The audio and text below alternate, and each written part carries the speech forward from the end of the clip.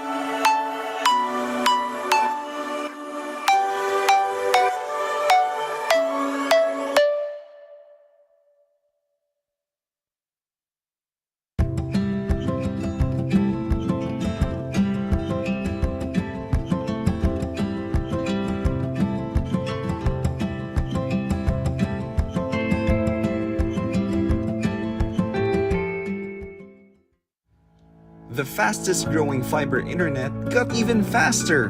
Again! Dahil ang doble na, di noble pa! Converge Fiber X Plan 1.5 from 100 Mbps is now 200 Mbps. Starting November 11 up to December 12. Doble ulit ang bilis, doble ulit ang sulit. If you're an existing subscriber, automatic upgrade ito. And if you want to make it permanent, just agree to our new terms and conditions. As simple as that, no new application, and it's absolutely free. New Converge Fiber X Plan 1.5. Ang dobleng sulit, new offers from Converge. Doble na, di noble pa!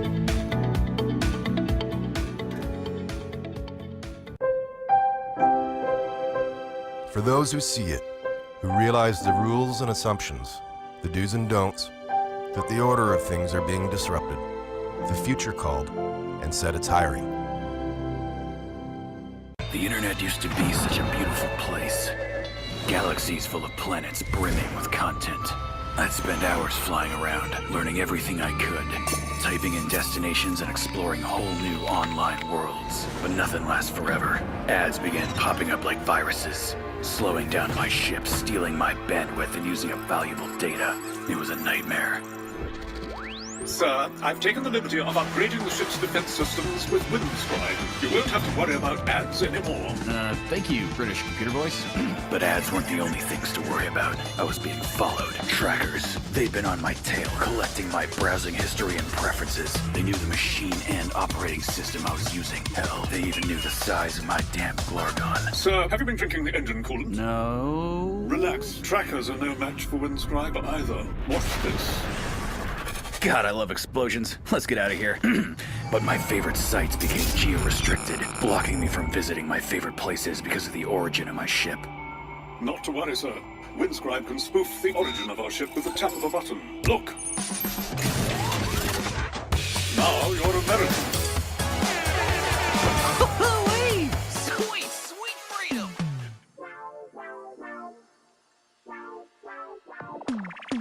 So, what can I get you? I want Windscribe. Will it work on my phone? Of course. It'll work with your Mac, your PC, Linux, Android, iOS, your TV, smart toaster, you name it. And it'll block ads and trackers? Yep. And I can stream content from different countries? Yep. And improve my online privacy? Definitely. Nice. How much do I owe you? You can get 10 gigs of data a month without paying for a thing. But the Pro version's better. You get access to more server locations, unlimited bandwidth, and it only costs you, let's see, divide by 12, multiply by the square root of 69, $4 a month. Can't put a price on freedom.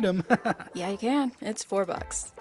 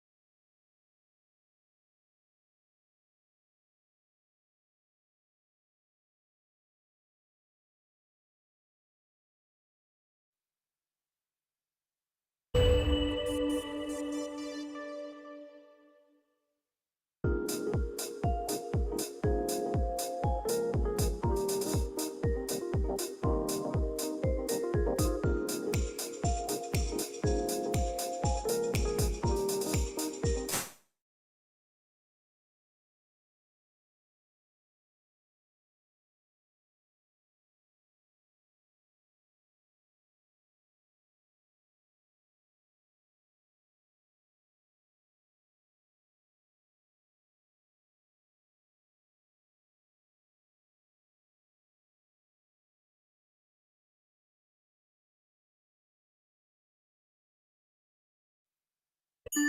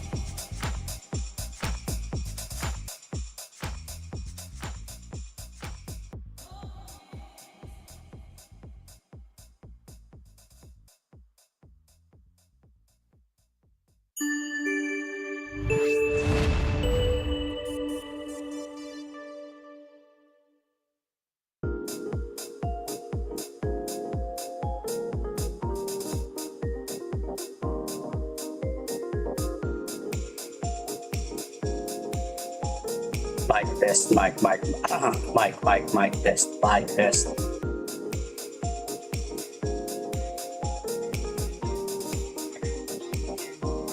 Apo dito si Mike at Ras.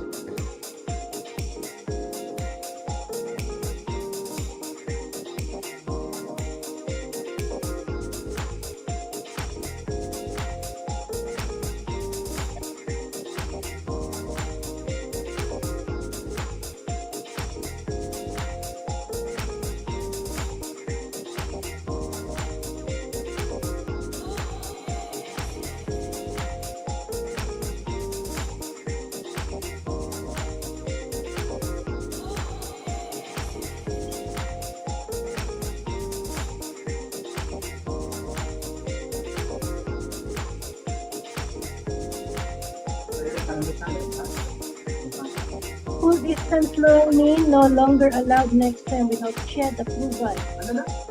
Hindi na pwedeng distance learning.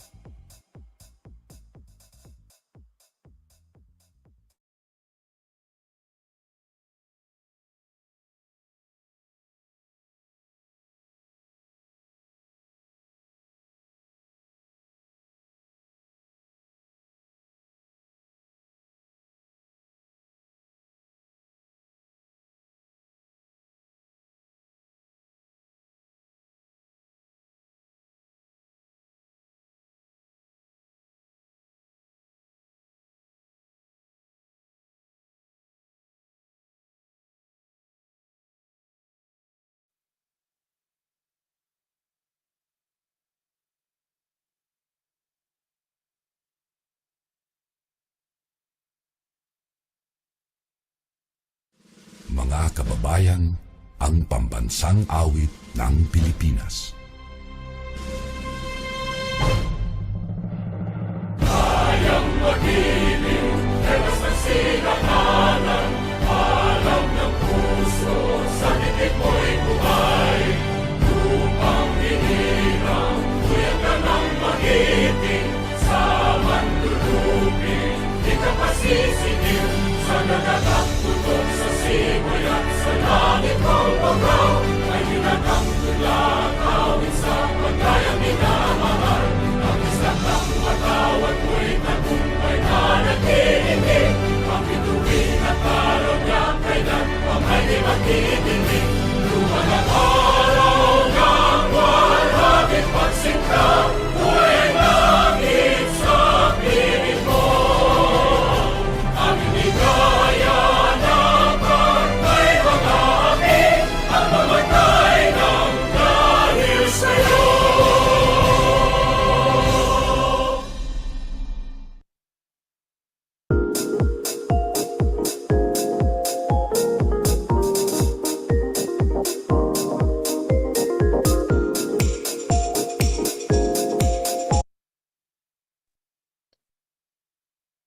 Hello, hello! Good morning, everyone! Welcome to the 20th Youth Congress on Information Technology Day 2!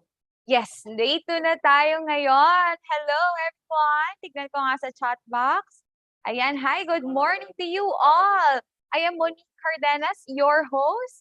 I hope you're all excited as we are because we are sure this year is yet another insightful, interesting, and exciting 3-day journey for all of us. Yes, 3 days ang Y4IT natin, no? So yesterday, may mga nakasama na kami. We had interesting and exciting talks by our speakers. So, syempre, today, hindi rin magpapatalo ang day 2, alright? I'd like to know, sino ba yung mga kasama namin yesterday sa day 1? Can you please? Yan, si Bulayan, si Erica, Johnson, sabi nila, me, kasama sila. Hello! Alright, ngayon day 2, kasama na naman natin sila. Alright, I hope tomorrow also kasama namin kayo. Yan, alright. Si Jamaica, si Kenneth, hi! Jocelyn, Dana, Harrison, Josa, hello. Good morning to you guys. Alright, okay, so Y4IT, as usual, made sure to gather the best of the best in the IT industry for today. So it's really a commitment for Y4IT for the past 5 years. And now on its 20th year, oh my gosh, 20th na ang Y4IT. Such a huge feat. Congratulations sa Y4IT, all right? Okay. So, of course, guys, you know, as we celebrate our 20th year, we look back at everyone that has helped shape Y4IT today. So our success, or Y4IT success, has attributed to the dedication and diligence of all the volunteers, mentors, companies, and participants that made the last 2 decades meaningful and exceptional. So Y4IT has inspired thousands of students and educators alike from across the country, bringing them together for days of discovery and learning. As you all know, the Congress runs for 3 days with 2 sessions per day, so that's a total of 6 sessions. Our morning session is from 9 to 12 noon, and afternoon session will be from 1 p.m. to 4 p.m. All right, okay. But before we proceed to the program proper, let us do some greets first, okay? So batiin natin ang ating mga attendees today, ang ating mga participants, okay? When I call your sige, ganito na lang yung school nyo, kung saan siya part ng region, please send an emoji. I will say what emoji, okay? All right. So let's start with region 1, Ilocos region. Can you send me a smiling emoji for those coming from region 1? Sinmuel, hello, ayan. Okay, I wonder where in region 1. Can you type saan sa Ilocos? Hello, Ilocos Sur. Hello, hi John. Tigan, so beautiful, okay. From ULS, Isabela. Santiago City. Ilocos Norte, Lawag. La Union. Okay. Odiongan. Hello from... Alright, ayan. Binalonan. Alright, okay. Ayan, maraming taga La Union. Hello, good morning to you guys from Pangasinan, Lyceum. Hello. Alright, how about naman mga kasama natin today from Region 2? Region 2, can you send me a tears of joy emoji? Tears of joy. Can I see? Asan sila? Tears of joy emoji, Region 2. Ayan, Jerome, hello. Jimwell, Denward, Joshua. Hello, good morning sa inyo. Alright, okay. For those naman from Region 3, can you send me an upside down face? Upside down face there. Ang dami. Hi, Nathaniel, Ashley, Jessia, Stephanie. Oh, hello. Good morning, everyone. Now naman, those from Region 4. Region 4, can you send me a winking face emoji? There, ayan. Si Dain, si Ash, si Gladys, si Jimwell, si Harold. Hi, good morning to you guys. Okay, next naman from Region Mimaropa. Mimaropa, can you send me a smiling face with halo? Okay, may halo. Ayan, ang dami din. Hi, Zaya, Glenn, Louise, Jewel, Tess, Keith, Alexa. Good morning to you guys. Next is from Region 5, Bicol region. Can you send me a smiling face with heart eyes? Okay. Hello, how's the weather in Bicol or in Region 5? Kamusta? I hope it's sunny. Like our view here from our conference room. Medyo rainy na mainit. Ano talaga? Unpredictable. Ayan, may nagsabi. Cloudy. Okay. Alright. Okay, next is from Region 6, Western Visayas. Can you send me a kissing face emoji?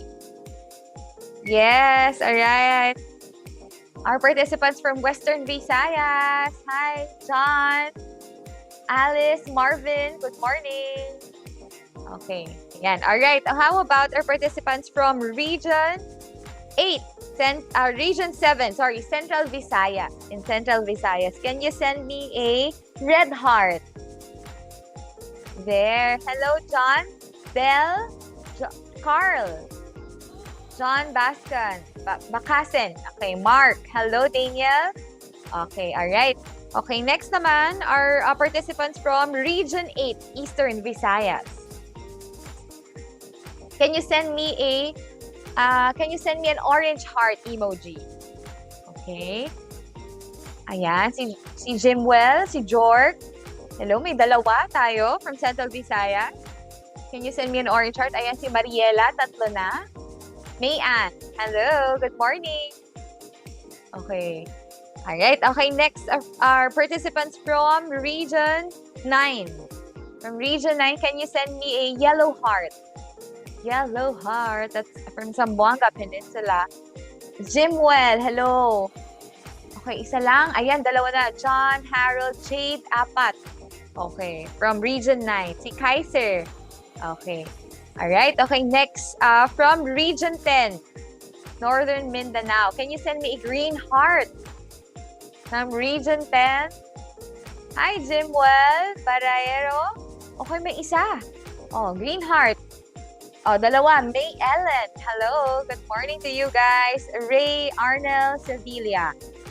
Okay, next are participants from Region 11, Davao region. Can you send me a blue heart? Blue heart? Ayan, hi, John.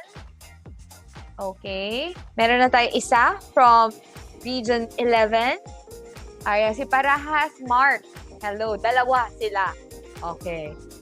Alright, okay. Next are participants from Region 12. Okay, Soc-Sargent region. Can you send me a purple heart? A purple heart. Hello, guys. There, Kizzy Ann. Hi, Kizzy Ann. Isa lang, si Kizzy Ann. Meron pa ba from Sock Sergeant? Si Kai Kuis Jello. Si Mark Vincent. Ayan, okay. Tatlo sila. Apat, si Harold Giro. Good morning. All right, next are participants from Region 13. Can you send me a brown heart? Brown heart. Okay, there's si Nilbert. Hi, Nilbert. Si Zareen Mark. Si Kay. Hi, John King. Rowella Agrava. Good morning, Joseph Vistal. All right, okay. How about our participants from NCR? Ito, marami to. Can you send me a pink heart emoji? There. Hi, Silly, Christine, Elmer, Lay, Joshua. Hi to you guys. Ayan, ang dami, ang dami. Alright, okay. Next is our participants from CAR or Cordillera Administrative Region. Can you send me a smiling emoji? Hello, ang dami. Ayan, from CAR. Hi, everyone. Ang ganda tignan ng smiling emoji. Thank you, guys. Alright, last but not the least, our participants from BARM or Bangsamoro Autonomous Region in Muslim Mindanao. Can you send me a upside down face? Upside down face? Meron ba? Okay, wala today. I think yesterday meron, no? Oo, so today, wala. Alright, okay. So, hi, good morning to you guys. Okay, so ano lang kayo, relax lang kayo dyan. Dahil, I'm sure Y4IT has prepared, again, insightful, interesting, and exciting talks from our speakers. All right, okay. So now we would like to take a moment to thank all our partners who made this event possible. So thank you to our major sponsors, Acer, Indra, Asus, and Accenture. And also, of course, to Converge, Linux Professional Institute, Winscribe, and Microgenesis. Alright guys, also make sure to follow us on Twitter and Instagram at Y4IT and like us on Facebook at www.facebook.com/ilove.y4it. Alright? So if you're going to post your pictures, your videos, showing na kunyari ano kayo, no, nanonood kayo ng Y4IT ngayon, don't forget to tag us on your post and use the hashtag Y4IT. Alright, so later, pag may mga talks na tayo, kasama na natin mga speakers natin. If you have questions, please write in the Q&A section your questions, your thoughts, okay? And we'll do our best to respond either through a written response or a Q&A portion or sagutin man siya ng speaker natin, alright? So, every after the talk, we'll have a Q&A portion, alright? Okay, alright? So, ayan, everyone, may mga pabati pa rin, may mga pa-shoutout. So, later, I'll try to greet, alright? Okay, to read those greetings, alright? Okay, so now, let's proceed to our welcome talk. Okay, as Y4IT 2022 marks an important milestone as we celebrate 20 years of inspiring our future technology leaders, Y4IT has spawned innovative ideas, made the youth aware of emerging technologies, and inspired thousands to take advantage of opportunities offered by these innovations through discussions and mentorship. Y4IT has definitely positioned itself as the go-to event for learning, discovery, and networking for the youth. With that said, let me introduce to you Professor Maria Rowena Solamo to inspire and welcome you all today. Professor Maria Rowena Solamo is an assistant professor in the Department of Computer Science, UP Diliman. She obtained her BS Computer Science from Ateneo de Manila and her MS Computer Science from UP Diliman. She is into the field of web science as applied to the field of health and education, software engineering, and persuasive technology. Let us all welcome Professor Rowena Solamo. So, good morning everybody. Magandang umaga po sa inyong lahat. You know, I am honored and privileged to welcome everybody to Day 2 of Y4IT 2022. This is an important year for us as we celebrate 20 years of, bringing together students and educators, including young professionals from all over the country We are here to inspire everybody to be aware of emerging technologies and what is happening in our IT field. And we also encourage to take advantage of these opportunities offered by this innovation through our talks and discussion. Y4IT has been, really became an hub or an avenue for learning, discovering, and networking for the youth. So I will encourage you to follow us in Instagram, Facebook, and Twitter. Today, we invited experts in the field of cybersecurity, privacy, and data security, health informatics, and immersive technology as applied to education and health. We also invited someone to talk about yung future career paths for new technologies and for this new emerging technology. They have so many things to share, and I hope you are excited to listen to them. So I encourage you also to ask questions by posting it in our Q&A or even the chat, no? And we will try, like Monique said, we will try to answer them all. So let me take this opportunity to thank our sponsor, partners, volunteers, and our dedicated staff. And most importantly, we'd like to thank you all participants who are attending Day 2 right now for your continued support and patronage on our Youth Congress. We would not have reached this milestone. Imagine 20 years of inspiring future technology leaders. So without further ado, let's start the day, and I hope you enjoy what we have prepared for you. Maraming salamat po.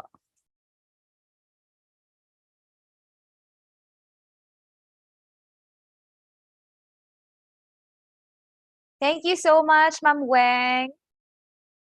All right, okay. So now we proceed to our keynote address. Right. Okay. Our keynote address speaker is currently the director of the UP Information Technology Development Center and board member of the UP System Information Technology Foundation. He has more than 20 years of experience and expertise in the field of IT management, operations, system planning and implementation, and business re-engineering. Prior to joining a large network of schools as Chief Information Officer, our speaker has rendered 5 years of IT consulting with both private and government organizations. He has been active in providing management and technical advice to senior executives on matters concerning IT management, outsourcing, resource planning and acquisition, IT forecasting, and information system planning.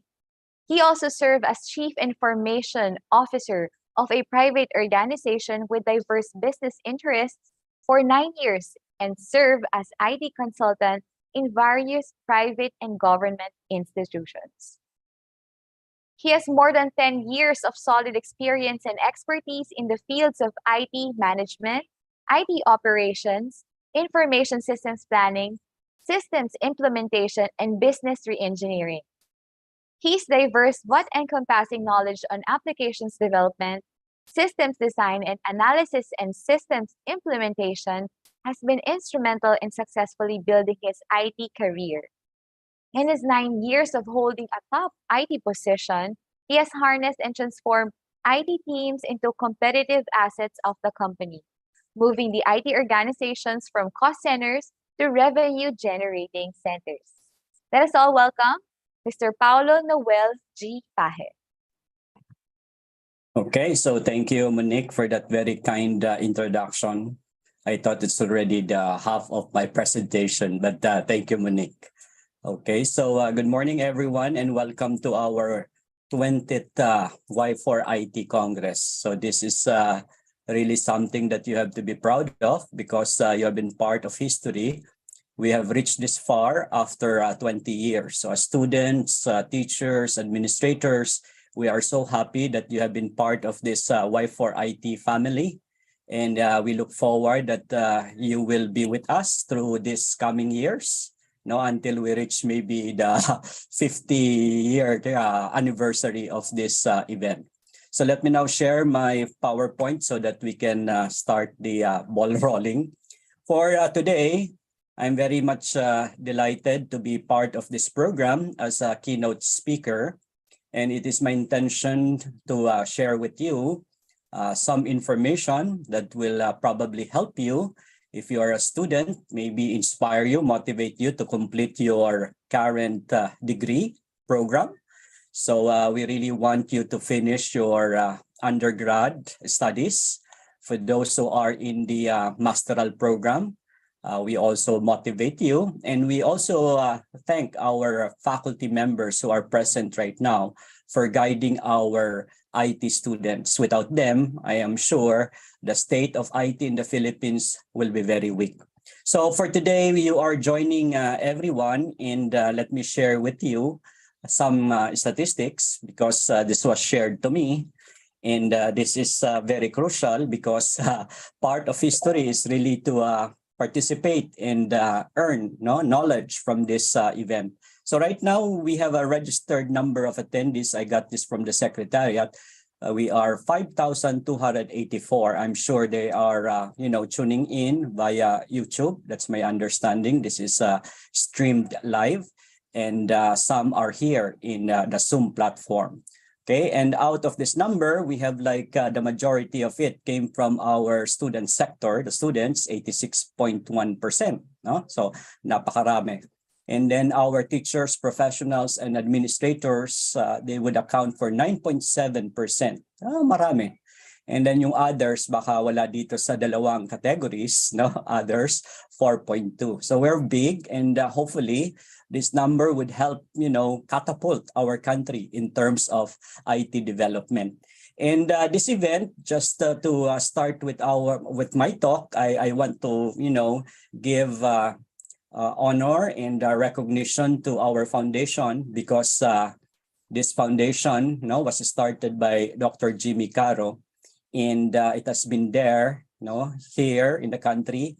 Because primarily the objective, para lang po sa kalaman ninyo, because we have been doing this for the second day, just so you know what UP-SITF is doing, we exist because we are a non-government organization, and what we want to do is really to pursue development through information and communication technology. So yun ang advocacy natin dito lahat.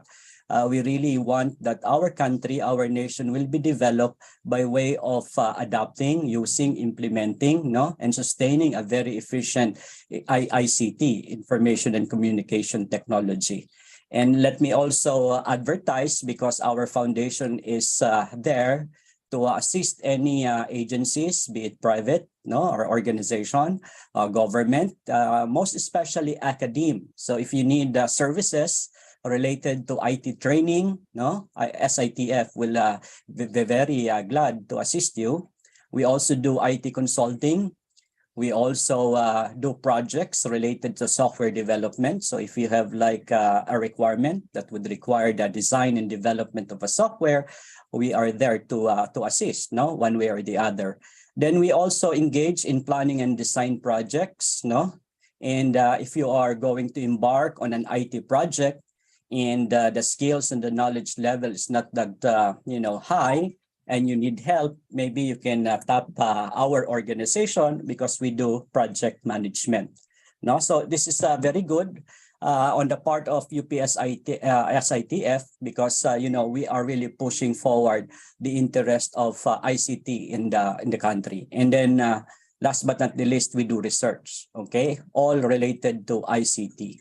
Okay, so that's all about our foundation that brought all of us here, and hopefully there would be other ICT-related activities that will be organized by UP-SITF. And take note, you are part of this family. We cannot exist without you, and we are really very thankful that you have been part of this event. Now, moving forward to my keynote address, I want to share with you some highlights related to ICT. So allow me to start by giving you a snapshot of where we are as a country in terms of our digital infrastructure. So we talk about digital Philippines, nasa na nga ba tayo, So that's the first part. And then I will not talk about the future of technologies because right now we really have to seize the moment. So we need to discuss about today's technologies. So this is important because if you are a student, The idea here is that you will be able to be a part of this, the use, adoption, maintenance of today's technologies. And I'm sure you would realize that whatever technologies we have right now, it would go to the next level, and we will be given with an advanced level of a more advanced technologies. No? So we have to be prepared for the future. And then, of course, many of you are students. I will also talk about career paths that are so, in need. Our industry is very much in need of these professionals. So if you happen to finish your program right now, if you're a BSIT, BSIS, I'm sure this would help you, defining your future. And then, of course, what are the skills that we need to have so that we can prepare for the future? And at the end, I will give you a recap. So that's our agenda for my keynote address. I hope you can bear with me for the next 40 minutes, okay? So let's proceed. And right now, let me give you as I mentioned, a glimpse on where we are in the digital horizon or environment. So let's start with our population. According to this report, from this source, Simon Kemp, we are now at 111.8 million. So napakalaki na, no? Last January 2022. And according to this report, our population increased by 1.3%. And that is the increase between 2021 and 2022. So napakalaki din, millions. And then out of this, according to the same report, 76.01 million internet users. Of course, merong disclaimer yung report because there could be like duplicates in monitoring this number. But more or less, we have an idea now of how many internet users we have in the country. And speaking of connectivity, it would be interesting to look at maybe the speed right now provided by our telcos, because years ago, this has been a challenging thing for all of us, napakabagal. So if we are compared with other Asian countries, lumalabas yung ating speed ay parang padjak o tricycle, as compared to Singapore na para silang nakasakay sa Ferrari cars, So but interestingly, this data would show us that there's an improvement because right now, talking about data, you are using your phone. We talk about cellular networks, 18.68 daw Mbps, Maybe because nag-roll out na nung 5G, so that maybe help, And then for fixed internet, ito yung broadband connections that we have, at home. And nasa ang level na natin daw ay 46.44 Mbps daw because I'm citing the report, okay? But I think this is a good data. The next one, because this came from speedtest.com. Ayan. So yung smart daw, I'm not advertising smart, but I'm just merely stating a fact from this report, published by speedtest.com in October 2022. They very recent ito, So that's smart, leading 24.07, dito is 16.96, and Globe is 15.25. Yan, I wonder nasaan na yung ibang ISP dito, So hindi na-capture. Okay, be that as it may, we now talk about the ranking in Southeast Asia. Okay, so this is what we get. Okay, we are now 5th. This is a very positive improvement, just below Vietnam.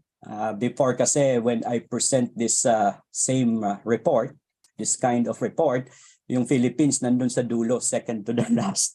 But now, nasa gitna na tayo. So this is like an improvement, at 78.69 Mbps.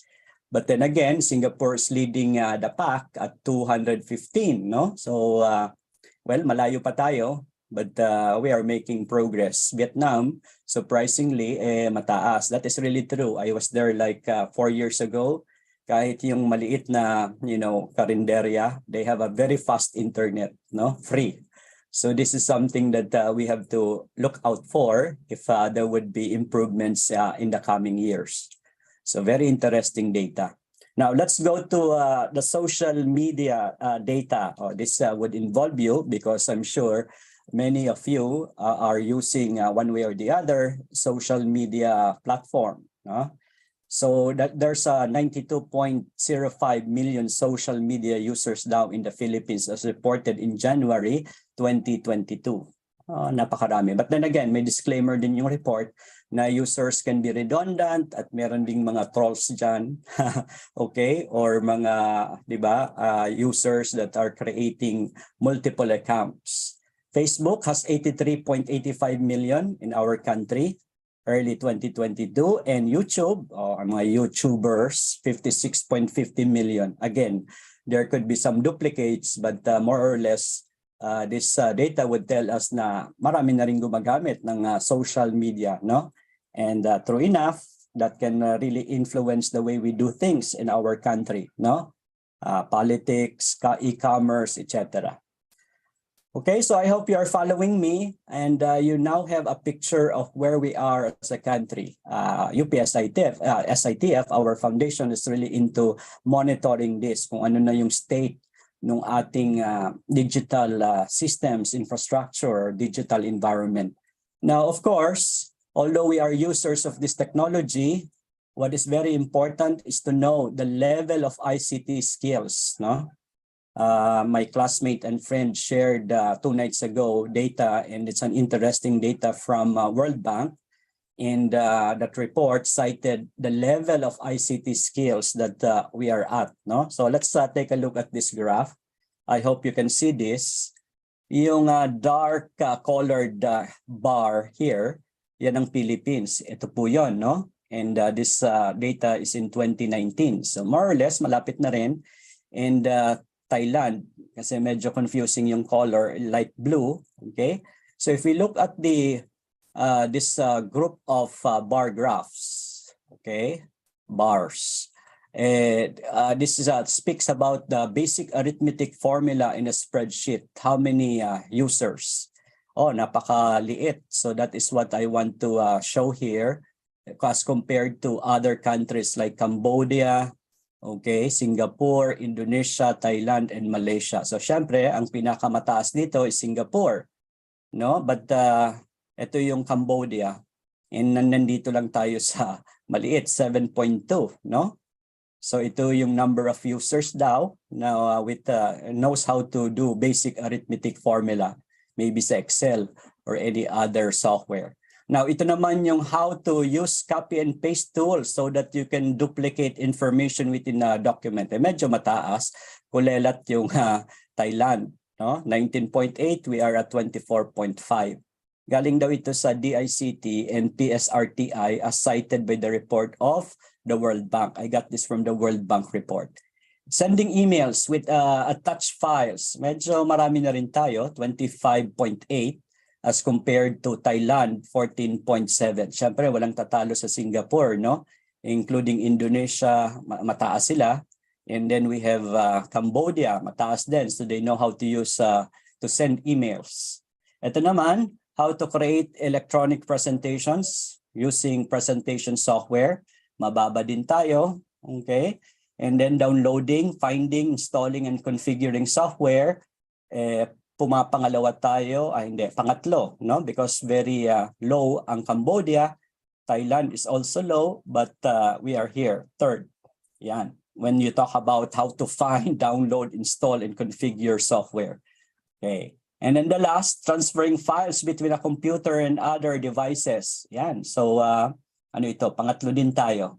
Okay? So we still have a lot of room to improve this ICT skills.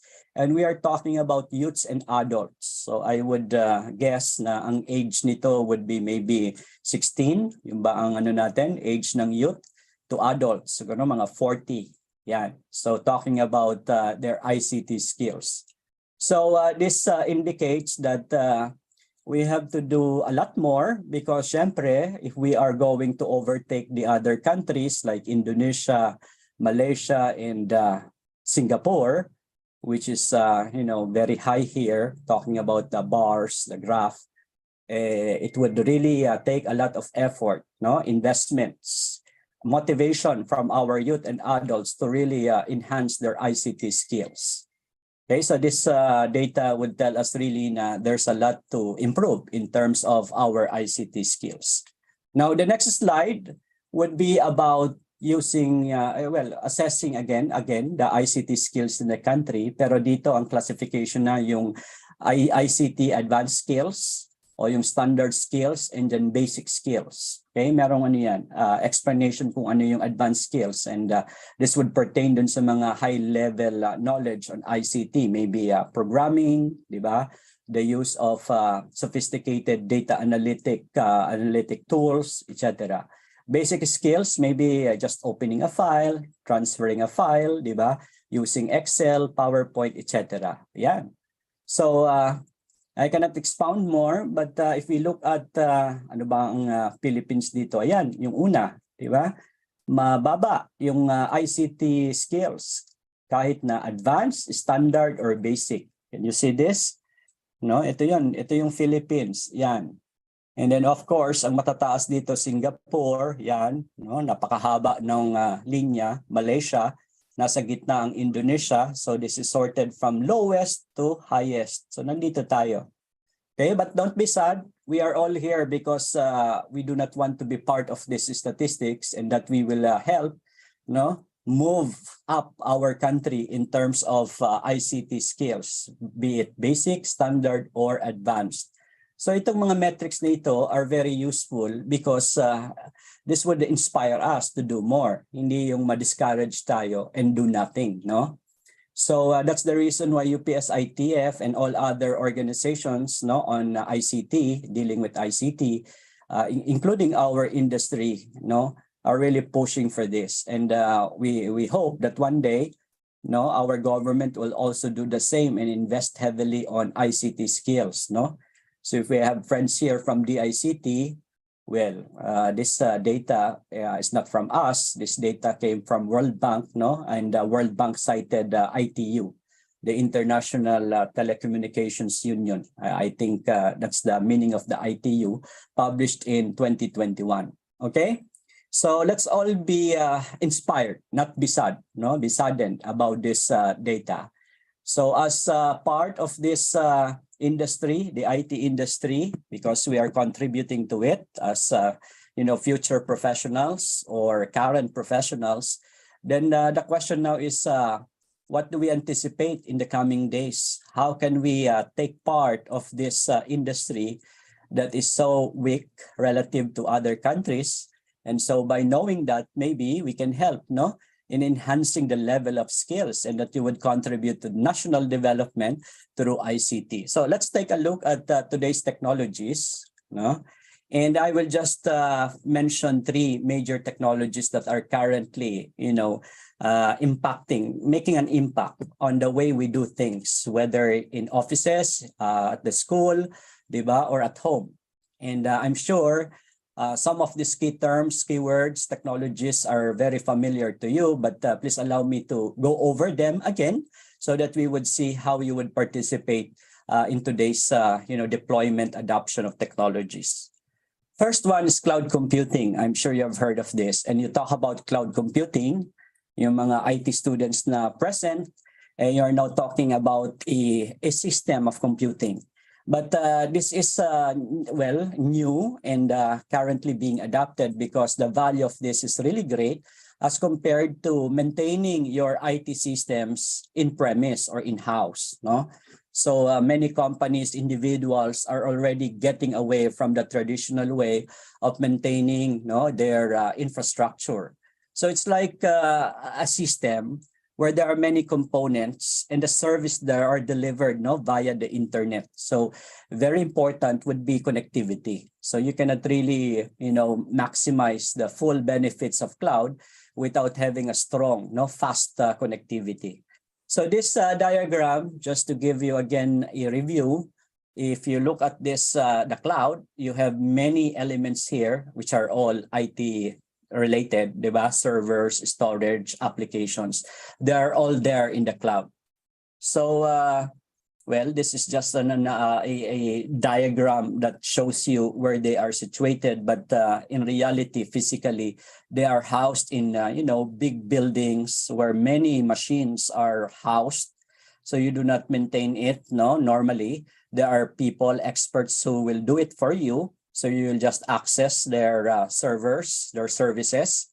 So this is now what we refer to as the cloud, and we use, as I mentioned, internet connectivity so that we will all get our data, process the application, whatever output, we will see it from our smartphones, computers, smart TVs, and now we have cars that are so intelligent, or devices, small devices that are connected to the internet, and they are running applications in the cloud. We call it the Internet of Things, which is the next technology that I'm going to mention in my keynote address. Okay, so now the question is, why is this so popular? Okay, so many companies are really going to the cloud. Precisely because if you look at the benefits, this is very highly scalable. Okay, meaning to say if you need this much right now and you want to double it tomorrow or even an hour from now, that can be done. Okay, so that's the magic of this technology known as the cloud. Scalability is there. Na-scale up siya or na-scale down. So if you are paying for the service, you don't want to pay more because wala nang enrollment, for example, bababaan mo na yon ang capability ng machines mo, ng applications, ng storage, then it can be done using the cloud. Okay, by the way, yung University of the Philippines, which we maintained, many of the officers are helping out to maintain the systems of the university. We are very much into the cloud. We are using the cloud. Okay? So wala na kaming problem kasi kapag bumabagyo, nagbabagsakan yung mga puno sa campus, nawawala yung internet at nawawala ang power. We don't do that anymore kasi nasa cloud na nga. Before, yes, in premise. So we are very susceptible to this kind of natural, disruptions. But when you are in cloud, definitely you are more secure, more reliable. Now, speed to market, because right now there are many service providers. You just subscribe. So in a matter of time, you can already, put up your website because the speed afforded by this cloud is present, So napakabilis mag-deploy kapag nakapag-subscribe ka lang. Accessibility, there are no issues here because normally global ang accessibility ng cloud. So wherever you are, anytime, anywhere, you will be able to connect to the cloud. Of course, basta walang brownout sa inyo. I understand that in the provinces, yun nga ang issue natin, marami pa rin ang madalas pa rin ang brownouts, di ba? Kaya we cannot really put up companies in the provinces because palaging brown out. Pag brown out, wala ring internet, More likely na mawawala ang internet. Better security is there. The cost is comparatively economical, cost-effective, we would say, as compared to maintaining it in-premise. And then I mentioned about reliability. Okay, so this is now the picture of a diagram that shows you the extent of cloud computing. So may mga virtual machines dyan, storage, etc. So these are all like many components, other technologies that are dependent on the cloud or they are working seamlessly with cloud.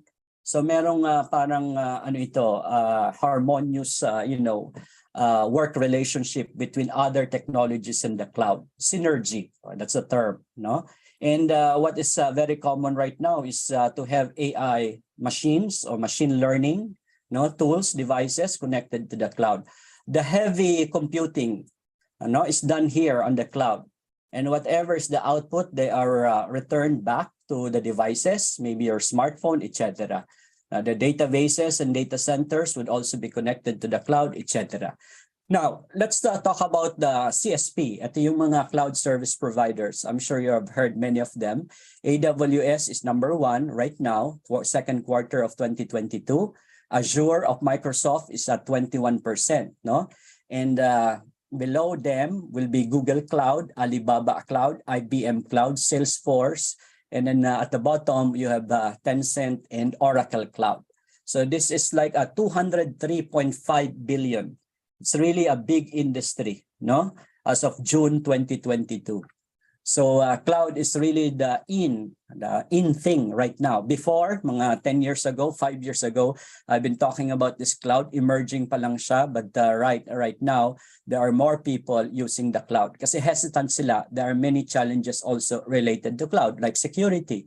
Sabi nila, di ba, delikado sa cloud. But given the enhancements, the improvements, the development in the cloud industry, well, somehow, they have done a lot. So yung mga myths at mga fears, nababawasan yon. But definitely meron pa rin like security. So that's part and parcel of any technology. Okay? And then I mentioned about the different technologies, AI, Internet of Things, they're all leveraging on the capability of cloud. Blockchain, fintech, having a smart campus, flexible learning. If you're using Google Drive, that is a good example of how cloud is becoming useful. It's useful, di ba? Yan. And then, ito yung future. We would see that there would be multi-cloud implementation, advanced security, edge computing over data center, di ba? And then, we have a lot of devices connected now to the cloud, and that is what you call Internet of Things, which is the second topic, I think, after AI, di ba?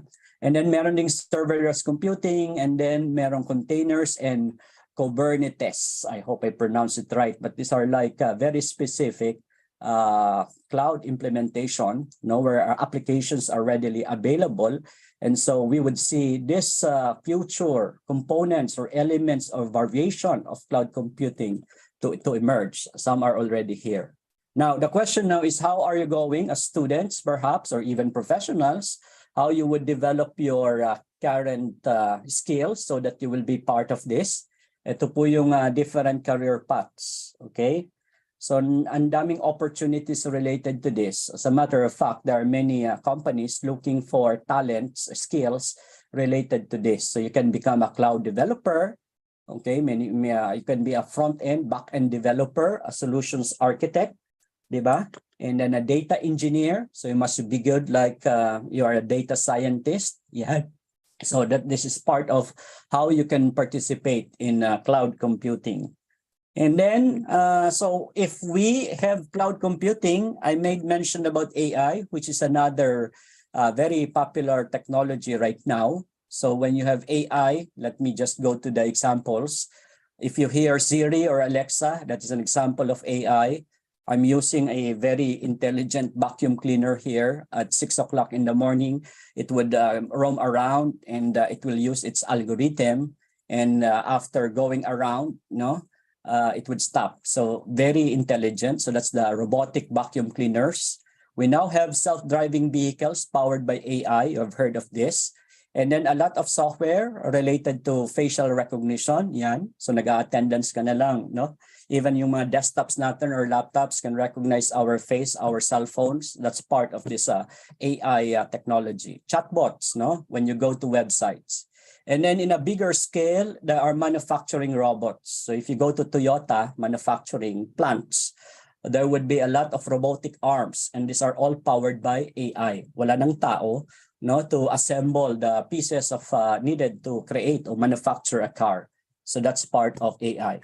So what's the career path? These are, you can be an ML engineer, machine learning, robotics engineer, again, data scientist is still part of AI, heavy of it. Computer vision engineer, AI architect, you can design something.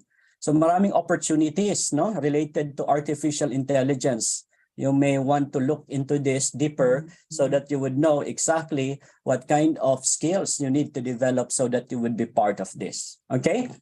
Very limited yung time, so I'll go faster. IoT, so the connectivity of many devices. So this is again another beautiful technology these days. Sa bahay ko may mga IoT devices, so I can open and close the lights, the sockets, etc. using this. So if you look at the many applications of IoT, this diagram from tibco.com would speak about it. So yung domain niya, yung encompassing reach of IoT is really this, very rich, very powerful. I will not go to the details, but take note that many machines now are talking to each other by way of this technology, IoT, and they leverage very importantly on the cloud. So if you want to be part of this IoT revolution, yan naman ang mga terms na ginagamit so that you can develop your skills to be part of this industry, no? Architect again, embedded engineer, platform developer, tester, etc. Part of IoT.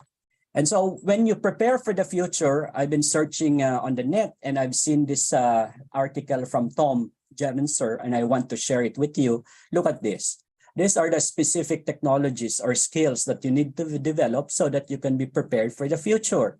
So if you can have a snapshot, a picture of this, this is exciting. Like programming skills, you would ask, ano ba yung programming language ang dapat kong matutunan? So listed here the different languages that are used so that AI, cloud, etc. No, will be developed. Okay, or applications on it can be developed. Yung web nandun dyan, blockchain technologies. I'm sure many of these terms are familiar. So we have a lot of resources available in the internet. So I would really encourage you to look at these technologies. Sa cloud, yan. You can be a certified cloud developer sa Azure or AWS. Or you can be a SysOps, di ba? Administrator, a DevOps engineer. So take a look at this list, and this would guide you kung ano yung skills or knowledge that you need to develop so that you can be part of the future. Now, take note that the machine and the people will always be there. No, they are tied up together. So you cannot separate the machine from people. Man and machine will have to work harmoniously, seamlessly, so that we will be able to get the full benefits of technology. So take note that behind the machine, there will always be a programmer. There will always be a professional who would maintain, sustain the technology. And so let me conclude by citing Alvin Toffler's famous quote. And he said that technology feeds on itself. Technology makes more technology possible. So looking at technology or the machine, we would expect that more machines will come out because they are delivered, generated, produced, di ba? Or they are created by another machine. So we would expect that more enhancements, more innovations, more technologies now would help man do its chore, do its job. Okay, so this is on the part of machine if we are going to look at how machine would evolve.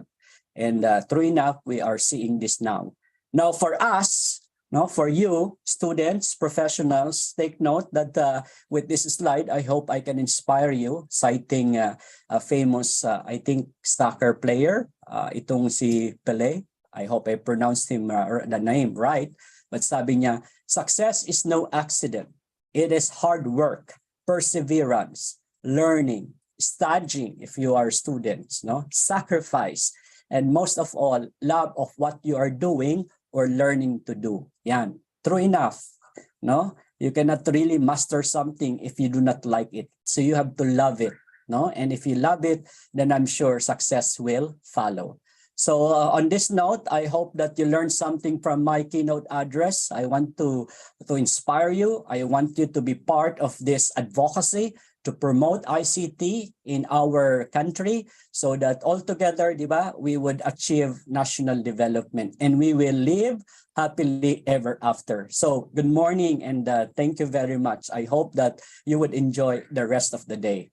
Thank you. Thank you. Nick? All right, okay. Love what you do and success will follow. Wow, thank you for that, Sir Paulo. All right, okay. So I think we'll proceed to our announcements of our raffle and giveaways. All right, okay. So yesterday, kung nandito yung mga nakasama naman yesterday, namigay kami ng giveaways. Alright, may mga nanalo ng discount vouchers. May 5 nanalo discount vouchers. Ngayon ang tanong ko, gusto nyo ba ulit magpa-games kami? Ayan, sabi, opo, yes, Jacqueline, Nathaniel, Gray, Sean, Mark, Jethro, yes, excited na kayo. Kung kahapon may giveaways kami ng discount voucher, ngayon, feeling generous si Y4IT. So medyo bongga ang prices namin. Alright. Okay, ayan. Sabi ni Apollo, ni John, yes. Okay, hinakot daw kahapon ni Joshua yung prices. Alright. Okay, G daw sila. G, maraming game. Alright, G na ang mga reply ngayon, no? G.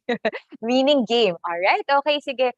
Dahil gusto nyo manalo, so I hope you stay tuned. Dito lang kayo. Focus lang kayo sa ating mga topics, discussions ng speakers natin. Kasi doon kami hahanap ng mga tanong later. All right, okay. So now, we'll proceed to our next speaker. All right, okay. Our next speaker is Mr. Gypsy O. Absin, who will talk about Acer's Commercial Products 2022. Let's all welcome Mr. Absin.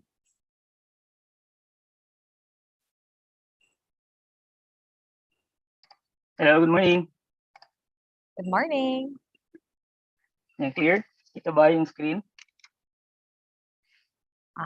We can hear you, but yes, there. And so, may buntag sa tanan and good morning, everyone. Ang predator. Acer predator. And so, let me share my screen.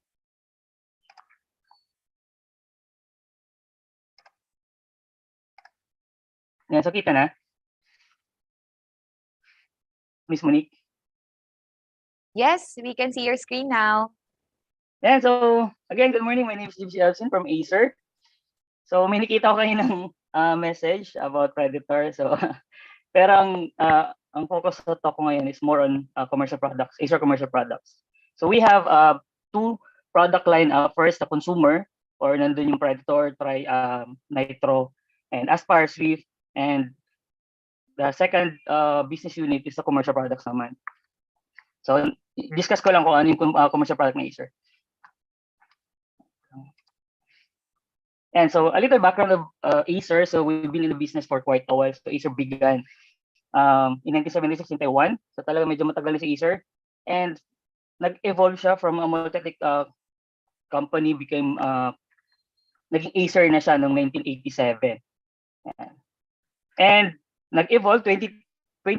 So naging manufacturing powerhouse si Acer and naging kilala siya na manufacturing computer brand. And 2012, transformation from a hardware company to a hardware plus software and services company. And 2017, so naging gaming na yung focus ni Acer kasi nakita niyo market talaga na ang dami ng mga gamers. Kaya nag-create siya ng mga gaming products like the Predator. And Acer is expanding more on beyond PC. So hindi lang normal na mga PC yung ginagawa ni Acer, but also the gaming PCs, enterprise servers, and also yung AI cloud. So yun yung mga ginagawa ni Acer ngayon.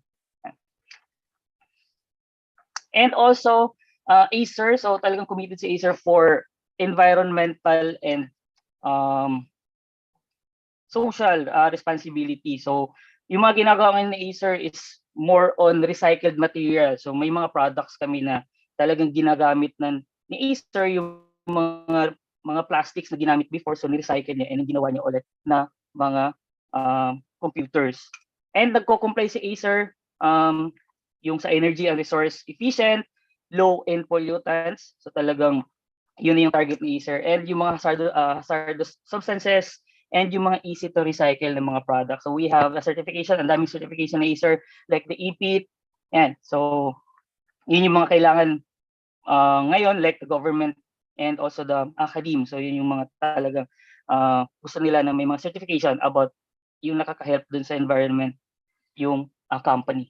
And where we are right now sa Acer, so we are awarded. So hindi lang siya once, twice, or thrice, but 13 consecutive years. Now, #1 brand total PC. So from 2009 up to this year. So ganun ganda yung product ng Acer. So total PC. And 16 consecutive years naman from 2006 up to this year sa #1 brand naman sa notebook. And also, award-winning mentality si Acer. So not only once, but twice. Hindi lang talaga siya chamba na hit mo lang ng isa or dalawang beses, but 13 consecutive years na one of the most trusted brands by Reader's Digest in Asia. So kung talagang gagamit ka ng Asia, talagang alam mo na maganda yung product. And for the commercial, so i-discuss ko lang din kung ano yung kaibahan ni commercial and the consumer kasi more or ang alam ko sa mga student is more on exposed sila sa mga consumer product like the Predator or nasa stores like nakikita mo sa malls. So yan. So kung ano yung nakikita mo din sa malls ng mga product ng Acer, yun na siya. So may mga konting upgrades but hindi mo siya pwedeng i-customize unlike with the commercial product ng Acer. So commercial product ng Acer is CPO. So pwede mo siyang i-customize to orders. Depende sa gusto mo kung ano yung gusto mong memory, anong gusto mong processor. So pwede siyang gawin. And also Acer is yung committed talaga sa for excellence. So yung product is easy to use. So hindi siya mahirap gamitin and also manageable and madali siyang i-deploy. So di ba may mga products tayo sa market ang hirap gamitin. So hindi lang about laptop but pero may mga devices talaga na medyo alam mo yung lalo na pag may mga edad na ng mga tao di ba nahirapan sila sa mga bagong devices. So yes, Acer is madali siyang gamitin and also the reliability ni Acer. So hindi siya mabilis masira yung mga product. So mahirap kasi pag bumili ka, di ba? And then ilang gamit lang nasisira na siya. So si Acer is more focused on reliability and also the security ng product. So hindi lang siya more on dependence software but also the device mismo or the hardware. So may mga multi-level security na siya to protect our data and information. So lalo na pag students or yung mga teachers, kailangan talaga na secured yung mga information natin or data. And comprehensive product range. So we have a lot of products. So may mga choices tayo from the desktop, from the laptop. So we have also the durable na mga tablets and also the laptops. And sa Acer kasi is nag-evolve siya always. So like for example, nakita ng Acer ang daming gamers. So talagang nag-create sa Acer ng gaming product. And also may nakita din siyang market for the mga editors. So nag-create din siya ng laptop for yung mga editors like the Concept D. So design siya for editors like sa pictures, nag-edit ng pictures, and the creators. So nag-create sila ng like the AutoCAD. So may mga product tayo dyan na design talaga for that group of person or mga users. And for the product, commercial product notebook, so we have 11.6 screen display, so the Travel B, and 14-inch, and 15.6, and the biggest screen size for our commercial notebook is the 16-inch. And for the 14 and 15.6, 14, so we have options for the clamshell or yung normal lang na laptop, yung open up to 180 degrees, and we have the convertible touch naman, so 360 degrees yung open niya. So pwede siyang touchscreen and may pen din siyang kasama. So kung may mga gusto mong yung yung magdo-drawing or yung mga basta kung gusto mo touchscreen, so we have a product naman for that sa commercial. And ito yung TMB. So sino dito yung mga student na malilikot yung mga kamay or yung mahilig magtanggal ng mga keys sa keypad or sa keyboard? Meron ba dito or ako lang? Yan. So pasan naman ng heart na may umiiyak. Yan. So before kasi IT din ako, IT grad. So yan. So pag nasa laboratory ako, ang ginagawa namin is 'di ba keyboard, pinagtatanggal namin yung ako lang pala, pinagtatanggal ko yung mga letters and then ginagawa siyang ABCD. Yan. So pag sumunod yung next batch, mahirapan na sila kasi nakahilera na yung letters. And so ganun ako kakulit nung student. And then ang maganda dito sa laptop na to is mechanically anchored key. So hindi siya natatanggal yung key. So mahirap siyang tanggalin. And also spill resistant keyboard. So if ever natapunan mo siya ng water, juice, or any liquid, so kaya niya mag-survive. Yan. Basta wag lang talaga siyang malublob sa water. And also the antimicrobial screen. So alam naman natin, so nandun pa rin yung virus. So hindi mo na kailangan mag-spray. So may feature na siya for that. And also the military standard grade certified. So ito yung isang magandang product ng Acer. So talagang test siya, series of tests na tinitest yung product, yung low temp, so negative 32 degrees, high temp is 49 degrees, and also the drop test. So sunod dito yung mabilis ma-fall. May mga student pa dito na mabilis ma-fall. Ayun, palakpak sila. Yan. So yan, so si Acer, travel mate. So kaya niya mag-survive ng 26 times na ma-fall siya. So yan, so talaga matibay, 26 times. Kaya niya mag-survive. So 4 feet yung height. If ever matapon siya, basta wala lang siyang downward force, so it can survive. So, iba naman yung binato mo talaga, di ba? So masisira talaga yung product. Pero kung nasagi mo lang sa table, so kaya niya mag-survive ng 26 times na drop. And also the ESTM, so it's American Society for Testing and Materials na standard. So it's a standard to protect children from harmful electrical hazards and other potential threats like the plastic coatings.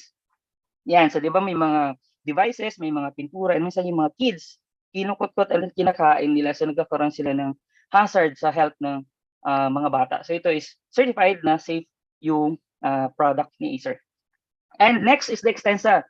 So ito naman is for the students like the high school and colleges na bigger screen, the 15.6, and also more powerful kasi may mga i series na siya ng mga processors, i3, i5, and i7 na processor. And also yung display niya na temporal noise reduction. So may kita talaga niya yung ganda ng frames or yung images. So, hindi siya yung parang ang daming mga parang blurred. And for the weight is 1.7 kilograms. So kayang-kaya ng mga students yan. And for the next product, the Enduro Light. So ito naman yung ruggedized product. So it's designed talaga for outdoor use. And so it's a military standard grade also. And also the IP51 na compliant. So meaning the ingress protection. So 5 is the first number, the solid. So kaya niyang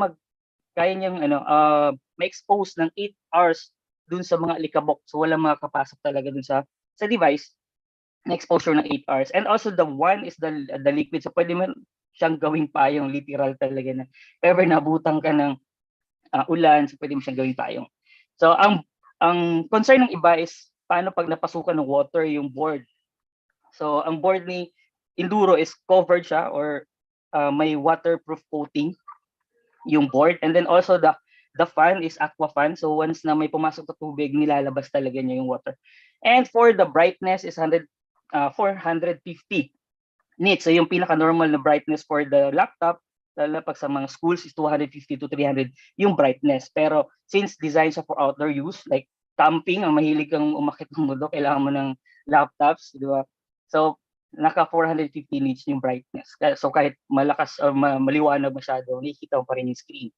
And for the specs naman is 12th generation processor. And kung makikita nyo sa picture, so may mga 4 corners na plastics, rubber. So may yung sa mga corner kasi once nalaglag yung device, more on corners talaga yung tumatama. So yun yung naka-design kay Enduro Lite. And kung may mga questions kayo later, pwede nyo i-chat. So later sasagutan ko siya. And next product, the Travelmate Vero. So eco-minded naman na laptop. So ito yung mga recycled material ng mga plastics. Ginawa ulit siya ng chassis. So ayan. So it's 30% PCR or the post-consumer recycled product. And so yung mga kinukollect kasi ni Acer, lahat ng mga plastics, yung mga old models na mga laptops, kinukollect niya yung mga plastics and then kini-create niya ulit ng device para makatulong tayo kay Mother Earth. And the 50% naman sa keycaps. So yan, hindi pa siya talaga 100% na recyclable. Pero ongoing na si Acer for that. And for the packaging, yes, 100% recyclable material. So yung mga boxes, so it's recycled material 100%. And for the weight is 1.8 kilograms. So ayan, medyo hindi siya mabigat, hindi din siya magaan. Yan. So ang maganda kay Acer, ang target talaga market ni Acer is more on students, yung mga nag-work. Kasi di ba once na on the go ka, hindi mo kailangan or mahirap magdala ng ang bigat-bigat na laptop or makapal. So yan. So ang target natin dito is like mga students, parang ang dali lang ilagay sa bag and hindi siya mabigat. Yan. So pwede mo siyang carry kahit saan. And next product are P2. So ito yung essentials. So may option tayo for the 14 and 15.6 na screen size and the 12th generation processor also. And weight niya starts 1.6 and for the 14-inch and 1.8 naman for the 16.6. And ang maganda dito is, kung makikita yung pictures, yan, so military standard grade, EPIT, yung about to sa environment, and also the TCO. Yan. And the ocean glass touchpad. So ito yung pinaka-unique na feature ni P2 or the Travelmate na P series. So the ocean glass touchpad. So si Acer is hindi lang plastic yung kino-collect, but I mean yung mga plastic na mga laptops na mga kino-collect, but also yung mga plastic na lumulutang sa dagat. So, kino-collect yan ni Acer 50 kilometers from the coastal area or waterway, and then ginagawa niya ulit ni recycle, and then ginawa niyang ocean glass touchpad. So hindi lang you're using the product, but also you're helping also the environment. And so yun yung isang magandang product ni Acer. And next, the P4, so more on high-end na siya, nasa mid-range, performance naman siya. Yan, so 14 and 16-inch yung screen size. And also, for the material, is more on halo na siya na plastic and aluminum magnesium. And so may fingerprint reader na siya, IR camera for the privacy. And same EPIT and TCO certified. Yan. So yun yung more on high-end and mas magaan na siya. So 1.4, kanina is 1.6. And for the 16-inch is 1.6, 68. Kanina is 1.8 naman yung 15.6. So mas lighter na siya and mas manipis. Next product or high-end for the Travelmate. So the P6. Kung makikita niyo yung numbers, P2, P4, and the P6. Yan. So premium. Ang maganda dito is 1.1 kilogram to 1.1 kilogram lang siya. So ganun siya kagaan, ganun siya kanipis. Yan. And fully aluminum magnesium body na siya. So mas matibay. And also, ang maganda dito is may feature siya for the Acer privacy panel. Yan. So siguro familiar yung iba about the cellphone. Di ba? Yung may parang cover siya ng screen ng phone na pag once nasa gilid is dark. Yung makita kung may katabi ka, wala kang makita. Dark lang yung sa cellphone. Same with our laptop. So once na turn on mo yung privacy panel, so kung may katabi ka sa coffee shop or sa school, yung left and right, so wala silang nakikita, dark lang. So ikaw lang nakikita, 90 degrees, yung harap mismo ng device. And also, yung isang feature pa ni Acer for the security is the Acer user sensing technology. So sino dito yung mga teachers or students na minsan nakakalimot i-lock yung device nila? Sa laboratory ba hindi mo pwede i-lock, diba? Or yung personal lang. So like sa admin officers, mga teachers, so minsan gumagawa ka ng reports and then nagmamadali. And hindi mo na-lock yung device. So di ba may mga security, may mga information na pwedeng makita. So dito yung Acer user sensing technology is a feature na once na umalis ka sa harap ni device, 5 seconds nag-auto lock. So ayan. So for example, ganyan, nakatayo ako, nakaupo, and then umalis ako. 5 seconds nagla-lock na siya. So yun yung isang magandang feature ni P6. And also pag bumalik ako, tingin lang ako sa camera, yan, nag-auto unlock. So yun yung isang ni P6. So before mo magamit yung features na to is kailangan mong i-register mo na yung face mo. Yeah. So through Windows Hello and IR camera. So kailangan i-register mo muna siya, and then pag once okay na, ikaw lang yung pwedeng mag-unlock ng device mo. So, and for the P2, P4, and the P6, so kung gusto niyo kailangan i-performance mode agad yung laptop niyo, so ang bilis lang siyang gawin. So function F, so you can change the performance of your laptop from silent, normal, or the performance. So, ayan, kung marami kang ginagawa projects or marami kang hinahabol, pwede mo siyang i-function F2 performance. So i-maximize niya lahat ng capabilities ng laptop mo. Ayan. So kung wala ka namang ginagawa para tipid sa battery, pwede mo i-silent mode. So ganun lang siya ka-easy. And ang maganda for our commercial products, so we can customize also the BIOS. Ayan. So kung gusto nyong for example, sa school, so kung gusto nyong naka-ready na lahat ng mga hindi nyo pwedeng i-enable or kailangan naka-disable yung ganito, ganyan. So, pwede nyong i-request sa Acer. So, sa manufacturing namin, i-request na natin doon kung ano yung gusto nyo. And also the boot up. So, pwede natin yung logo ni schools or personal logo ng company. So, pwede natin ilagay. So, hindi Acer yung makikita nyo pag nag-boot up. So, yung logo ng company mismo. Ayan. And for our commercial desktop, so ganun lang kabilis yung presentation. So for the desktop naman, so we have marami marami talagang form factors na Acer. So may 9 liters or yung mga small form factor, the 15 liters, the 20 liters, and the 20 liters. So meaning yung 20 liters yun yung maximum o yung pinaka-normal na form factor. Hello? And for the yes.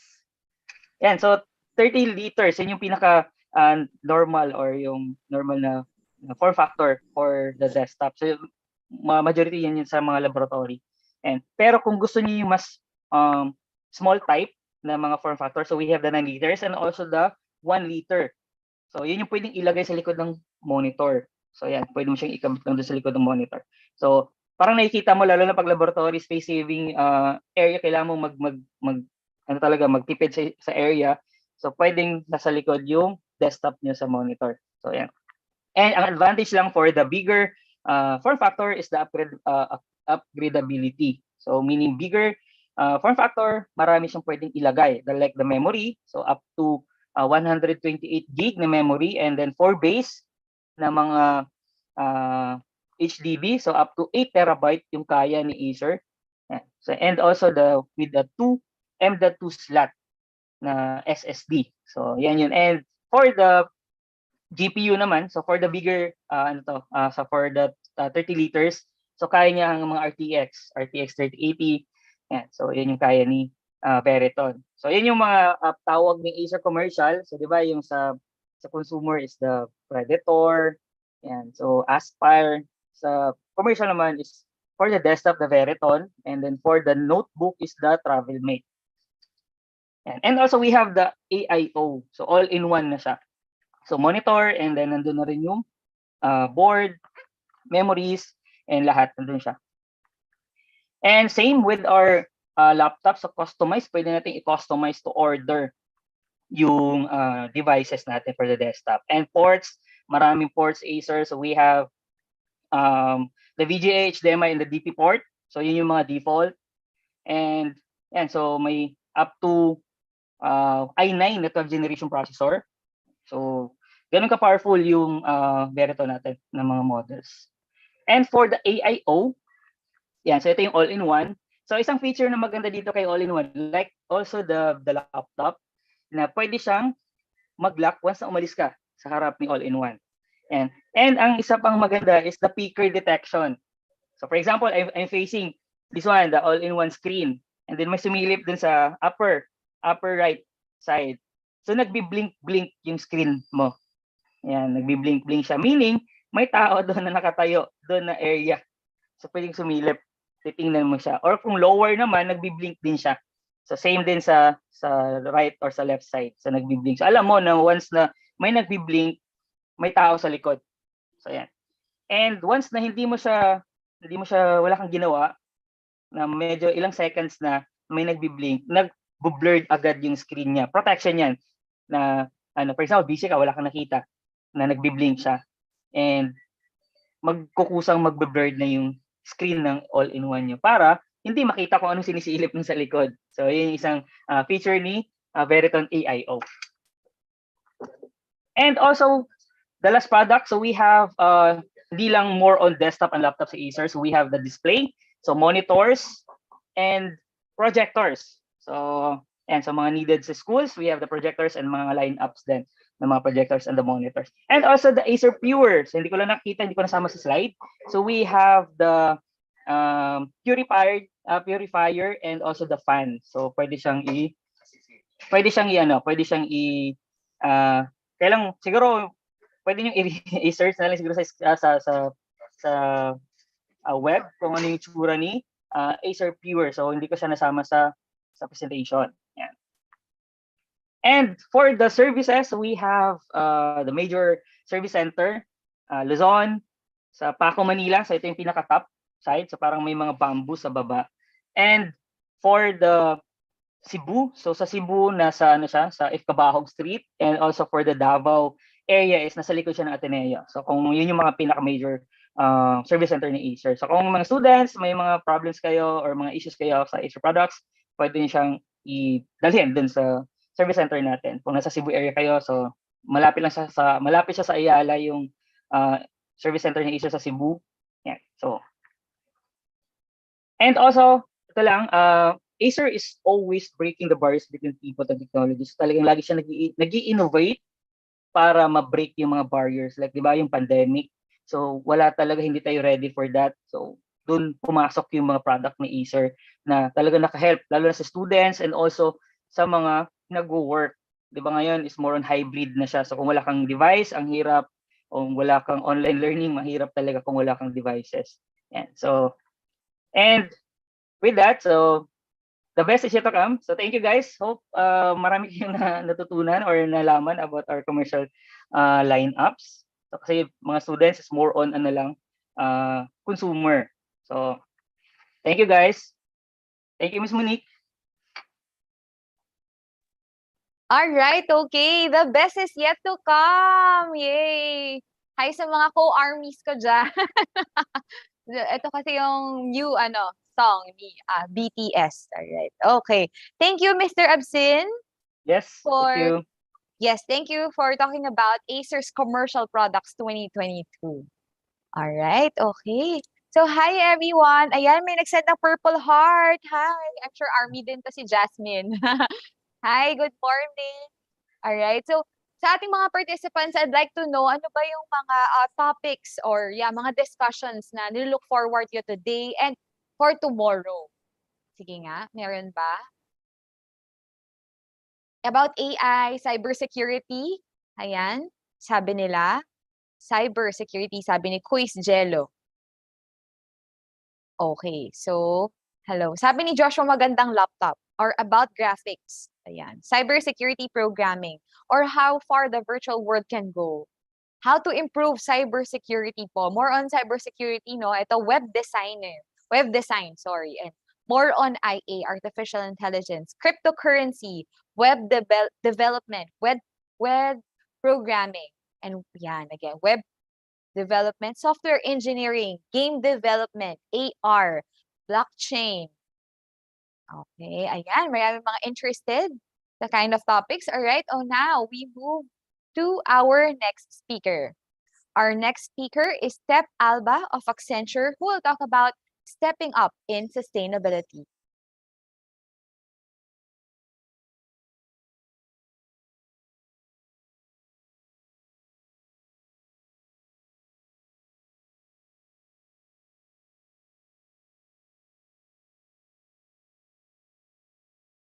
Can you hear me now? Sorry. I think I was on mute. Yes, we can hear you, Steph.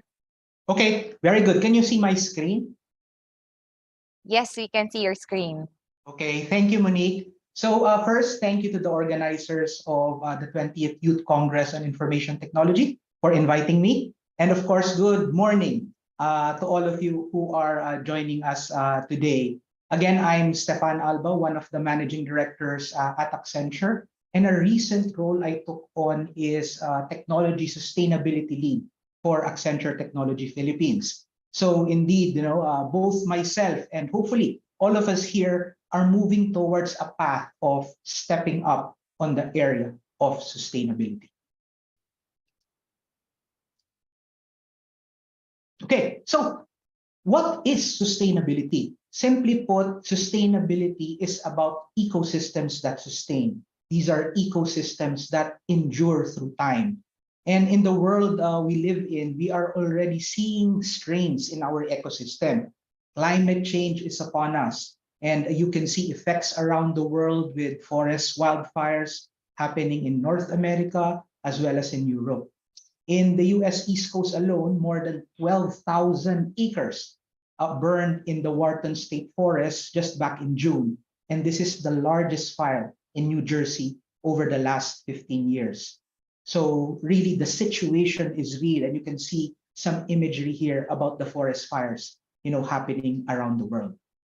However, on the positive side, just recently, a couple of years back in 2015, with the lead from the United Nations, people, businesses, and governments have begun rallying around 4 key areas to achieve a sustainable future.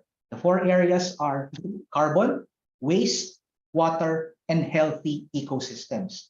So if you look at this, these 4 areas really present an opportunity for all of us to work together and pitch in the area of sustainability. And I like listening to Gypsy earlier. No? He talked about even a product development company, producing and selling IT equipment already has sustainability and recycling in mind. So that's certainly a very positive aspect of what I heard from the prior talk. And so, being conscious about the environment, or what we call being green or sustainability as a whole, has been there for many years. But I think what has changed is from being an advocacy of nonprofit and social organizations in the past, there is now heightened pressure today because of the signs we are seeing. Wildfires, flooding, very heavy typhoons. We are seeing the effects and impact of climate change.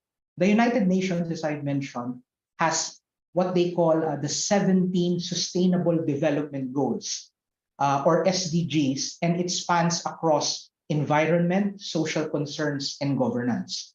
The SDGs represents the world's most important problems that all of us must solve. So while all of these sound, like very heavy concerns, I want to shift to a bit of a lighter note. And more recently, Monique, you were telling me, sana meron ditong mga army. My wife and daughter are actually fans of BTS. So BTS fans, or I think the appropriate term is their BTS army. And I came across this particular video recently. And for the BTS army fans there, I think you'll be familiar with this. Siguro I'll play it so you can all see. This concert is powered by renewable energy.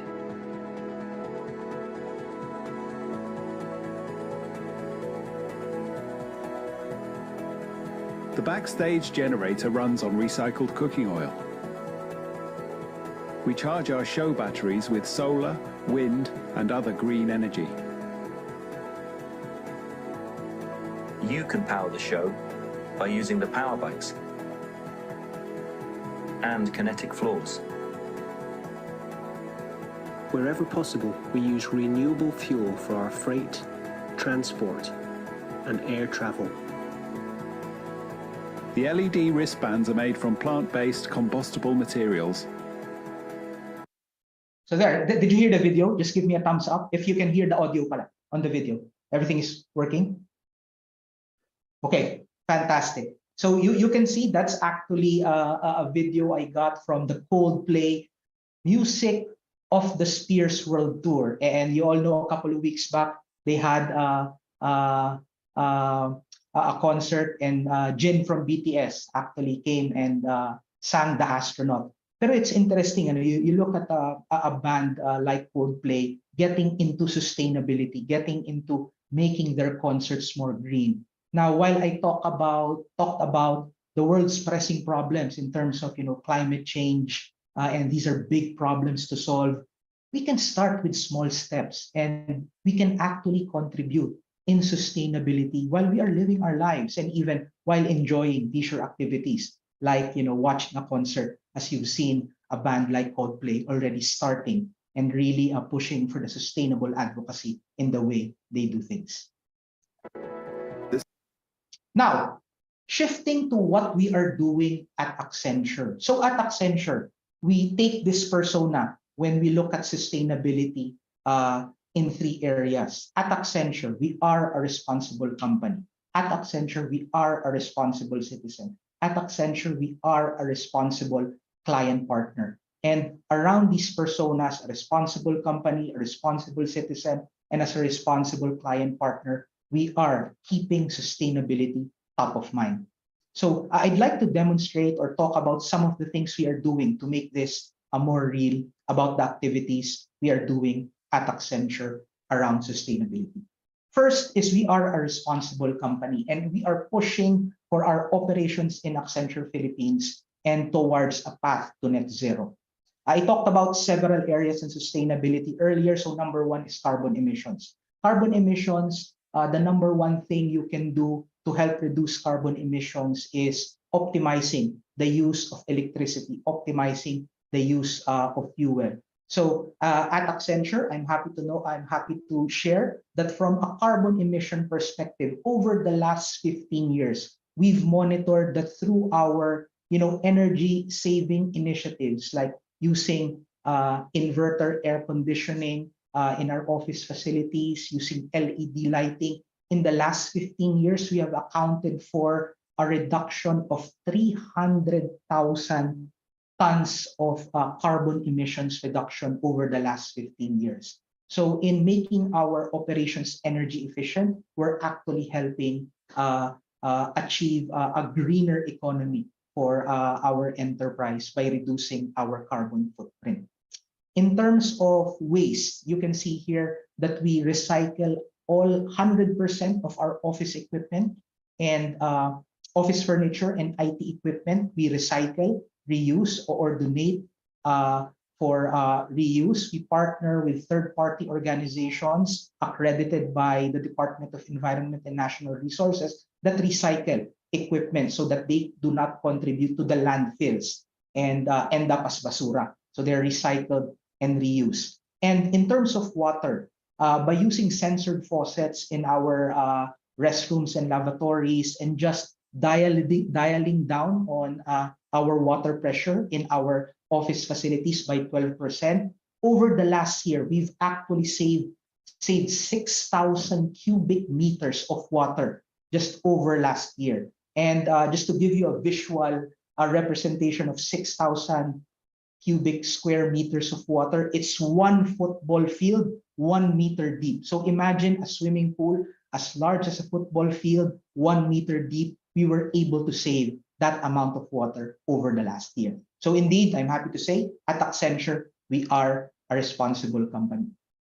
And being a responsible or sustainable company does not just mean carbon, waste, and water. It's also about people. And one of the things that I'm very proud of at Accenture is our gender diversity. Our gender diversity at Accenture, we have over 50% of women in our Accenture Philippines workforce. And this resonates up to the executive level. At the top leadership, we also have over 50% women in the leadership roles in Accenture Philippines. So we are providing a sustainable and diverse ecosystem, even from a people aspect at Accenture Philippines. And as a responsible citizen, we don't just practice sustainability in our company with our own office facilities and the people in our enterprise. We provide outreach to the community. And one thing I'd like to highlight here is our outreach to the academe. We actually have what we call an Accenture Technology Academy, where we've partnered with 22 academic institutions to be able to provide skilling initiatives so that people in the universities are able to build skills that are relevant to the IT industry to help them become job ready and employed by different IT companies, and of course, hopefully be employed by Accenture for you to have a career in the industry. So all of these things I hope resonates and makes you feel that indeed, Accenture is a responsible company, a responsible citizen pushing for sustainability. But you may ask, so okay, Accenture is doing a lot of all these good things. What role do you play in all of this? What role does the youth play in this sustainability area?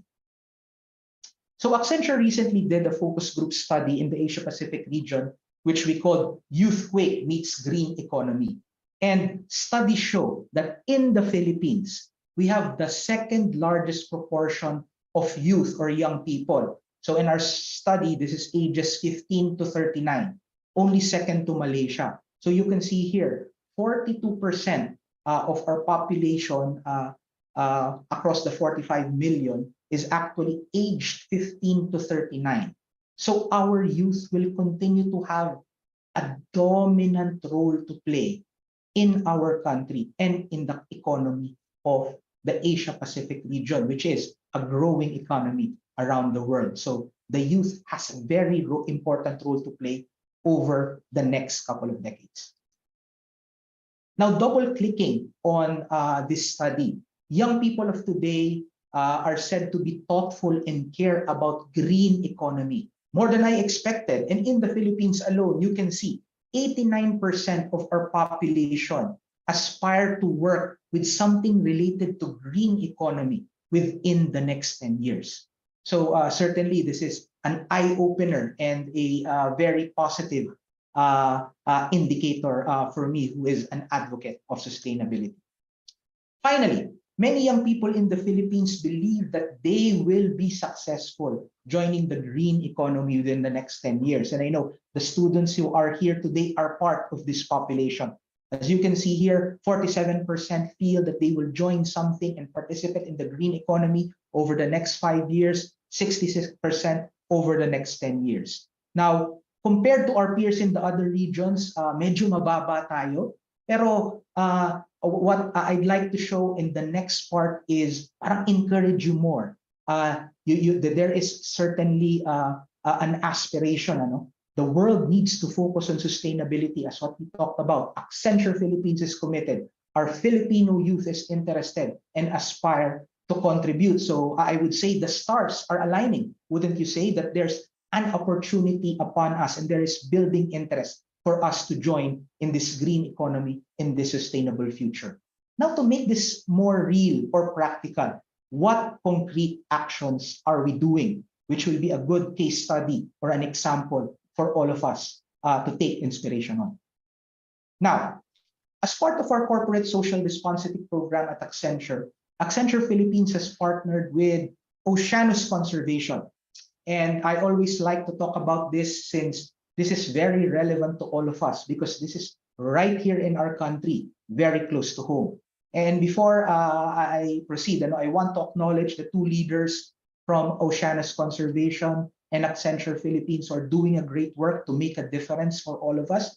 Camille Rivera, co-founder of Oceanus Foundation, and Sean Calma, one of my colleagues here at Accenture. Of course, they can't speak to us here today, but I'll speak on their behalf. But what's great is Camille, who's the co-founder at Oceanus Conversation, actually prepared a video that I will share to all of us all, so you can hear directly from her what are we doing at Oceanus.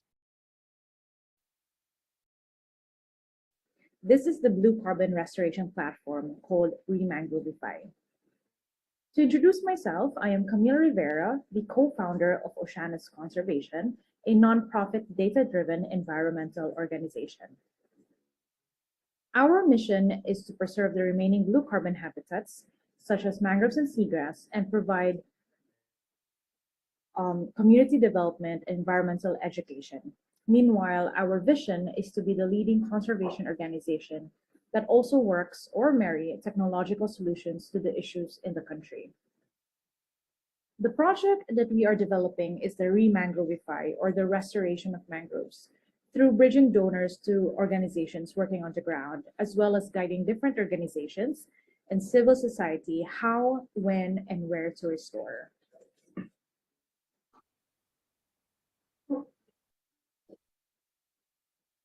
We have an existing partnership with Accenture Philippines to develop this platform and to marry conservation and technology. Some of the work we are doing is creating a donor management platform and the Planter's Guide, which will not only help many other organizations, but it also helps increase the knowledge of the funders of the actual work on the ground. This also builds a good trust and transparency between donors and restoration practitioners.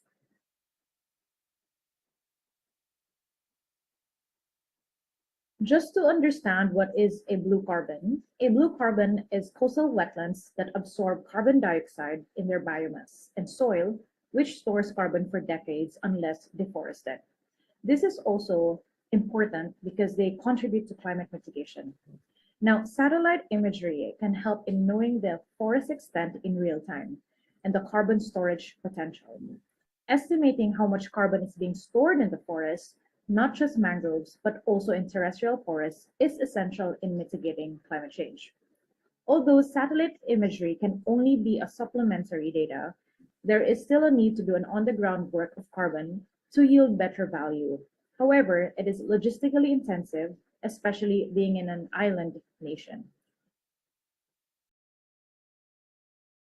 Okay, so hopefully that gave you a view of what we're doing in partnership with Oceanus Foundation. As you see, Camille was mentioning mangroves restoration is key for us to help with carbon reduction and climate change. Just to give a tidbit of fun fact, mangroves are actually able to sequester 4 to 5 times more carbon in the soil compared to terrestrial forests. So, this carbon storing superpower makes mangroves an important solution for carbon reduction and climate change. And as you can see on this slide, we continue to imagine the art of the possible to progress our partnership with Oceanus. Camille talked about satellite imagery or satellite technology, and we are currently looking at a backlog of technology work to do ongoing Earth observation through satellites. Together with data analytics and the mangrove species and environment parameters data, we can use satellite imagery to monitor the mangrove sites real time and forecast the mangrove restoration and even embed carbon sequestration maps to quantify the carbon credits or the carbon sequestration that is being done by the mangroves being restored. So you see, breakthroughs in technology, satellite imagery are really helping us, help in the sustainability advocacy. And hyperspectral imagery in satellites, in satellites, you can just see parang the visual. There are new technologies like hyperspectral imaging, where instead of just mangrove images, you can measure temperature, you can measure moisture, which are really important in this mangrove restoration efforts of Oceanus.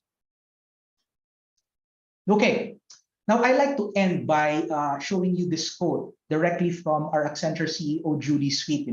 She says, "Today's rapid acceleration to digital represents us with a breakthrough opportunity to create a more sustainable future." And for business enterprises, we always say, because Accenture, we provide IT services to businesses, we say that every business must become a sustainable business. Now to all of you today, the youth who are part of Y4IT, I leave you with a big ask. The ask is to make sustainability one of our greatest responsibilities, not just because it is the right thing to do, but also because we believe that it will be one of the most powerful forces of change for our generation. I hope I am able to provide insights and inspiration for us all to be able to act towards a more sustainable future. So with that, I'll end and I'll hand it over to you, Monique. All right, thank you very much, Steph. So sustainability is everyone's responsibility. Thank you for that. All right, okay, so for those questions or thoughts in our Q&A section related to Steph's talk, he will try to answer it in written. All right, okay. All right, thank you, Tep. Thanks again. All right, so now we'll proceed to our next speaker. All right, okay. Or our next speakers. All right, okay. Our speakers for today are from Indra Company. First is Pablo Jose del Reguero de la Torre. He has been working for 10 years in a big technological company where he gets a great experience and knowledge in the digital world for different solutions and environments. Along this period, he's been expatriated on 2 occasions to NYC, USA, and Shanghai, China. He's also part of the business development team for digital channels, CRM, and contact center. Our second speaker, or with Pablo, is Dale Anciete. Dale has 17 years of experience in IT, starting as programmer and then gradually moving up to the ranks as the development team lead. Started working at Indra as a project manager and currently assigned as a practice leader for the web and mobility cluster. Let us all welcome everyone, Pablo Jose del Reguero de la Torre and Dale Anciete. Hello, welcome to everybody. Very emotional to be here. Very happy to be here. We were listening very beautiful words. We were listening very good message. Actually, Stephen provide really good message about sustainability. And here we are going to try to introduce Indra. Give me a second. I will try to share with you the screen.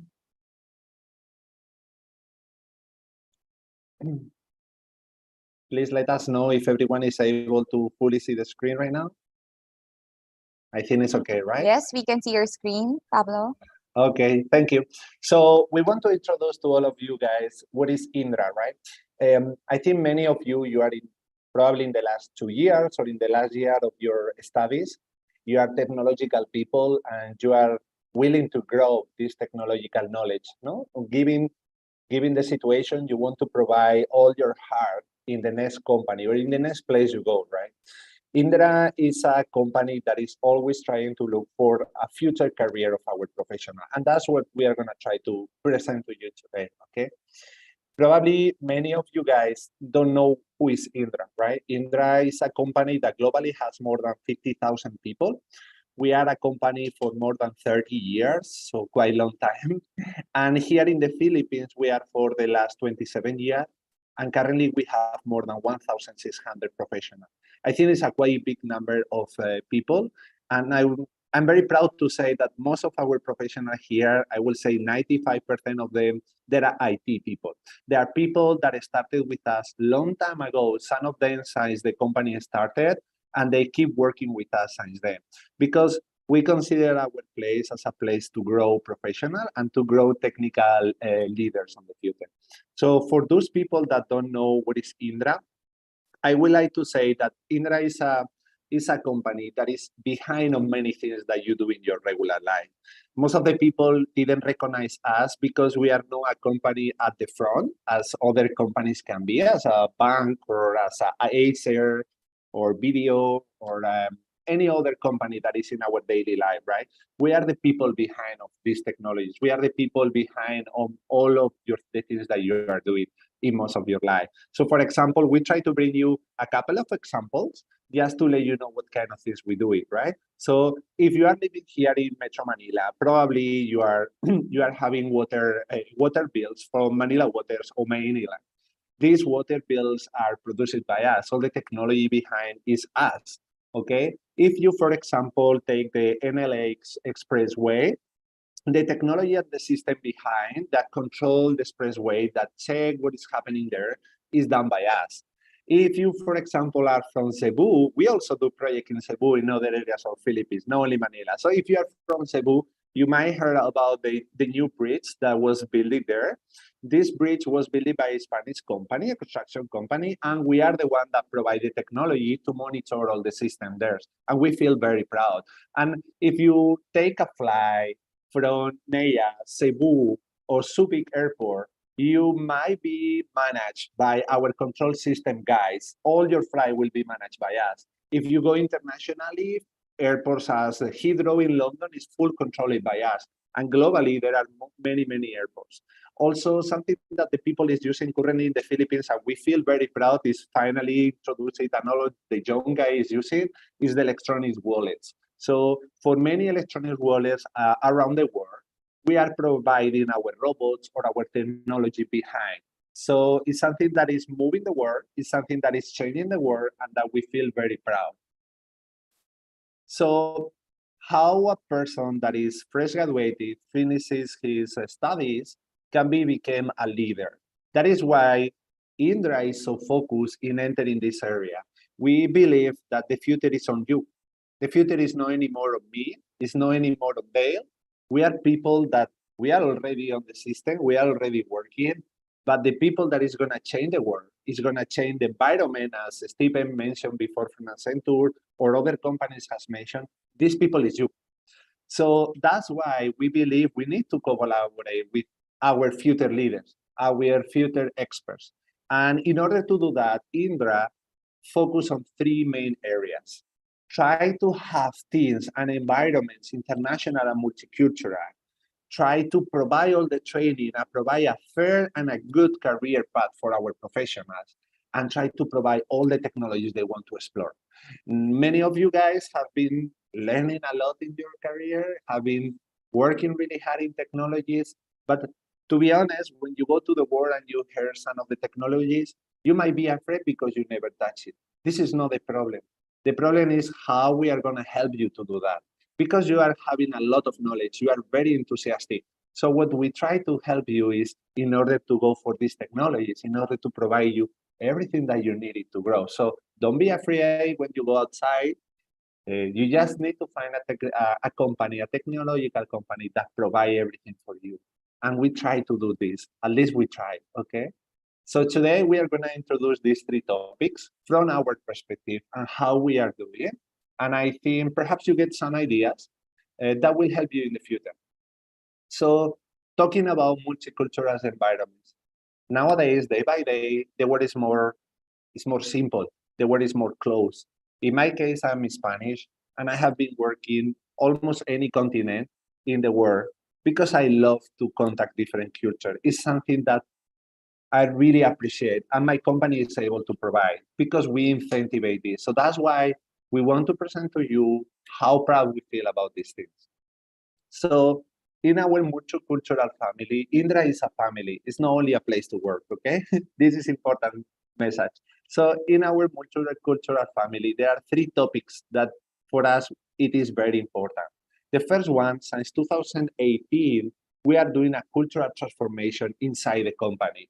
We don't want to have technological people that work for us. We want to have technological professionals that they feel satisfied, that they feel proud to be collaborative. And that's why we also want to have full transparency with them and give it all the flexibility on their work that they needed. Because this is not anymore the work that our dads or our grandpas used to do it. Sit down, come to an office, do his work and leave. Nowadays, the young people is demanding another experience. And that's why we focus a lot on the flexibility and in the transparency of the work. Something that we have done before the pandemic, already 3-4 years before the pandemic, we start to have what we call easy working, which means if you have the possibility, we are totally open from you do 40 to 80% of your work from home. We really believe is the future. There are no any more spaces where you need to go every day to do your work. The world is changing and it's proving that the young generation are good to do that and they are doing a great job on this. So let's forget this barrier and let's focus on provide flexibility and easy working for the people. And something that we believe it is very important. I was so happy to hear some people today talking about that because it's true that before we weren't doing our job. But I think most of the companies, we are doing our job and is manage the talent and be open for the diversity. So in Indra, we are invested in incorporate and retain women, in promote and eliminate any gender stereotype. We are also invested a lot in young talents. The case of John Dale, or in my case, I just was a fresh graduated. I didn't know where to go. And because Indra came to my university, as we are doing today, I was able to see a company that tried to give me something extra, some value extra. And since I entered, they are investing on me. They are trying to provide me all the things I needed in order to grow. Whenever I feel I want to learn something new, they try to find out and they try to give us. So that's why we are very focused on the young talents and very focused on provide whatever they need. And the last part, we don't want to forget, it's quite important. Actually, we have many coworkers that has this situation. We invest in the integration of disability or special needs professional. Everyone should be a person and should be a value in the company. So that's why we consider that all the people that is enthusiastic and that wants to learn technology should be with us. Just last sentence, and in order to summarize all of this, we are looking for fresh graduates. We are looking for young talents. We are looking for women. Anyone that is finishing the degree from 21 to 30 years old. We are just looking for you. This is the place to grow. And don't be afraid about your future. Be afraid of keep learning. In the life, you don't stop to learn. And this is why we try to keep learning and giving knowledge to our people. I would like to tell you also that we are talking about multicultural company, but you always want to see facts. You always want to see why you Indra call yourself multicultural company. Well, Today, Dante is not with us. He's one of our team members, but it's one person that summarized most of the ideas I am mentioning to you guys. So Dante is a person that just graduated here. He's a person that 26 years ago, just graduated in the Philippines. He's a Filipino person. And since he graduated, even before he graduated, he was already applying for the company. So by the time he got the graduation, he was finally able to enter in the company.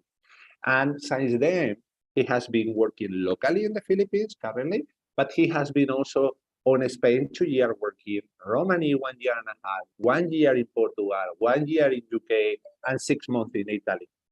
He is not wanted to keep going more outside, but we want he go more outside. So we are fully open for you guys travel or work with international. In my case, I am also a fresh graduated. 11 years ago, I was fresh graduated in Spain.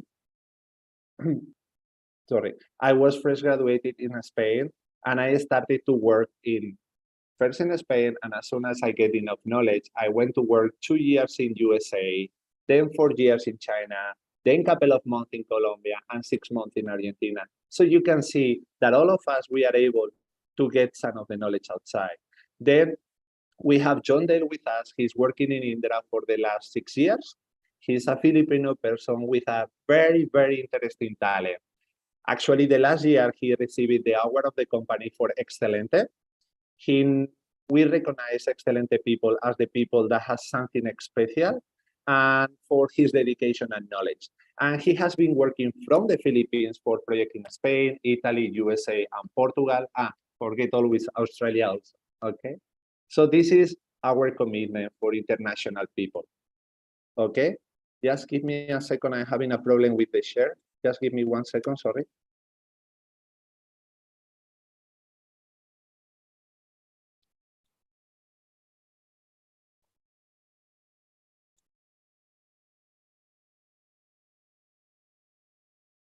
Are you able to see me? Hi, sorry. Yep, everything works. Okay, just give me a second because my computer is having one problem. I am having pop-ups. Just give me 1 second, okay? All right.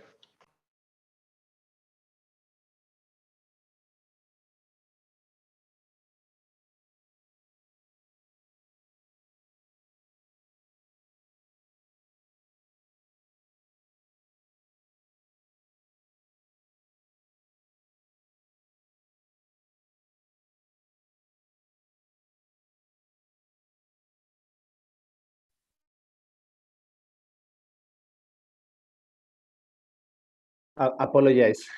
I was having opening the communications. I think now will be better. Truly apologize. Can you hear me? Yep, okay. All good. Sorry. So, apart of talking about international and our multicultural part, we want to introduce the training and the career paths we have inside the company today. So we provide to you a multicultural and international place, but we also provide to you a place where you can grow. I repeat this thing a lot because it is true that we are able to develop our people, providing all the necessary techniques. We are also wanted and doing training for our people. You will never stop to be learning. I started working inside the company on ACP area, and now I move it to the digital technology area. So I never stop to learn different technologies and always trying to get the best practices and the latest technology trends. It is a place where you will keep studying, where you will be training. And then the most important part, even you have all the knowledge in the world, even you are ready, even you want to be ready, until you don't get a challenge, until you don't get something that you really wanted, something that is challenging to you, you don't give all the part of you, no, all the things inside of you. So Indra is a place where we have challenging projects. When you can come to a project that after you do something, some of the technologies, you will see this technology and your development on the field because you are using a wallet in your phone, because you are getting the water readers bills, because in the Philippines, many of the companies work with us. So at the end, you will feel proud of your development because you will see on the field and you will see people using your development. So this is our competitive advantage, and this is what we are giving to our techie people that wants to become specialists, okay? Talking about learning and talking about continuous learning and talking about continuous development, something that we never stop inside Indra is we don't stop to do boot camps or brown bag sessions. This is a group session with different teams where we provide the proper technique and skill, the proper technology, learning by online and learning with a teacher, okay? Something that we also like a lot, actually something that Dale use in his regular life, and I personally also use it, is when you enter in Indra, we have something called Open University. This is full access to Udemy, full access to 3,000 specialized courses. So imagine you know about JavaScript, and now you want to know something about the backends, Node.js, or any other kind of micro frontend, micro backends. Don't worry, this is the place to be, because you are gonna keep being in the university, and you can do it by yourself. You can take your time whenever you want to do these courses because they are free in Udemy if you join us. And then, of course, we sometimes need to retrain people, or we need to provide extra information to the people. So internally, we have our own programs to do in person if it's not pandemic time, virtual if it's pandemic time, where we get the best of our expert giving trainings face-to-face to our people. And the last part is something very, very good. In the current world, many of the technologies that we are using, let's say Salesforce, AWS, Google, that we also work with them, you need to be certified. So when you join Indra, we are able to provide this official certification to you, which is your future and is your expertise. So by the way, you go getting certified, you go getting your knowledge. And at the end, you have two good things, knowledge and certification. And for us, it's quite important, this part. I will go now and I will pass the turn to my team member. He's John Dale, as we have introduced. He will be talking about the technologies and how you can touch the technologies if you join us. Hi, Dale. Hi, Pablo. Okay.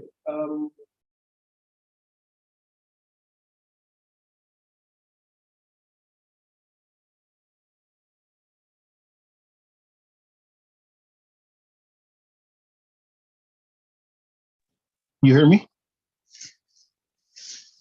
Okay.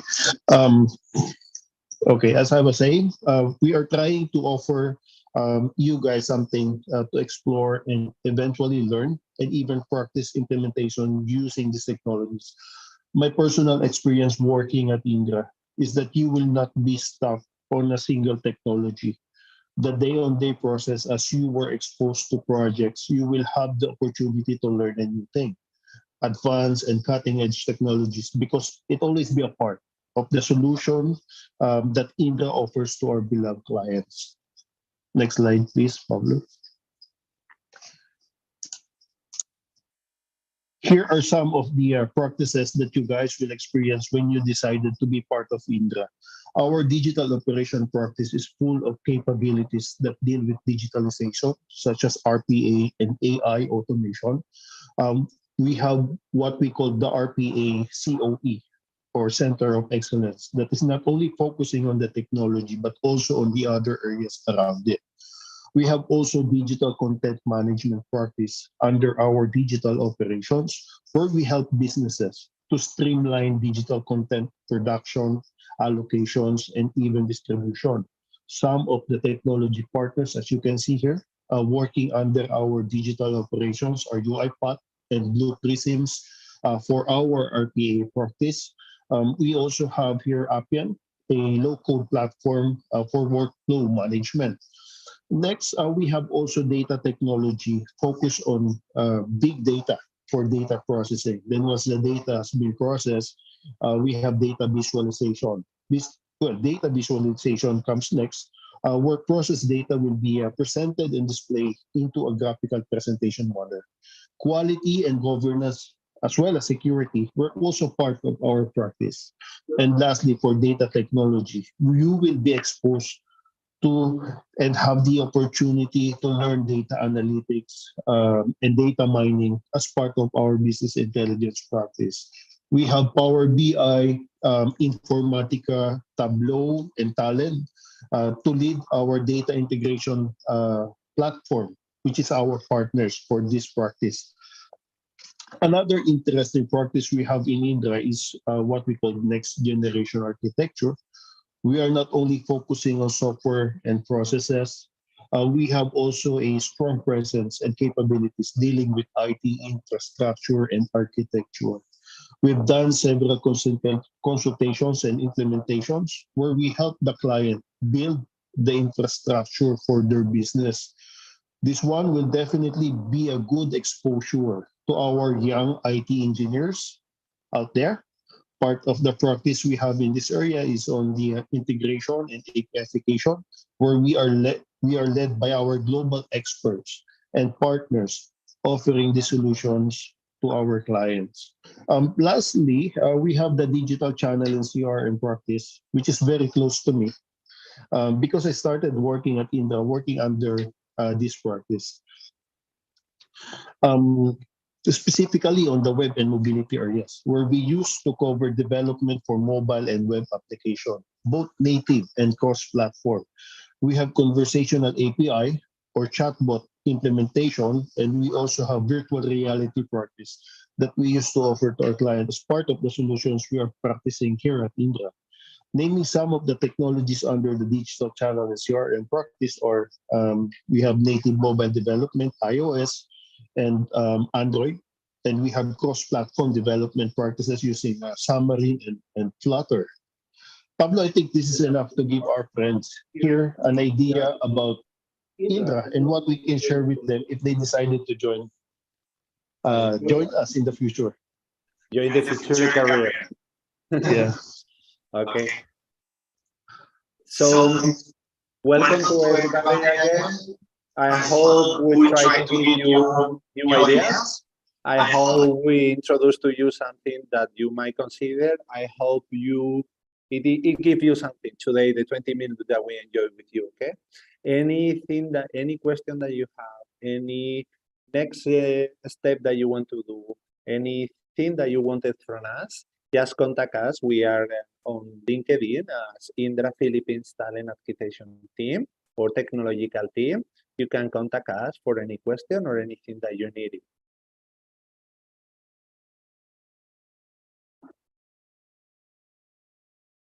Hi, Monique. Hi. Hi, Dale. Hi. Hello. So Hello. Hi, Dale and Pablo. All right. Yep. Okay. Thank you very much for your talk about Indra as your future career path to technology. Thank you so much. Okay. All right. So you know, guys, how. Yes. Sorry. Hello. We are welcome. We are welcome. Yes, thank you. Thank you so much. So you know, guys, how to reach them here in their LinkedIn in the Philippines Talent Acquisition Team. All right. Thank you very much once again. Now we move to our next speaker. All right. Our next speaker is the chairman and founding president of the Philippine Institute of Cybersecurity Professionals and a former chairman of the PNP Anti-Cybercrime Group National Advisory Council. Likewise, he is actively involved in promoting cybersecurity and teaching cyber warfare and cyber intelligence at the National Defense College of the Philippines. He is also a program director and adjunct professor for the Cybersecurity Executive Course at the Asian Institute of Management. He is also passionate about ending online sexual abuse and exploitation of children, which PLDT has also been committed to eradicate. They have been enhancing their network-based child protection platform and continuously devising new technologies to automatically block access to prohibited content. To talk about cybersecurity, let us all welcome Angel Redoble. Morning. Can you hear me? Yes, we can hear you. All right. Okay, so please allow me to share my screen.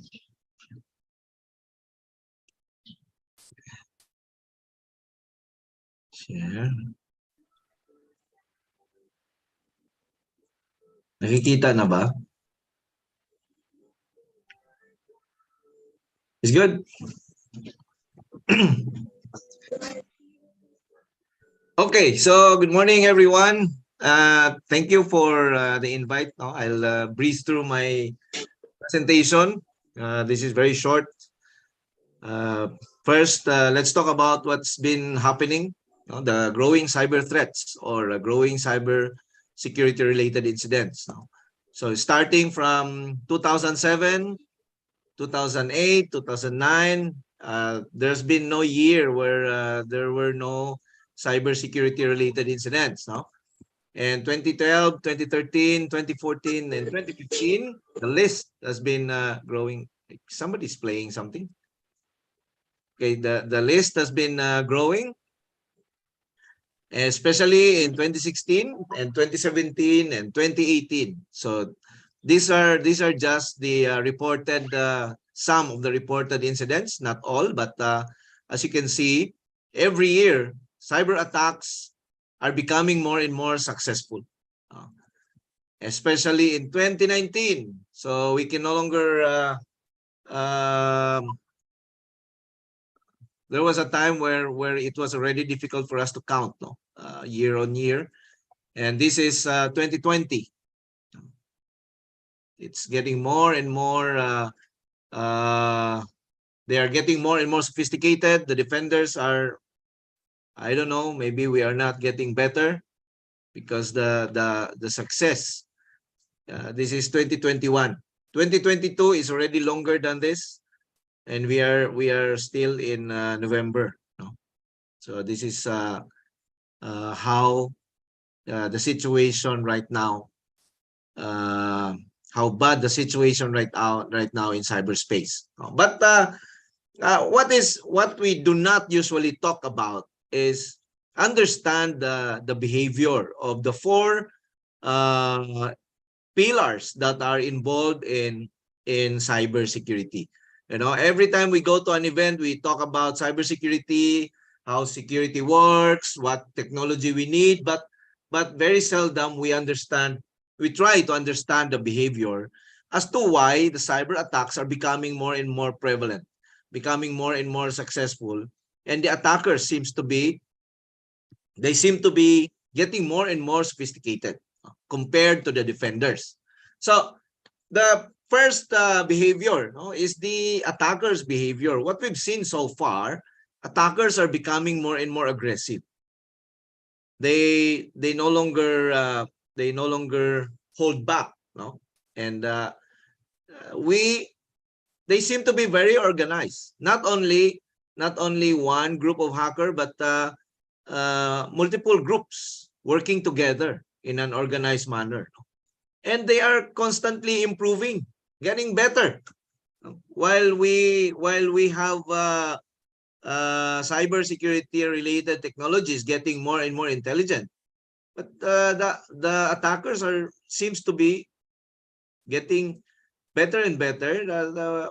The technologies that the countermeasures that we deploy isn't working, and they launch attacks any time of the day, and even on weekends and holidays. And interestingly, we also need to take a look at the defenders' behavior. The defenders, we love to enjoy weekends. We love to enjoy holidays. We stick to the 8-hour work daily, although not all. And we are so focused. We always talk about work-life balance. Unfortunately, what I learned in my 28 years in the industry of cybersecurity, I never tried to invoke my work-life balance. For me, in cybersecurity, in my profession, my work is my life is my work. If I stop working, the company that I'm trying to protect and secure will become vulnerable target. So we don't stop working. In our company, the Cybersecurity Operations Group, we don't have weekends, we don't have holidays. We work whenever we can work and wherever we can work. We don't connect, we don't disconnect, we don't tell ourselves we need to disconnect. No, we go to vacations with family but still working. So that in many organizations, they have their weekends, they have their holidays, they have their, but if you go back to attackers' behavior, you know, they are very aggressive, getting better, and they launch attacks any time of the day. And they also don't have they don't stop when it's weekend, they don't stop when they are on vacation. And then the users' behavior, those who are using the technology connected to the internet, who just want to be users, just plain users, doesn't care about security until affected. And they are also not so easy to educate.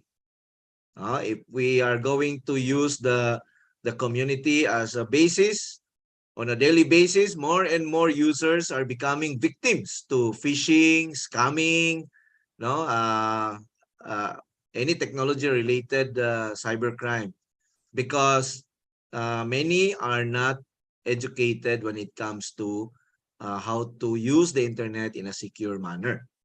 And of course, the technology behavior, personal experience, very fast moving when it comes to features and functionalities. Almost every year, new technology comes in or comes out, but very slow when it comes to security. You have to wait. Vulnerabilities, exploits are becoming available on a daily basis, but security patches, you're gonna wait for 1 week, 2 weeks, or 3 weeks. So attackers becoming more aggressive and good. Technology behavior, you know, slow in security. Defenders who doesn't want to work 24/7. And users who are becoming more and more victims. More and more probable victims or targets. But what is the motivation? Why do hackers aim to be good, aim to be better on a daily basis? Why do attackers or cyber criminal groups always innovate and make sure that they are sophisticated in their tools or crafts? First motivation would be political. So we talk about nation-state sponsored hacking. We talk about politically motivated cyber attacks. No? These are protests against government or political actions, protests against laws or public documents, outrage against acts of physical violence. So if you remember the Luneta hostage taking, where the hostages, the foreigners hostages were killed, right after that, we were subjected to a massive cyber attack coming from the country of origin of the victims. Next is socio-cultural. Land dispute. How many times have we been subjected to a massive cyber attack because of land dispute? In 2013, when our Muslim brothers went to Sabah to reclaim Sabah, there was military fighting there, but we were also subjected to a massive cyber attack coming from Malaysia, or IP addresses that were coming from Malaysia. UNCLOS, when the UN, when UNCLOS handed the decision on a Friday, saying that the West Philippine Sea is ours, we were subjected a massive cyber attack coming from China. And economic. Economic, which is mostly the contributor of why cyber attacks are becoming more and more prevalent. No? And of course, military. But on the economic, how much money there is right now when you are into hacking. Millions of dollars, hundreds of millions of dollars. No? A few years ago, I saw a survey saying that hackers are earning a minimum of $80,000 a month. $80,000. While the defenders, how much are we, magkano bang kinikita natin? Sa hacker, million-million ang pinag-uusapan. Dollars pa. No? This is why cyber criminals are formed into groups. Meron na silang supply chain. Meron na silang value chain. No? May tagagawa ng exploit, may taga-benta, may taga-singil, may taga-train. Because it's a sustainable underground economy. Highly sustainable underground economy. And it is low risk, high return. Mababa ang risk na mahuli ka, mataas or malaki ang kikitain mo. Saan ka pa? Diba? So, minsan medyo nagtataka din ako kung bakit nandito ako. Okay. Now, we as a telco and the community, we are all targets. We can no longer say that we are not a target because we are a small industry. No, I'm not a target because I'm a nobody. No, but we are all targets. No? In cybersecurity perspective, we are all targets. We are targets when a cyber war occurs. We are targets on cybercrime related activities. We are targets on cyber terrorism activities. And we are targets against cyber espionage activities. Because we have what the attackers or the hackers need. We have our information which can be sold in the dark web. We have our credit card, bank accounts, whatever it is that has value in the dark web. No? It's being traded. Or if you are an official where a government agency is another government agency is interested, then you are also a target. So we are all targets, no? So in our capacity as the biggest telco, we took the paradigm shift. In 2018, the chairman rebooted the cybersecurity practice of PLDT. You know, when you want to bring down a country, you attack a telco. Because when a telco downs, especially the biggest telco, then majority of the businesses will also won't be able to do business. So we are a critical asset and very critical in this part of the world. No? So I was onboarded as the CISO, and we created the Cybersecurity Operations Group. Now, when we were created, no, I was reporting directly to the president and CEO, meaning whatever memo or circular released by the CISO, only the CEO can veto. With full authority in all cybersecurity related matters and with sufficient strategy and risk-based budget. So what did we do? First, we changed the mindset. Everyone must change their mindset. From being confident to being paranoid. No? Pag tinanong dati, oh, secure ba tayo? Yes, boss, secure tayo. Wala na, hindi na ganyan. No? Ngayon, pag tinanong secure ba tayo, ay naku, baka tatamaan na tayo bukas. No? Ganun ang mindset. From vendor-driven to concept-driven. Dati, pag may problema, tawag ng vendor. Ngayon, gawa ka ng concept, sarili mong concept, saka mo tawagin yung vendor. Technology-based to skills-based. There was a need in every organization to develop the skills before buying the technology, not the other way around. And from the defensive mindset to offensive mindset. So when you assume the offensive mindset, it widens the perspective. When you are focused on defensive, your perspective is narrow. That's why the attackers always win, because defenders' mindset is narrow. Improve the network. The framework is very important. From preventive and detective only, we added predictive and responsive capabilities. So we started to be able to predict the threats that can be launched against us. From people process technology only to people process technology plus intelligence. So we are very heavy in cyber threat intelligence operations. From security outside in approach to security inside out. We started inside. What is our crown jewel? What do we need to secure? And then we start from there, growing outside. Refocusing, protect the users, internal and external. We protect the enterprise. We secure the information, we secure the business and the community, and by protecting the organizations, we secure the country.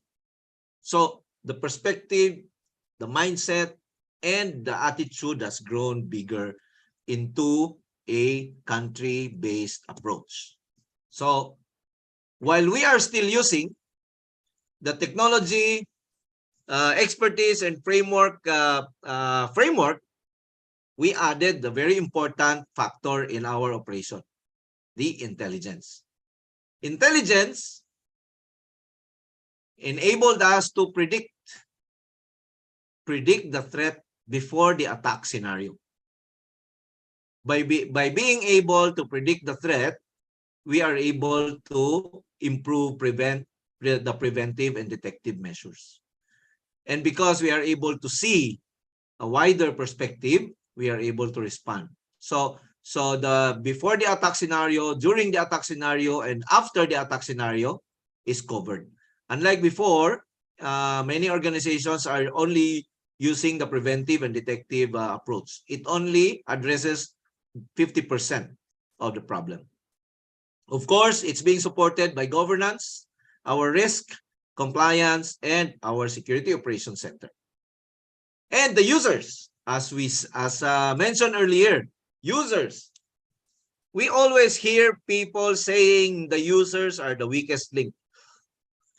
In our organization, the users are now force multiplier.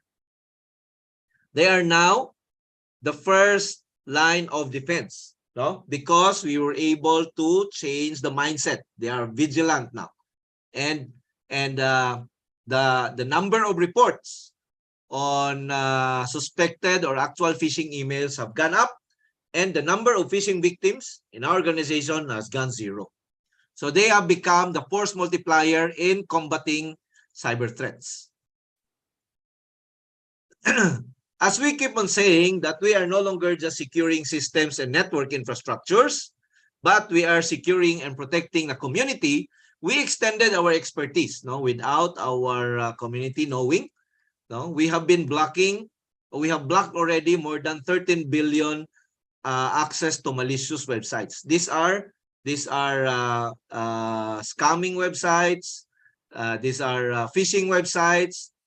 These are a lot of websites that have something to do with victimizing users without you knowing. And we also operationalized our child protection platform. Never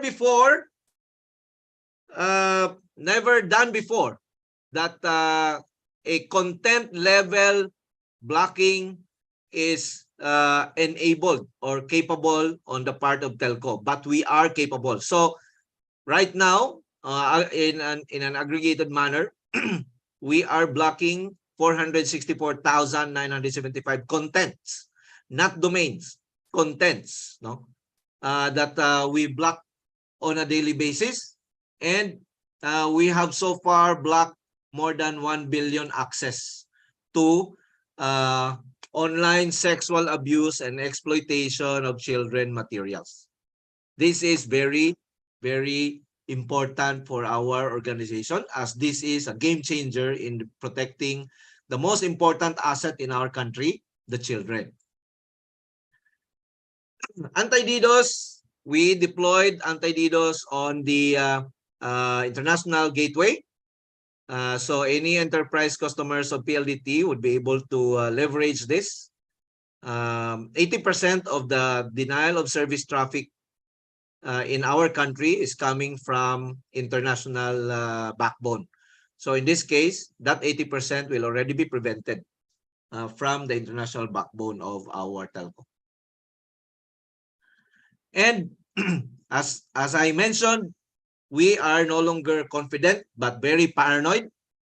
Since 2018, we assume breach position. Hindi na kami mayabang na, hindi kami tatamaan, no? In fact, on a daily basis, yun ang sinasabi namin, tatamaan tayo ngayon, no? Mahak tayo ngayon. So we have different scenarios. Web attack, DDoS, malware, data breach, account compromise. Ito yung pinapractice namin, no? Na what if mayroong web attack dito? Anong gagawin? What if may malware dito? Anong gagawin? What if may DDoS? Anong gagawin? And this improve our process, our incident response process. We practice this very frequently because we need to be able to respond within 1 minute and be able to contain within 2 minutes. We also need strong partners, no? So we develop partnerships. This is our Cyber Smart program wherein we provide tips, awareness, and lectures, no, to our community on how to be secure. We have a partnership with the Philippine Air Force Cyber Group. We signed up cyber threat intelligence information sharing with the Philippine Army Cyber Battalion, and continuous briefing with our political leaders. This is Senator Binay visiting our Security Operations Center. We gave her a briefing on how we do cybersecurity. This is also providing assistance to our House of Representatives, no, for laws and policies related to how we can protect children online. And of course, we have other partnerships. Our chairman is very active in cybersecurity. And we developed a cybersecurity executive course with AIM. I am the program director or the course director of this program. This is an 11 half weekends session. No? This is for executives. And we also have our Cyber Warrior course. We already graduated 2 batches. This is a 6 months program. Instead of OJT, we call this internship Cyber Warrior course we're in. For 6 months, the graduating student will stay with us. No, will be given lectures and will be embedded in our operations for them to learn the special operations, learn the internal cybersecurity operations, learn governance, learn everything that we have. In 6 months, you will have an end-to-end cybersecurity professional that's ready to hit the ground running when they apply. And of course, cybersecurity, our role is also an evolution. No? We started as a police, then we became builders, then we became business enablers, and we became business accelerators. We contribute in improving our customer experience. And to end, a whole of nation approach is needed for us to be able to combat cyber threats. We need people, we need more cyber warriors, and we need more to join us in this fight.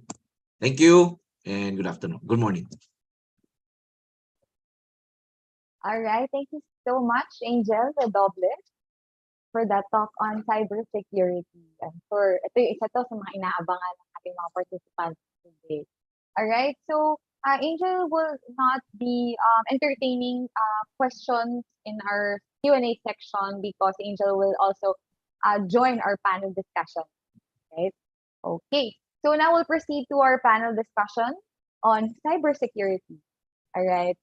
Our moderator for this session will be Professor Rom Feria. He is one of the vice presidents of the UP System IT Foundation. He is also an associate professor of computer science at the University of the Philippines, and currently the deputy director of the UP IT Development Center.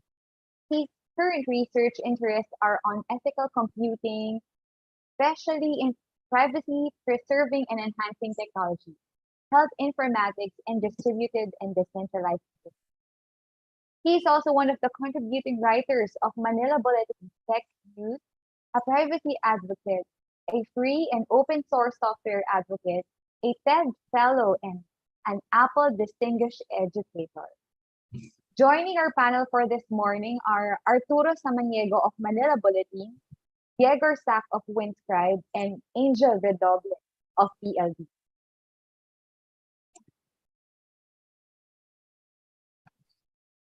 Okay, good morning. Maraming salamat, Monique. We have Sir Art, Sir Angel, and Sir Yegor. I'd like to apologize in advance, Yegor, if we talk in the vernacular, in Filipino. Yeah, it's all right. I'm getting most of it anyway. Okay, good, great. Okay, we've seen the presentation of Angel on how the biggest telco actually is trying to protect us in the country, because they have a lot of government assets also hosted in PLDT, if I'm not mistaken. Let's give a chance to Art and Yegor to tell us in a minute or two, because we're running out of time, what they're doing with their respective companies in relation to cybersecurity. Let's start with Art. Hello, good morning, everyone. For Manila Bulletin, we are coordinating with private and government agencies. We're working a lot with here, Sir Angel, when it comes to cyber threats, scams, and spams. And we also work together with the government, the PNP Cyber Group, CIDG, NBI, and of course the CICC. At ano pa pala, National Privacy Commission, yung NPC. Kasi in order to stop scam and spams and internet fraud, we need to cooperate with each other. So yung cooperation ang very important in order to stop these cyber criminals in attacking us. Okay, thank you. Yegor. Yeah, hey everyone. My name is Igor. I'm one of the co-founders of Winscribe. We're based in Canada, and we make privacy tools for the average person. These tools include VPN apps for pretty much all platforms, as well as browser extensions that manipulate your browsing fingerprint, as well as server-side blocking of all kinds of content that is user customizable. That allows you to be your own censor if you want. You can block ads, trackers, or any type of content while you're connected to our network. All these tools are meant to kind of work together and improve the user's level of privacy to a certain extent. Contrary to what you might have heard in the past, VPNs are not the bulletproof magical solution they're made out to be. In all the YouTube ads you might have seen everywhere, it's just one of the tools you should be using, but it's by no means the only thing you should be doing to improve your online privacy and a little bit of security as well. Great, thank you. I actually have written 3 questions, but the presentation of Angel actually already answered one of them. So before I ask the question, I'd like to thank Yegor for sponsoring our 20th Y4IT. We've been partners of Manila Bulletin and PLDT for quite some time already, and Yegor, your company, I think it's the first time that we have engaged with you. Thank you very much. Okay. Yeah, no problem. It's nice. It's nice to be here. Yeah. So my first question is actually for you, but it can be answered also by the 2 other panel members. Okay, here's the first question. Using a VPN when connecting to public Wi-Fi was and is always recommended to prevent traffic interception. Now that most, if not all, popular online services use secure transport like HTTPS, what other benefits does a VPN connection bring? Is it still recommended? Yeah, that's a very good point. With the advent of HTTPS, no one can just go and hijack your browsing activity, because I mean, every single browser will give you that big red warning, hey, someone's trying to manipulate your traffic. So these types of attacks are, not a thing anymore. The only thing that, on-site attacker can really do is they can see what websites you're visiting, just by the virtue of the SNI headers that, even secure TLS connections. The SNI header is still in the clear, which tells the server, hey, I'm trying to reach this website. That part of a TLS connection is not encrypted. So that is typically used for building browsing histories. Many ISPs actually collect this information in order to build browsing histories of all their customers. That happens in many different countries, and that information is used for law enforcement purposes and legitimate use cases. Sometimes that information is also used for malicious use cases, like selling it to advertisers or to the highest bidder in order to just make more money. So on Wi-Fi's, yeah, it's pretty much if you want to keep your browsing activity safe in terms of not being spied upon, then you could use it. But it's not going to give you much security benefits in terms of preventing someone from actually hijacking your connection. That would be extremely difficult. Yeah, unless there's some 0-day that's being exploited, which is probably going to be not the case on just some random Wi-Fi. Great, thank you. Art, do you have anything to add? I still always recommend to my friends to use VPN, because it's like if you're not on VPN, it's like you're in a glass house where everybody can see you, where you're going, what you're doing. When you're surfing, when you're going to a website, everybody could see you. Your ISP could see you, but with VPN, it's like putting a curtain there, and at least you have some level of protection. Right. Well, I mean, to play the devil's advocate, you're just switching whoever is potentially looking at your activity. Because I mean, if you're connected to a VPN, all your traffic goes through a VPN server of the operator, right? Hypothetically, the operator of a VPN effectively has the same tools that your ISP would. They could, if they wanted to, intercept all your activity, collect your SNI headers, build your browsing history. They won't be able to inject traffic into what you're looking at and like manipulate your web pages or anything like that, but they technically have the exact same visibility an ISP would have. So you're just trading, one entity for another, and it's all a matter of trust. Who do you trust more at this point? Is it your ISP or potentially some other company that you choose to send all your traffic to? All right. Thank you, Yegor. You mentioned ISP, and we have Angel as a representative of the biggest ISP in the country. Angel, what do you think? Does using a VPN actually makes it a little bit difficult for ISPs, especially when we are combating child pornography? Definitely, it makes a little difference. But, very few percentage of our users or community understand and know how to use VPN, right?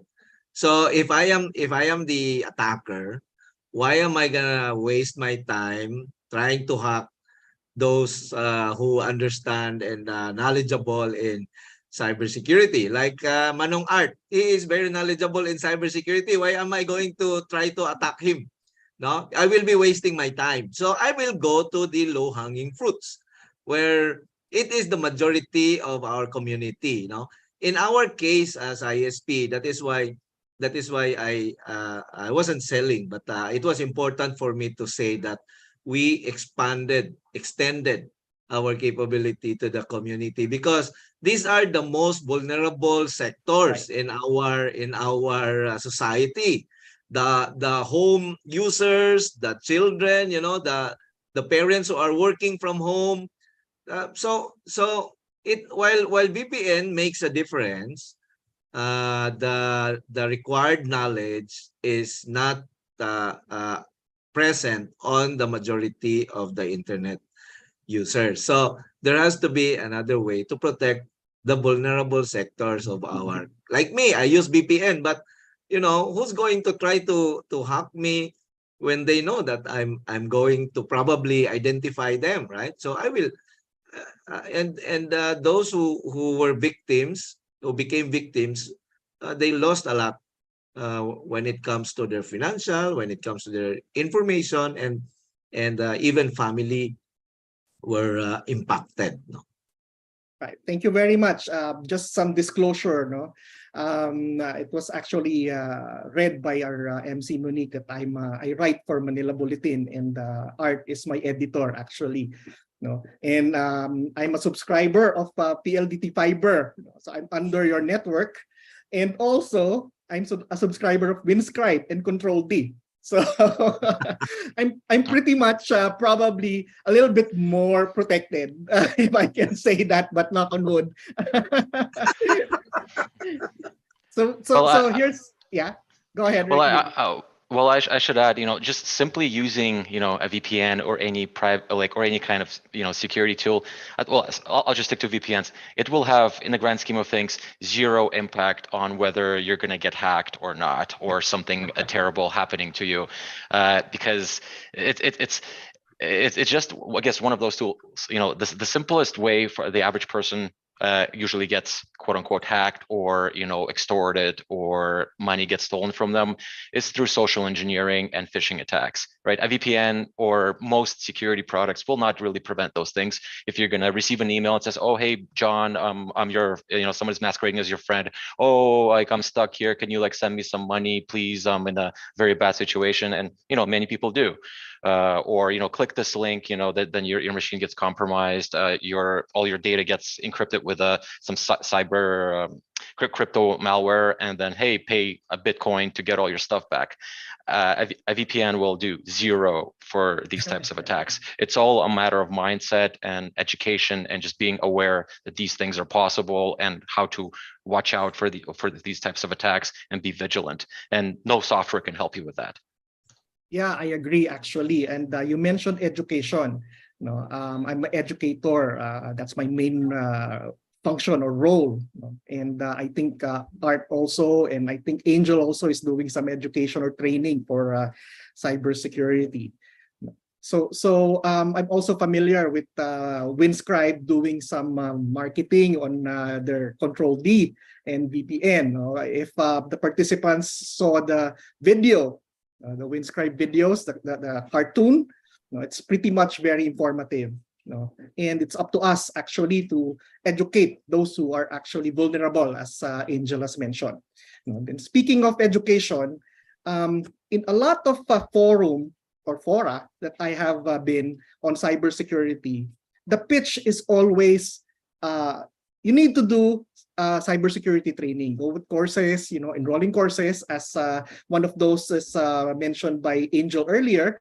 You go to that course and get certified, and join the pool of cybersecurity experts, which are lacking. In fact, if I'm not mistaken, in the entire world, we lack cybersecurity experts.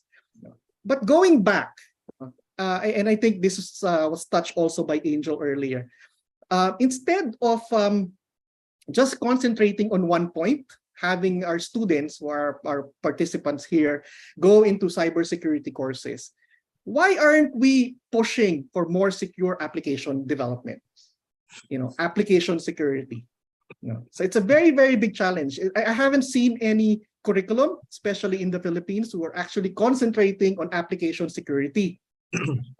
So we have seen a lot of issues with supply chain, pulling libraries from open source repositories, and yet some of these are actually, tainted with malware. So I'm going to address this to all of you, but let me start with Art, because I'm familiar that he's also one of the educators here. Art?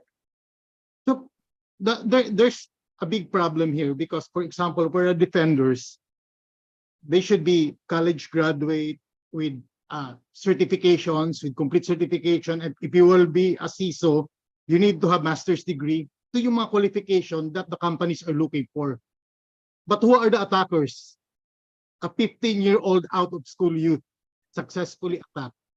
So these certifications are really, well, they're not worthless, but we need to think of something of how we can stop really the attackers for this one.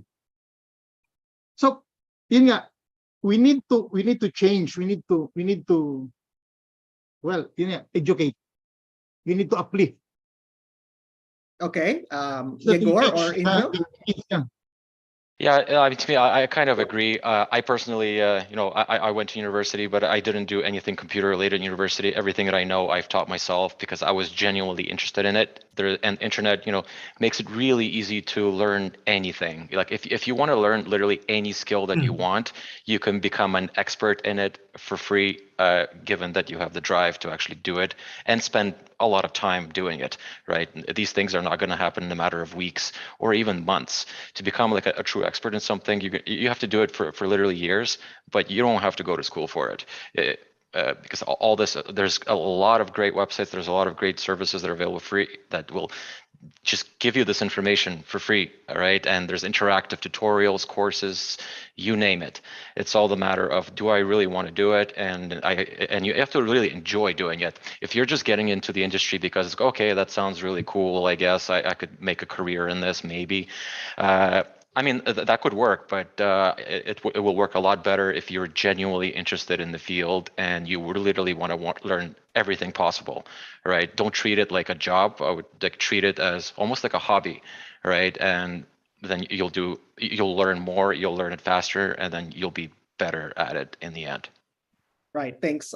Angel, can you add something? Why are we not concentrating also on application development, making it secure?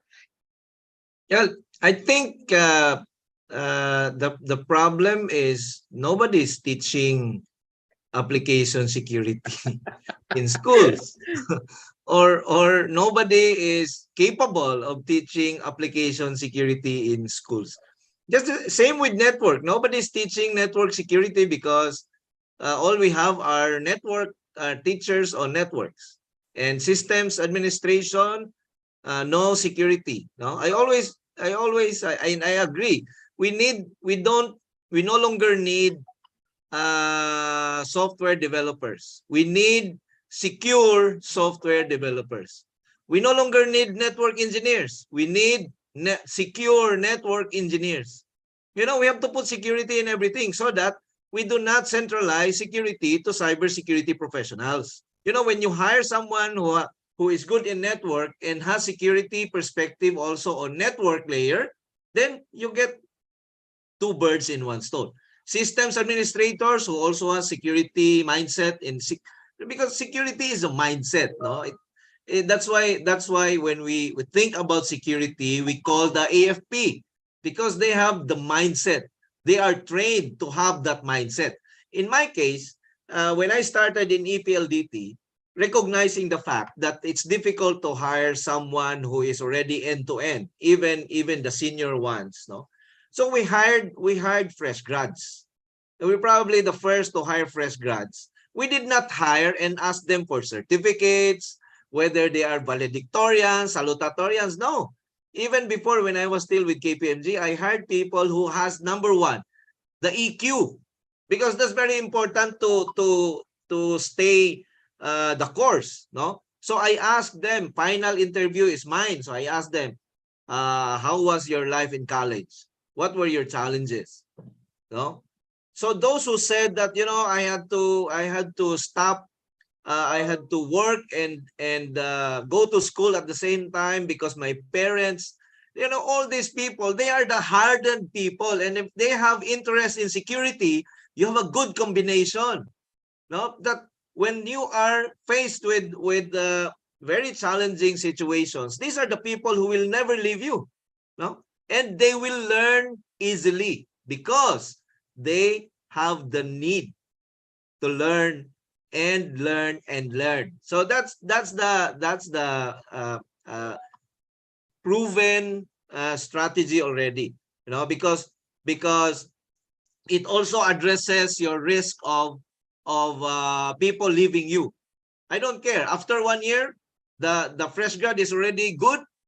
He goes to another company for a better salary. No worries. I have another fresh grad coming out or coming in.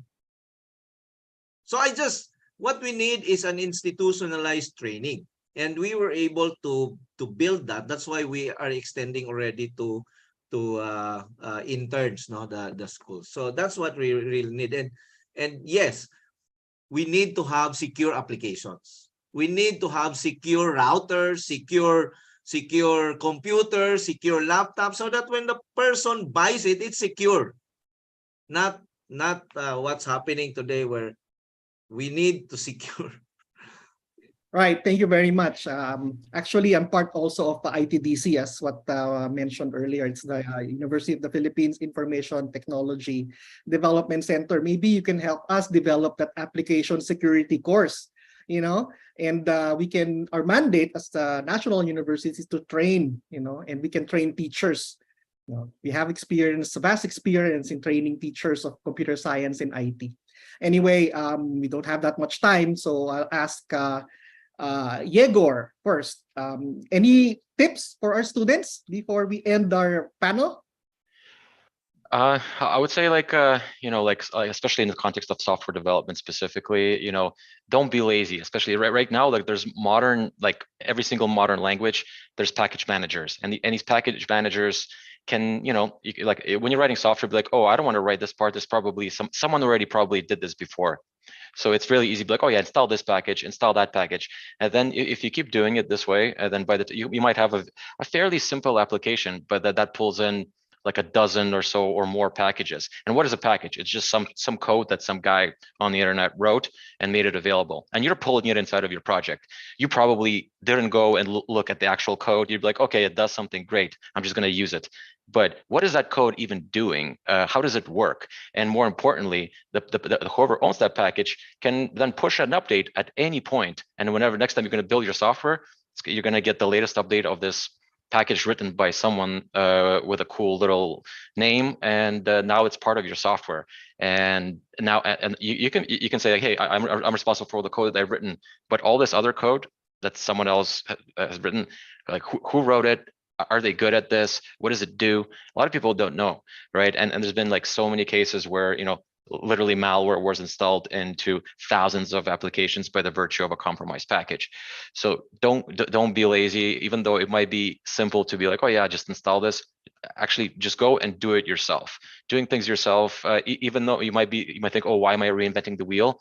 To me, it makes sense to do that most of the time, because then you'll improve your skills, you'll understand how things truly work, and you're not going to just take an easy shortcut because it seems easy, because it might seem easy right now, but you might pay for it a month or a year later when your application is literally compromised by someone, but because you didn't write that code. Yeah. Thank you, Yegor. Art? Kids, makinig. Hackers do not discriminate based on race, religion, nationality, color, gender, sexual orientation, social class. Hackers do not care if you're a BBM supporter or a Dilawan, pro-SIM registration or anti-SIM registration. As long as you do not follow device and internet best practices, you will be scammed. So it does not matter if your company or your school is using the best and latest in cybersecurity technology. If you will not secure your account, you will be compromised, scammed, and your device could be used as a jump-off point to attack other devices, pati mga kapamilya mo. So always remember to use secure password. Use two-factor authentication and do not overshare. Treat your password like your underwear. Do not show it to others. Do not share it to others. Do not reuse it. Ibig sabihin, isang account, isang password. Hindi mo dapat ulit-ulitin yung password mo. Mag-ingat po tayong lahat. Be safe. Thank you, Art. Yeah, thank you, Art. Angel?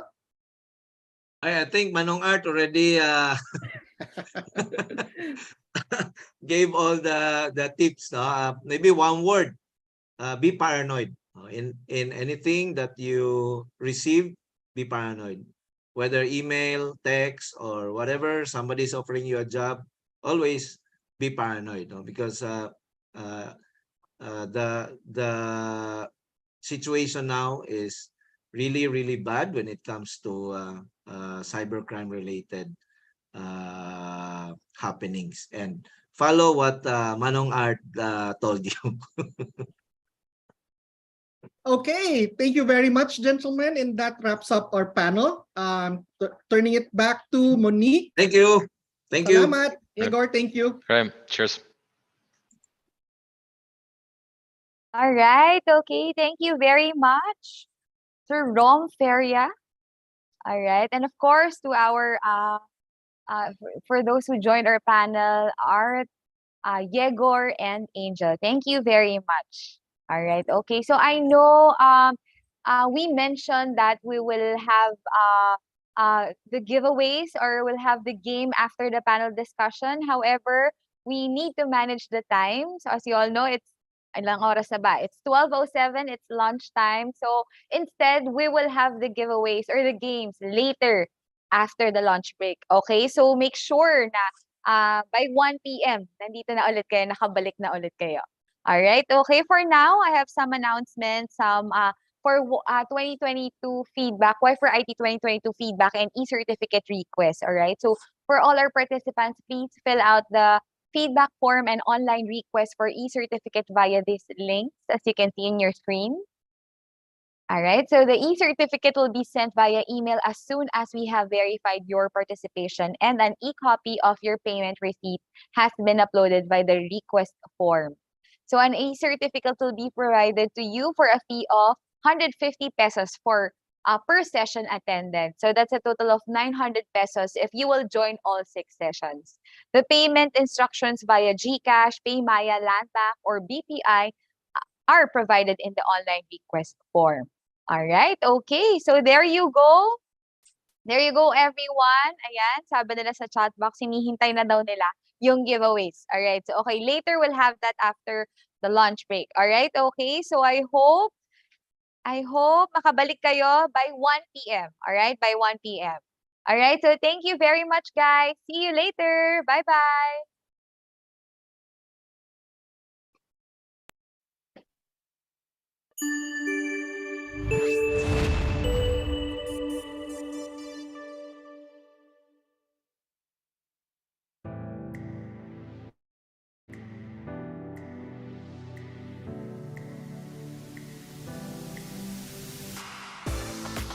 The Make Your Green Mark campaign is the biggest and one of the most critical aspect of the Acer brand's commitment towards ESG initiatives. Year after year, we come back here for tree planting. Because of the Green Heritage Foundation, the advocacy is to grow and plant more trees to help the environment and, more importantly, help the people here for their livelihood. Acer has been an all-around partner. They've been a long-term committed partner for over a decade. Our primary mission is to green the earth, to work on our denuded areas and to rebuild our forests. And over the last almost 12 years, they have not only assisted in providing tools of technology, they've provided a scholarship to one farmer's child. They have provided tree planting budgets. This is running into the thousands of trees already over a decade. They help in every aspect of our mission. During the Acer Day concert, we're very proud that we have achieved 20 metric tons donated as garbage compensation to the PLAF. We have raised a total of 5,401 trees pledged to the Green Earth Heritage Foundation. We all know, pag nabawasan ng carbon emission, makakatulong to sa climate change na sa problem natin ngayon. I can be an influencer, an advocate for the young. Nakakapagbigay siya ng encouragement sa ibang tao. I flew in from Singapore to participate in the tree planting event. I look forward to be at one with nature and also to do my small part to green the earth. We are so proud and happy to see those trees we plant growing to bigger and bigger. At least we doing things one step at a time, moving forward. We help this community, but the community helping us as well.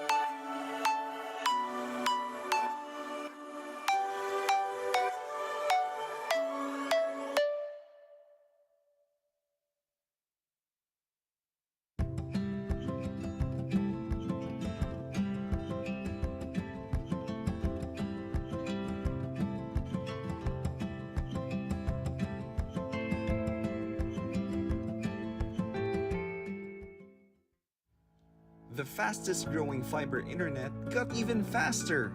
Again! Dahil ang doble na, di noble pa!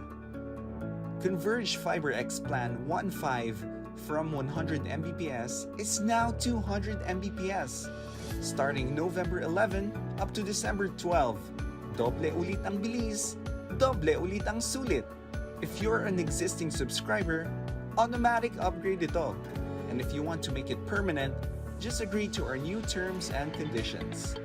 As simple as that, no new application, and it's absolutely free. New Converge Fiber X Plan 1.5. Ang dobleng sulit, new offers from Converge. Doble na, di noble pa!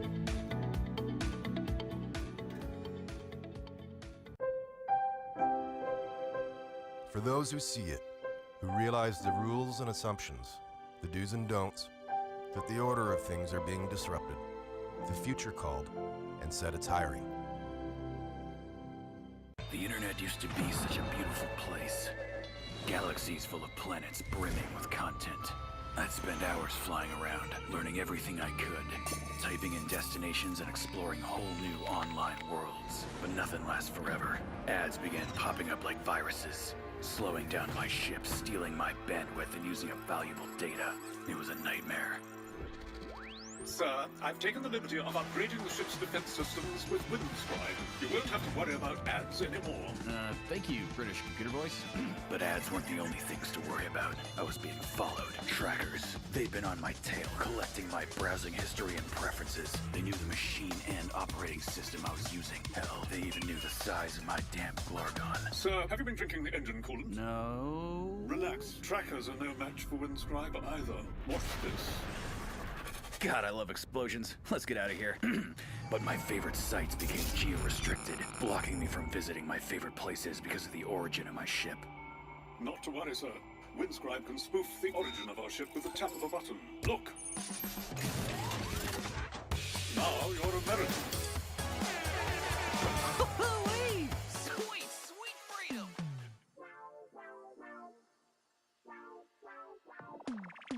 So, what can I get you? I want Windscribe. Will it work on my phone? Of course. It'll work with your Mac, your PC, Linux, Android, iOS, your TV, smart toaster, you name it. And it'll block ads and trackers? Yep. And I can stream content from different countries? Yep. And improve my online privacy? Definitely. Nice. How much do I owe you? You can get 10 gigs of data a month without paying for a thing. But the Pro version's better. You get access to more server locations, unlimited bandwidth, and it only costs you, let's see, divide by 12, multiply by the square root of 69, $4 a month. Can't put a price on freedom. Yeah, you can. It's $4.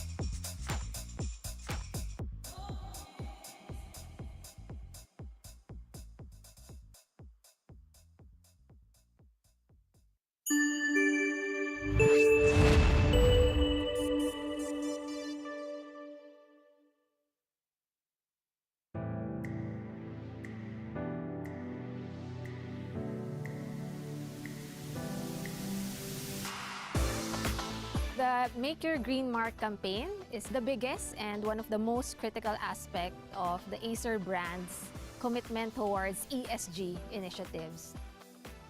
Year after year, we come back here for tree planting.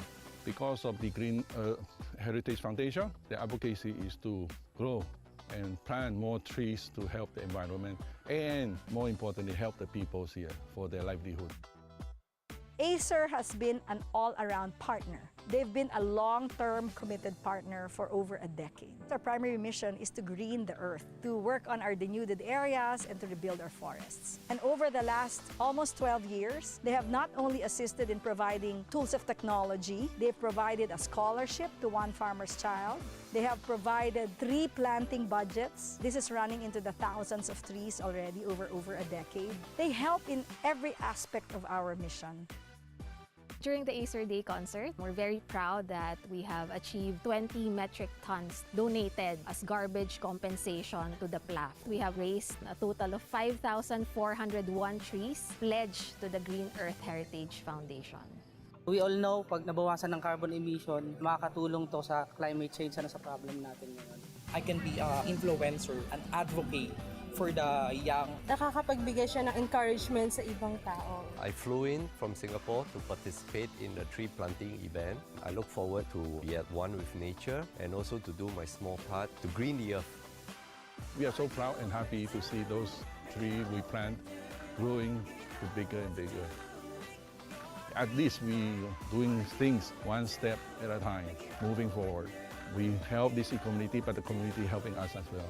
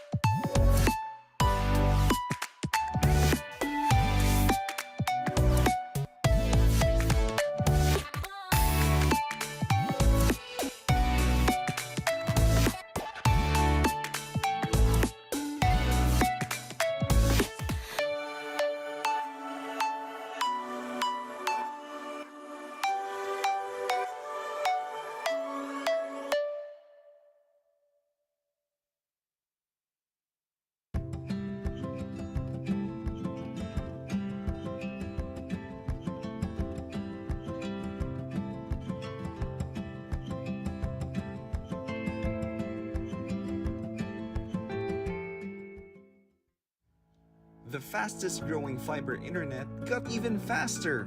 Again! Dahil ang doble na, di noble pa!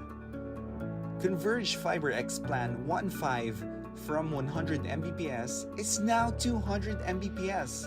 Starting November 11 up to December 12. Doble ulit ang bilis, doble ulit ang sulit. If you're an existing subscriber, automatic upgrade ito. And if you want to make it permanent, just agree to our new terms and conditions.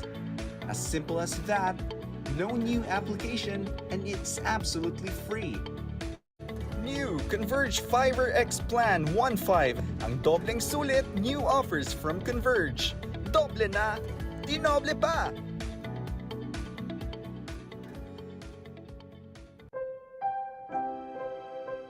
For those who see it, who realize the rules and assumptions, the do's and don'ts, that the order of things are being disrupted, the future called, and said it's hiring. The internet used to be such a beautiful place. Galaxies full of planets brimming with content. I'd spend hours flying around, learning everything I could, typing in destinations and exploring whole new online worlds. But nothing lasts forever. Ads began popping up like viruses, slowing down my ship, stealing my bandwidth, and using up valuable data. It was a nightmare. Sir, I've taken the liberty of upgrading the ship's defense systems with Windscribe. You won't have to worry about ads anymore. Thank you, British computer voice. But ads weren't the only things to worry about. I was being followed. Trackers. They'd been on my tail, collecting my browsing history and preferences. They knew the machine and operating system I was using. Hell, they even knew the size of my damn Glargon. Sir, have you been drinking the engine coolant? No. Relax. Trackers are no match for Windscribe either. Watch this. God, I love explosions. Let's get out of here. But my favorite sites became geo-restricted, blocking me from visiting my favorite places because of the origin of my ship. Not to worry, sir. Windscribe can spoof the origin of our ship with the tap of a button. Look. Now you're American. Sweet, sweet freedom!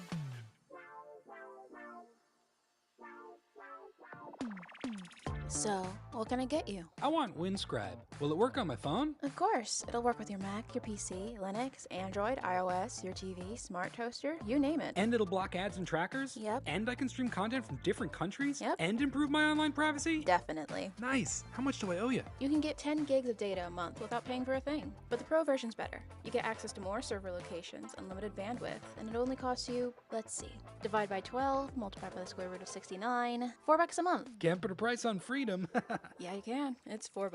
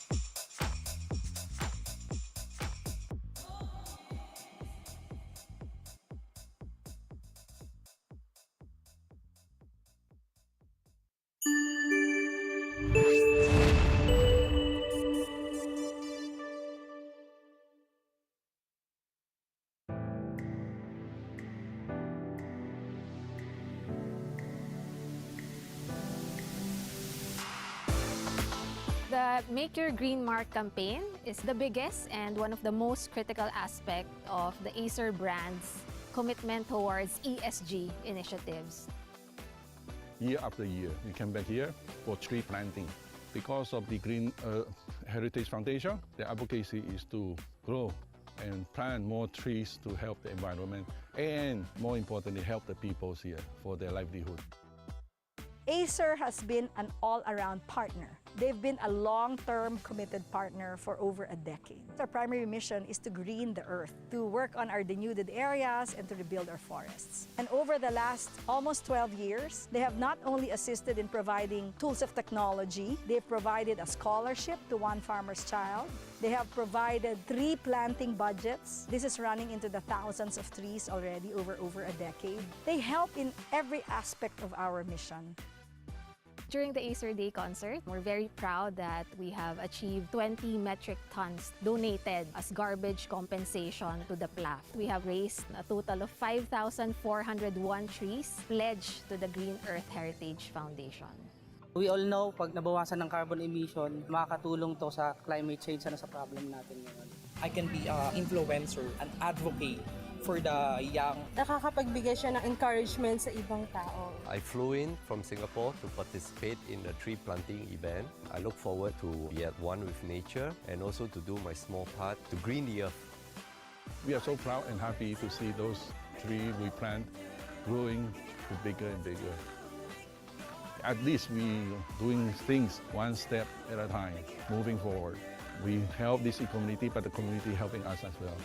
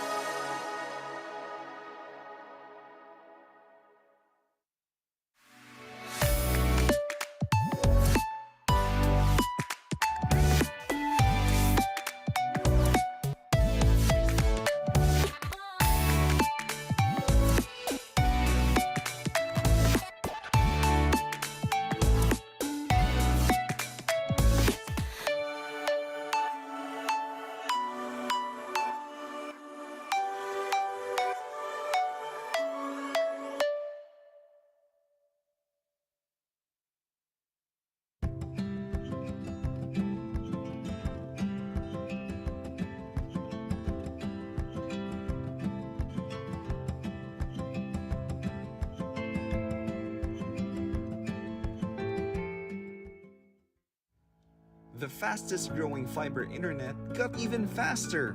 Again! Dahil ang doble na, di noble pa!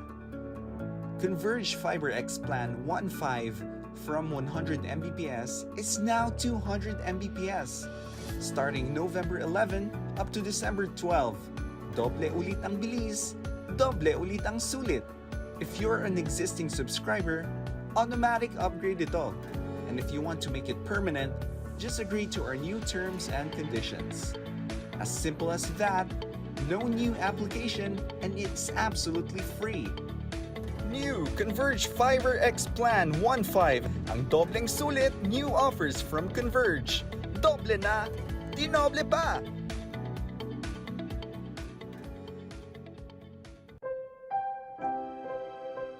For those who see it, who realize the rules and assumptions, the do's and don'ts, that the order of things are being disrupted, the future called, and said it's hiring. The internet used to be such a beautiful place. Galaxies full of planets brimming with content. I'd spend hours flying around, learning everything I could, typing in destinations and exploring whole new online worlds. But nothing lasts forever. Ads began popping up like viruses, slowing down my ship, stealing my bandwidth, and using up valuable data. It was a nightmare. Sir, I've taken the liberty of upgrading the ship's defense systems with Windscribe. You won't have to worry about ads anymore.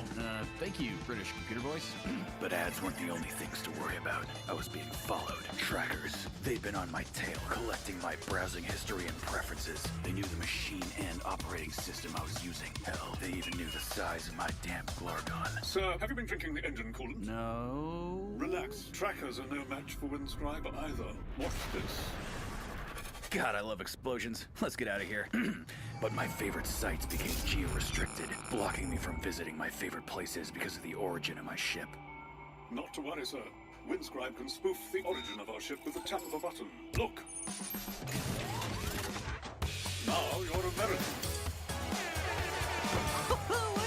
Sweet, sweet freedom!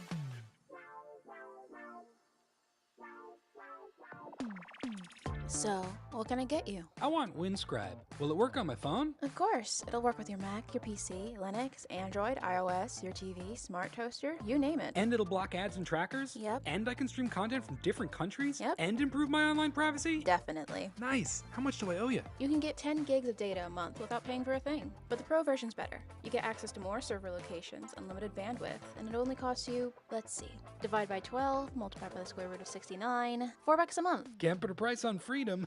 Yeah, you can. It's $4.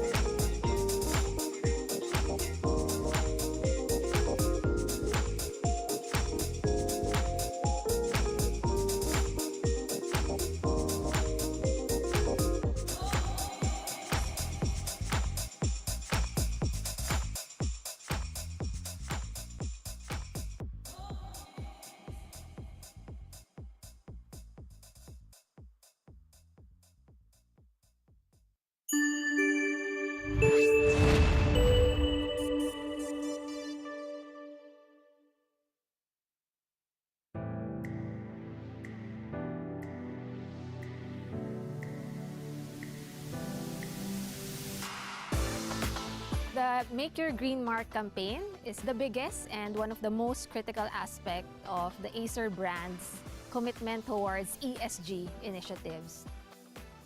Year after year, we come back here for tree planting. Because of the Green Heritage Foundation, the advocacy is to grow and plant more trees to help the environment and, more importantly, help the people here for their livelihood. Acer has been an all-around partner. They've been a long-term committed partner for over a decade. Our primary mission is to green the earth, to work on our denuded areas and to rebuild our forests. And over the last almost 12 years, they have not only assisted in providing tools of technology, they've provided a scholarship to one farmer's child. They have provided tree planting budgets. This is running into the thousands of trees already over a decade. They help in every aspect of our mission. During the Acer Day concert, we're very proud that we have achieved 20 metric tons donated as garbage compensation to the PLAF. We have raised a total of 5,401 trees pledged to the Green Earth Heritage Foundation. We all know, pag nabawasan ng carbon emission, makakatulong to sa climate change na sa problem natin ngayon. I can be an influencer, an advocate for the young. Nakakapagbigay siya ng encouragement sa ibang tao. I flew in from Singapore to participate in the tree planting event. I look forward to be at one with nature and also to do my small part to green the earth. We are so proud and happy to see those trees we plant growing to bigger and bigger. At least we doing things one step at a time, moving forward. We help this community, but the community helping us as well.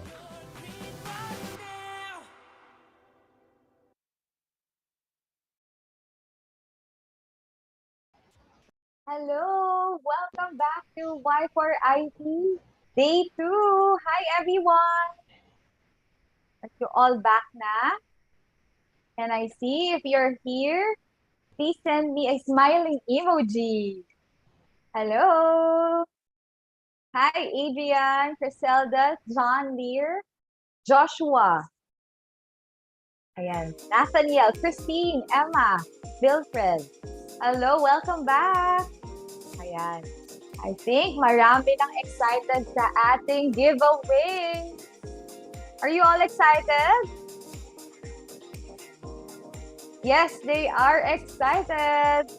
All right, okay. So maliban sa giveaway, we have an exciting and insightful talks later. All right, but as promised, okay, since you guys are back, we will now give away prizes. All right?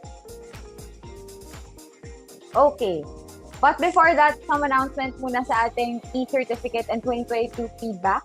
So again, for all our participants, please fill out the feedback form and online request for e-certificate via this link, okay, as you can see in your screen. So the e-certificate will be sent via email as soon as we have verified your participation. And an e-copy of your payment receipt has been uploaded via the request form. So an e-certificate will be provided to you for a fee of 150 pesos per session attended. So that's a total of 900 pesos if you'll join all 6 sessions. All right, okay. So now let's proceed to our game. Okay, we have 2 batches of our game, all right? Of our game. So for batch 1, what are the prizes? Okay, for the prizes we will choose 5 winners for Winscribe, 5 winners for Control D, and 5 winners for UPSITF training vouchers. All right, ayan, ang dami. Do you like that? Yes, all right, okay. Sige, we'll proceed for this game. What we'll do is same as yesterday, yung nilaro din natin yesterday, no? So may mga questions tayo related to Y4IT, related to the discussions earlier, all right? Okay, and then the first three participants to answer the question will win the prize. All right, okay. So may we please ask everyone to post your answers here in our Q&A section. Is that right, Ma'am Flor? Yes, in our Q&A section. Okay. Not here in our webinar chat box, okay? In the Q&A section. All right, okay. Let's see. So we have actually 4 questions here. So we'll just get the first 3 na unang makasagot ng ng 4 questions natin. Okay. For example, in question number 1, we'll get 3 winners. First 3 na makasagot. Okay, kuha ba? Copy? All right, copy. All right. Okay, so let's start. Are you all ready? Yes, copy down. Yes, they're ready. Ready na sila. All right, ready for question number 1. What was the theme for the 11th Y4IT? Alright, ano yung theme natin ng 11th Y4IT? Let's see in Q&A. Okay, wala pa nakakasagot. Stepping up on sustainability, sabi. Okay. No, it's not the correct answer. Let's see. Cybersecurity? No.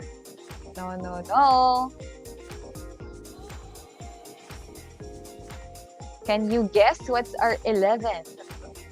Huh? Indra as our future career path to technology? No. There. From Jesseriel Solicito. Sabi niya, imagine, innovate, and inspire. Oh, there. Okay. Also from Carlo Rain and from Sarah. So I guess, ayun, may nakasagot na. Imagine, innovate, inspire. Alright. Okay, Ma'am Flor, if you're with us, who will also double check who will be the winners for question number 1. Alright. But the correct answer is imagine, innovate, inspire. That's our theme. May clapping na tayo sound. Okay. For the 11th Y4IT. Congratulations to all the winners. We will just,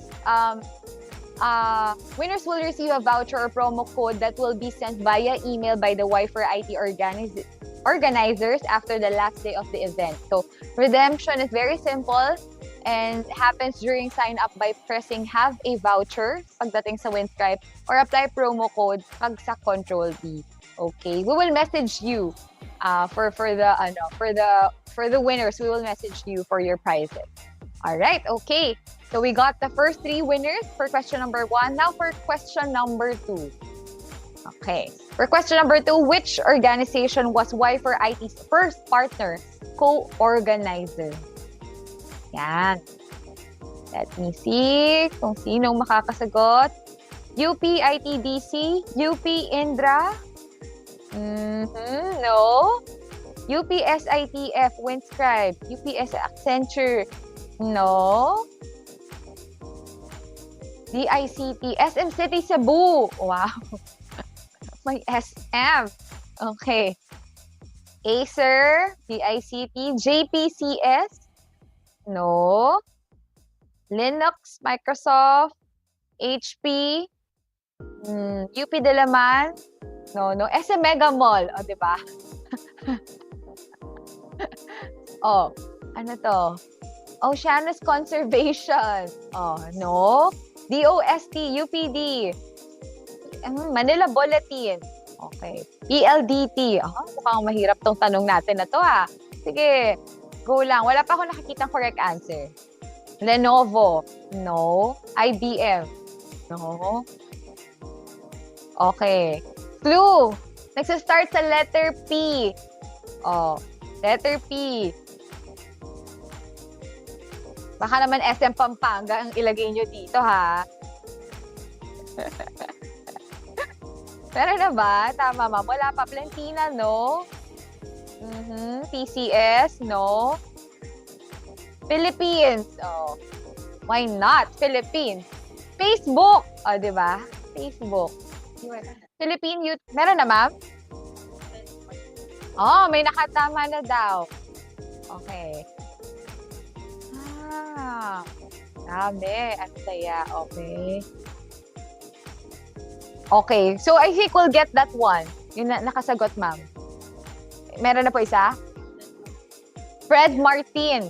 Fred Martin. Okay, we'll take note of that. The correct answer is PSITE.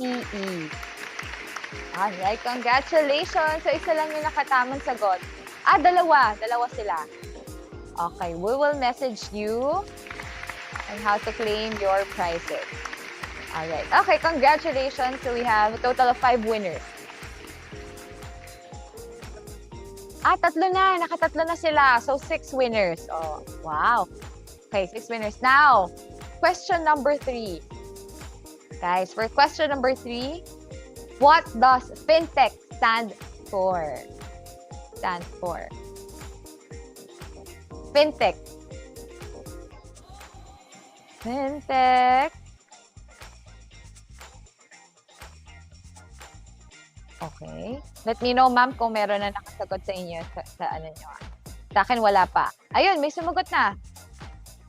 Okay. May nakita na po ako.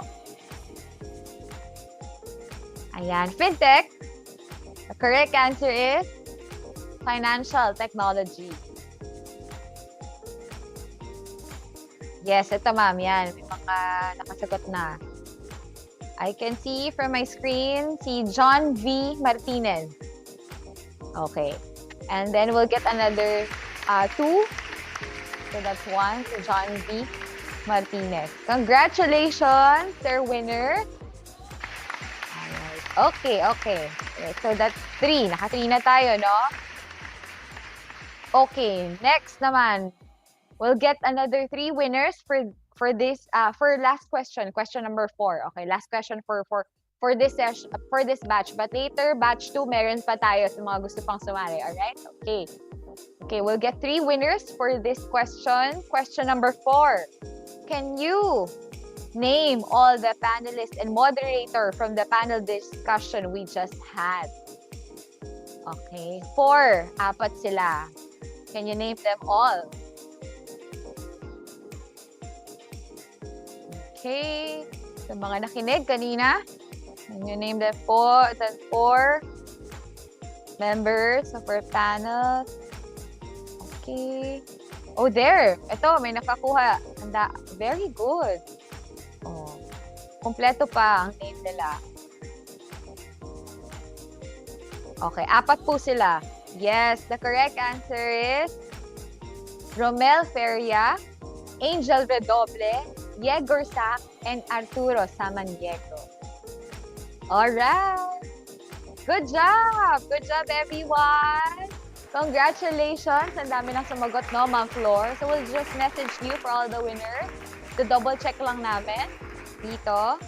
Congratulations! Ayan, nakita ko ang dami sumagot sa Q&A natin. Thank you so much for participating. So later, we'll have our batch 2 of giveaways. So make sure to tune in and focus, listen to all our discussions. Alright, okay.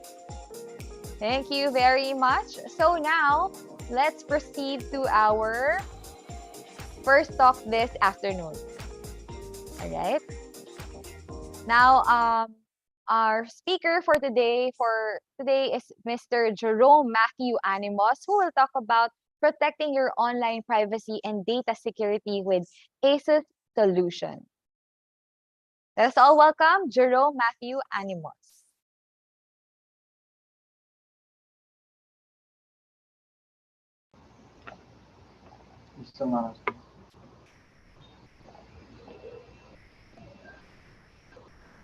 All right, good afternoon, everyone. So I remember way back, I was sitting on the auditorium when I used to be a student. So I have a very good memory about the Youth for IT. Youth for IT is a perfect avenue for everyone to understand the latest trends, the newest tech that we can actually understand on the current state. But uh, for for now, we'll be discussing a few things regarding protecting yourself from online privacy and data security with ASUS solutions. So let me share my screen.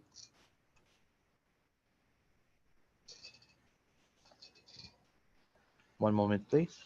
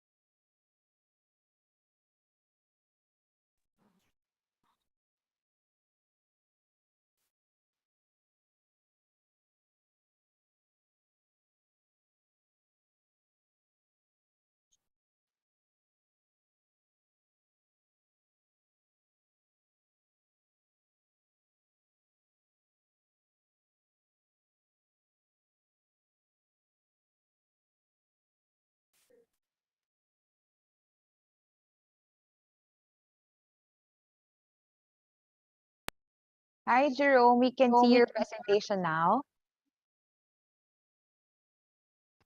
All right, can you guys hear me loud and clear? Yes, we can hear you. All good. All right, so I believe the camera is already working and my mic is working. All right, good afternoon, everyone. So it's been a while, and I'm going to present to you what ACES can really offer. All right, so presentation is up. So as COVID-19 took hold few years ago, and online learning became the new norm as universities and classrooms around the world were forced to close their doors. In fact, as of August this year, a couple of months after most countries lifted their lockdown policies, an estimated 24,000 school across the Philippines were still in a hybrid setup. So due to the need for continuous education of the world's youth, many schools and universities still operate in an online learning environment. However, even in the post pandemic era, we cannot deny the benefits of online learning as compared to the traditional classroom environments. So um, for full-time digital education, the technologies needed are within the reach of many, but there are still factors that online schooling can accomplish compared to face-to-face classes and vice versa. So let's start with the advantages of online learning. So firstly, online classes can be held anywhere and anytime, whether in the comforts of your home or even in an office setup. So, secondly, due to the technological innovation, students can now learn at their own pace. Most online schools can track their progress efficiently and accurately. So, third, when the COVID-19 cases are dying down, it still minimizes the risk of getting contracted. So especially when it comes to the younger and more vulnerable students. So lastly, both students and teachers can actually um, have safe travel time going back and forth from respective schools. This is important for those who live far away from their alma mater. So moving on to the benefit of the traditional classroom setup. So firstly, due to the physical presence of the class, the kind of education they receive give them a flexible learning methods. An example would be a lab exercise and a physical team-based activities. Secondly, there is a physical interaction between students and teachers that you cannot discount that a direct real-time interaction between student and teacher would allow sharper cognition and adjustment of the learning pace. So lastly, one of the most important factors in the student's development is the ability to foster relationships between either teacher to student or student to teacher. This is critical in developing the social skills needed on both parties. So in fact, just last October, Microsoft Security Intelligence sent a report that the education industry is accounted for 80 to 52% of the 9.3 million malware encounters experienced by in the enterprise previous 30 days, or way even other sector based on my experience as well. I've been seeing these numbers from time to time. So we have to be very careful what we do, even transacting on your phone.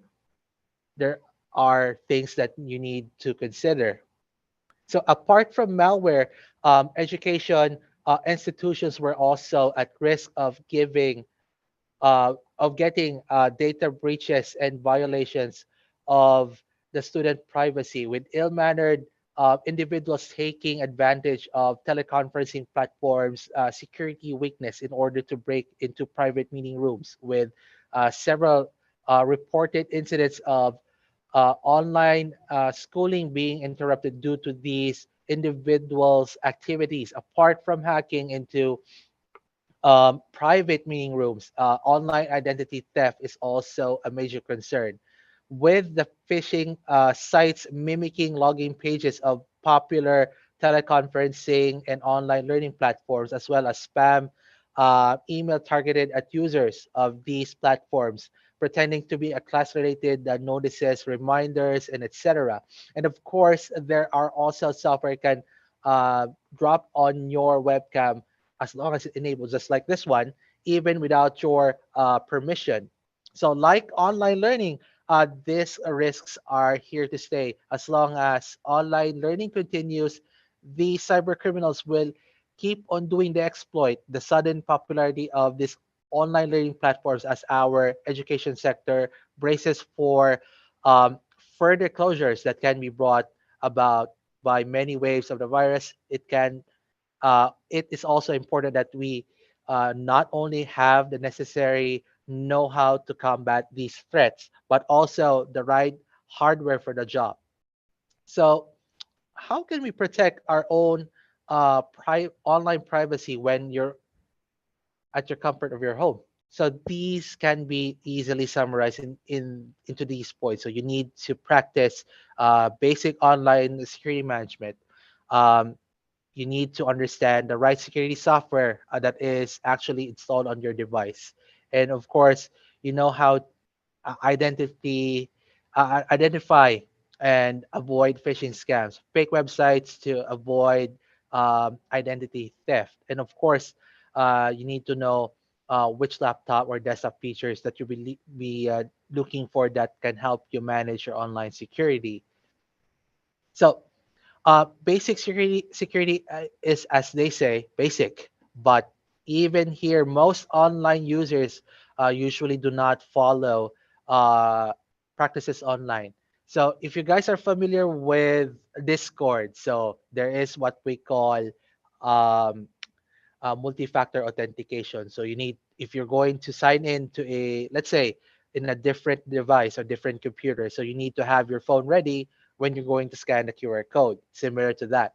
So it's another thing about it is that you need to start with the password itself. So having a secure password is always about having one capitalized password, one small letter, one number, and one symbol.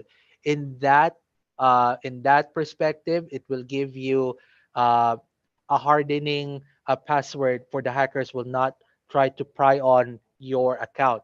So you can also opt with biometrics for your device. This can come with a fingerprint or a facial recognition, and it's much more secure than a standard password or PIN. So VPNs also play a critical role in order to harden the network activity to make it uh, more safer in terms of online learning.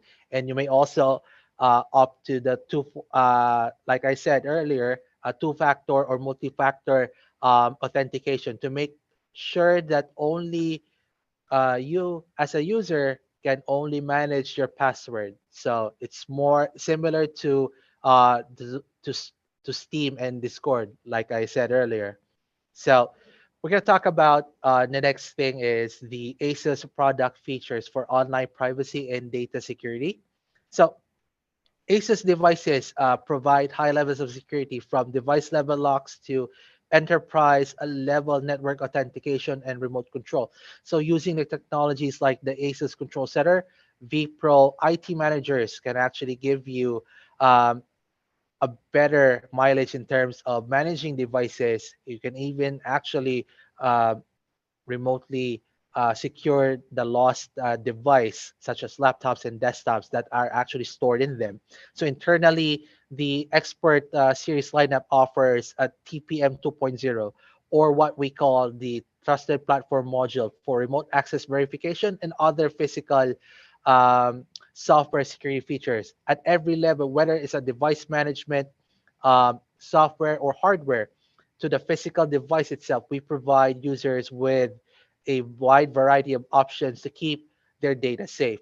Like, for instance, the BIOS and hardware password, it gives you a hardened layer of protection to keep the hackers from prying your hard drive or SSD upon UEFI boot up. So because we value information security for everyone. So as mentioned in the previous slide, so the ASUS Expert Series include TPM 2.0 to protection for enhanced security in the workplace and beyond. So it can be categorized from either from firmware-based or discrete chip implementation. So the firmware TPM, as we know, is a software-based implementation via protected code that runs directly onto your CPU, meaning there is no need for a separate chip. However, the discrete TPM is a dedicated chip to give you another layer of security, ensuring even the most sophisticated hacking methods are unable to pry on our device. So to safeguard our personal privacy and business information against malicious hackers, certain ASUS Expert series devices have an integrated privacy screen that can simply slide over the webcam to stop being used. So all of the devices that we carry comes with this feature since we value security for all users alike. No need for additional attachment placed on your webcam. So you can also opt for one-touch fingerprint login, which offers the same level of convenience and security. So whether it's Windows or Chrome, ASUS solutions help prepare students for the future with innovative learning experiences. With ASUS technology, students can actually access online learning resources and engage in interactive and collaborative projects. So enjoy immersive learning and develop skills that are essential in the digital age. So ASUS innovations also empower teachers or our educators to increase student engagement, enhance student skills, and even encourage collaboration with easy management solutions. Teachers can keep classrooms organized and spend more time teaching. So if you wish to learn more about the ASUS Expert series devices, you can actually access our QR code that is actually flashed on our screen using your smartphone to learn more about ASUS Business and ASUS Education. So you can check us out on LinkedIn, Instagram, and Facebook. And before I end my presentation, I would like to take this opportunity to share one of our success cases in the tech industry.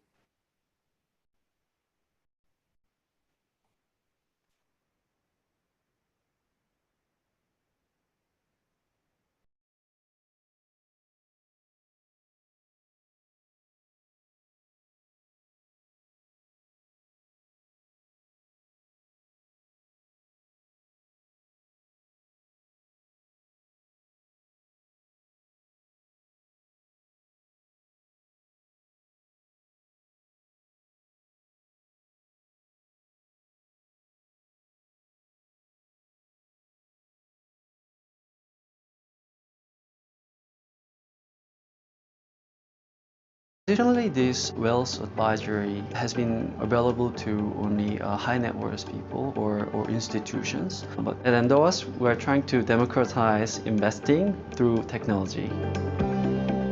We have well over 200 devices that are connected to our network pretty much all the time. So the asset management is really important. By having this technology-empowered workforce, we are able to still collaborate with each other very closely. It plays such a crucial role in our productivity. As a financial institution, we have to be reliable. We have to be always online. So it's important that devices we use are easy to maintain, and so that we can continue to be there for our customers when they need us. When I consider purchasing technology devices for indoors, durability and reliability are two most important factors that I consider. One of the main reasons being are to support the remote-friendly workforce. They rely heavily on technology to work with each other. For tech team, our engineers prefer to work with devices that has high computing powers But in our investment office, the technology devices they use have to be very light, and also it needs to have a long-lasting battery life. In my function as a CTO, I have to run a lot of technology software every day. So the device I use day to day needs to be able to support that high workload. But at the same time, I'll be using same device to attend external meetings as well as make presentations to people. So the device has to look sophisticated as well. The future of investment and wealth management is in technology. More and more people want to manage their wealth and investment through digital platforms. And technology is how we will achieve it by making our platform and solution much more accessible to the broader group.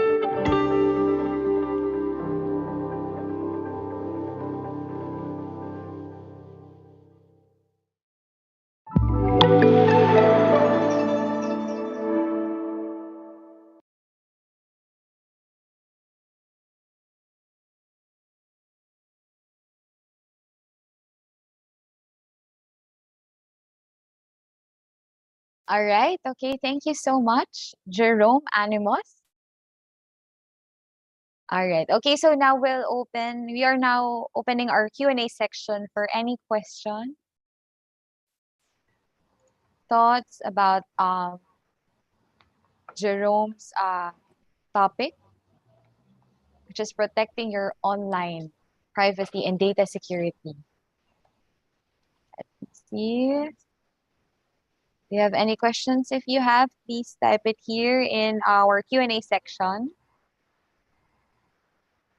Let's check the chat box just in case people Yes. have questions from us. Let's see here. For our webinar chat.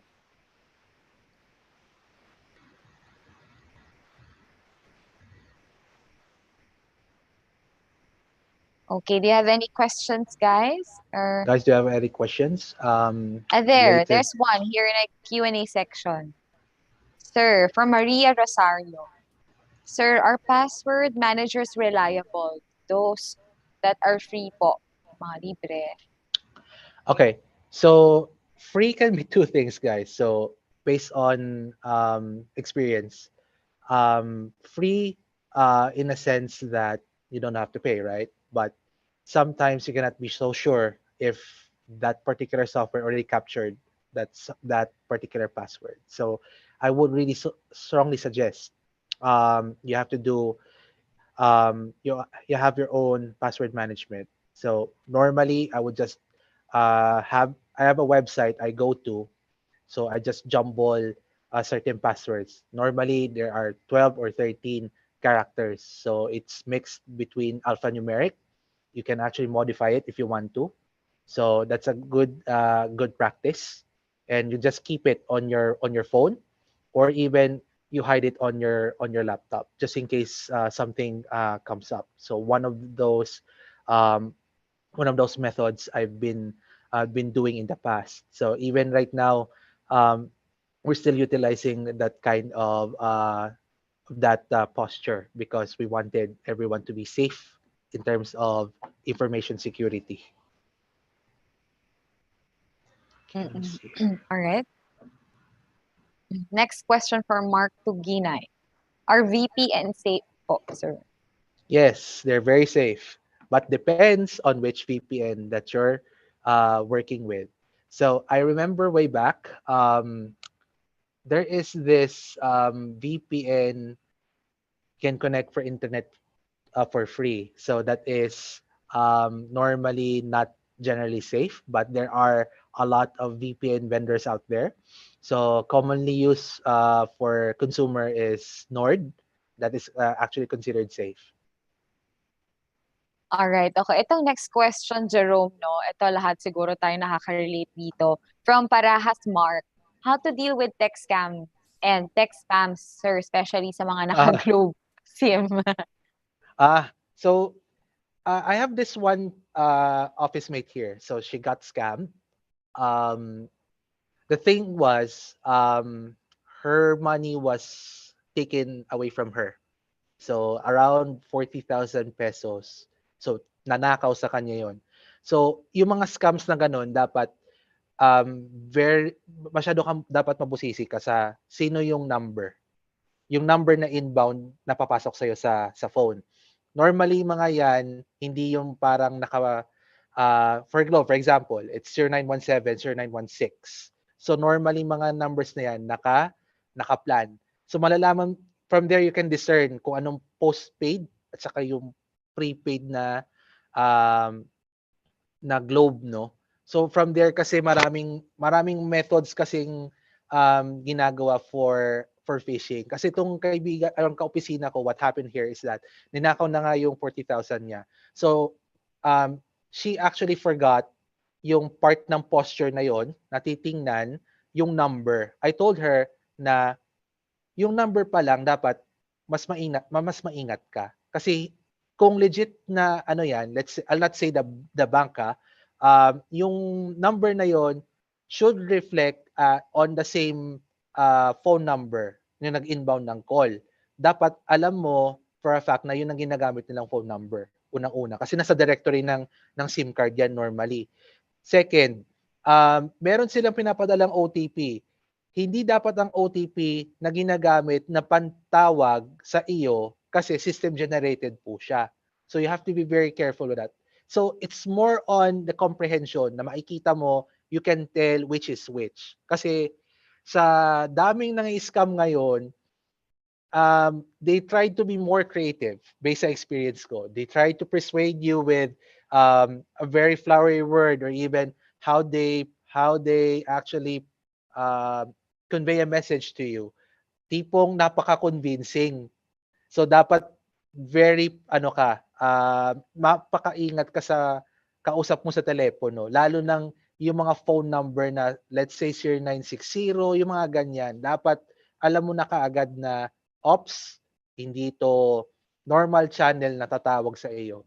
Minsan yung landline, isa pa yan, landline. What I experienced as well, someone called me on landline.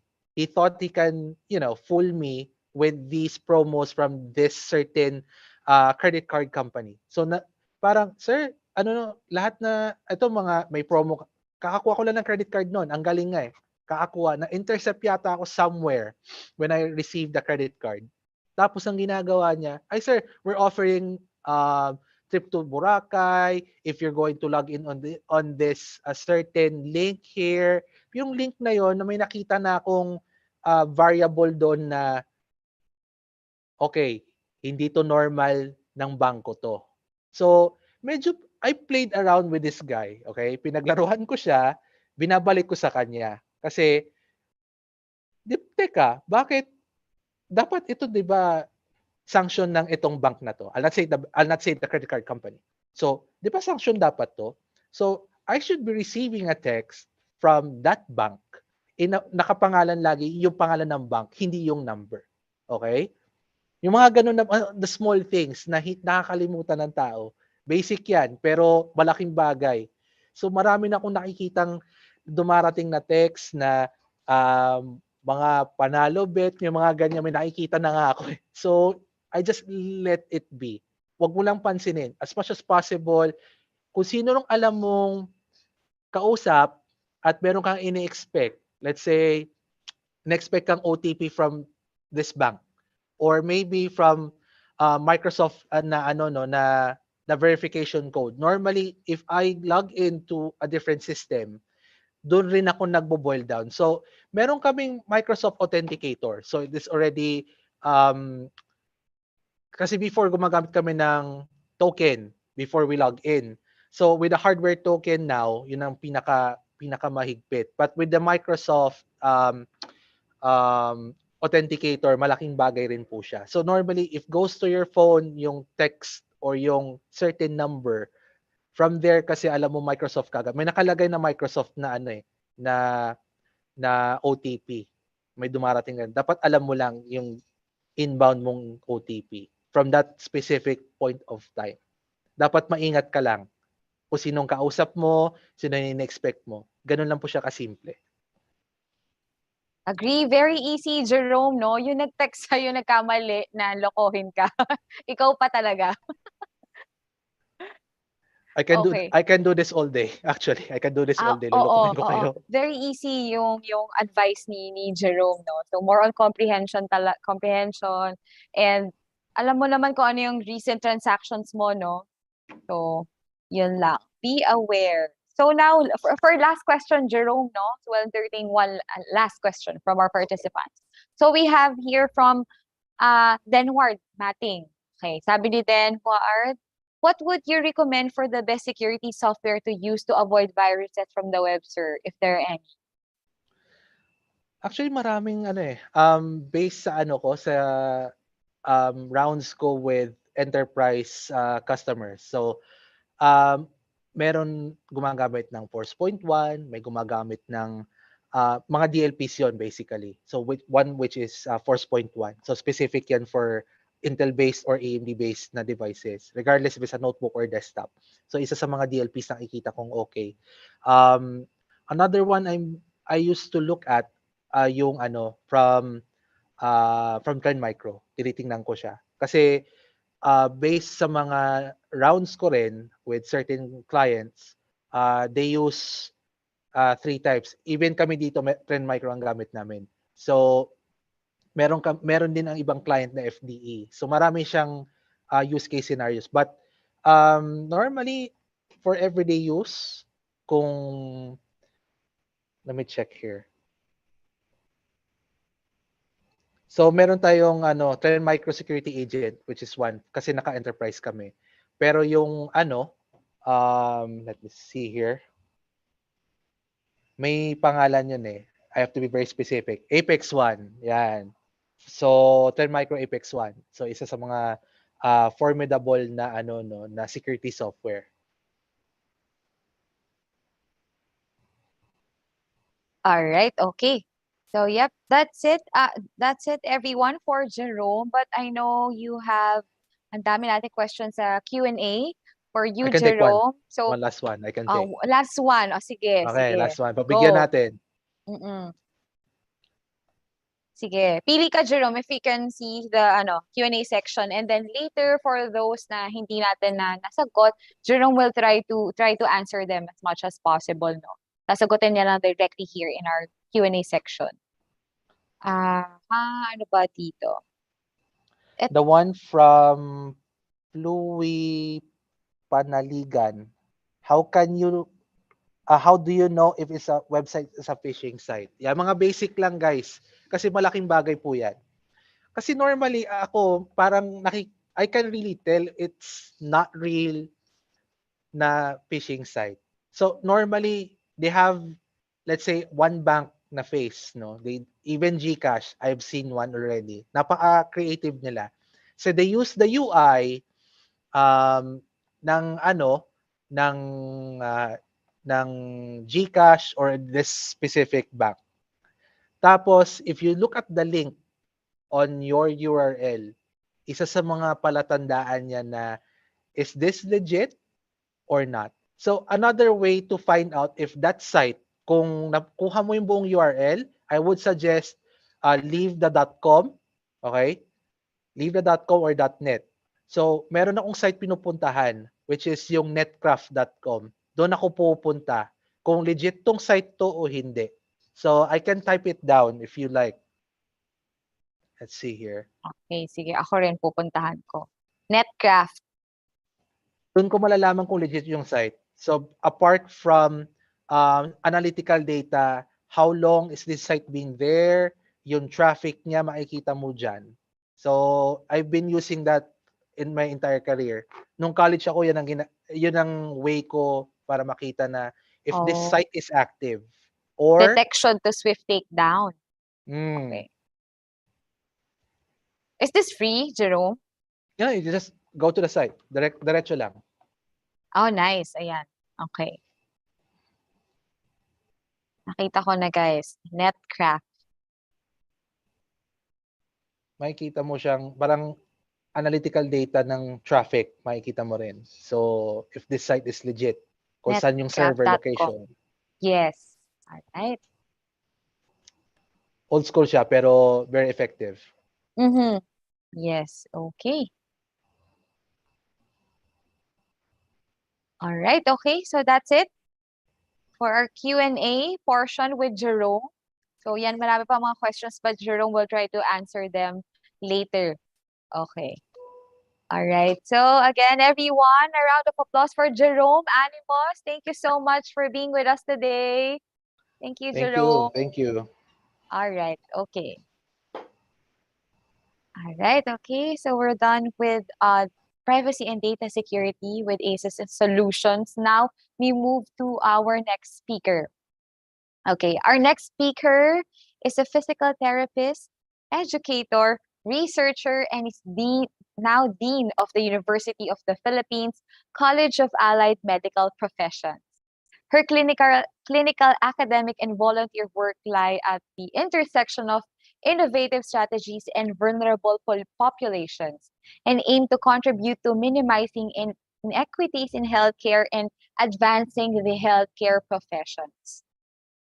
Our speaker is project leader of an ongoing research entitled Developing Immersive Technology Gamification Systems for Rehabilitation Management of Pediatric Patients with Cerebral Palsy and Mobility Limitations. This is funded by the DOST-PCHRT. Let us all welcome to talk about immersive technology applications in healthcare for pediatric patients with cerebral palsy. Our next speaker, Dr. Maria Eliza Aguila.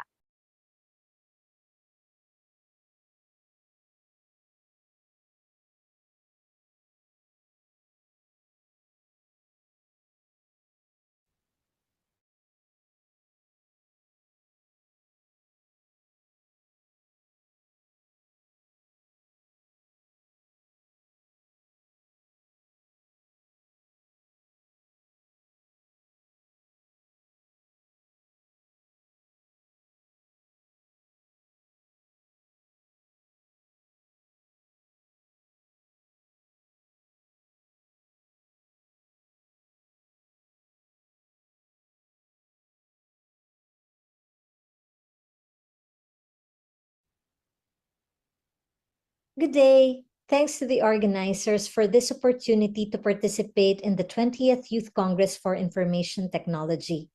I am Marily Aguila, and I'm pleased to be among you future technology leaders. Today, I will share with you a glimpse of what is known about immersive technology applications in healthcare using applications for children with cerebral palsy as an illustrative case.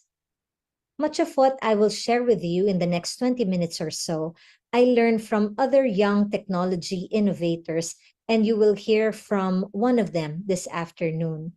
And also from learnings as a physical therapist working with children with disabilities, and from our research on designing a virtual reality game. We will attempt to answer the following questions.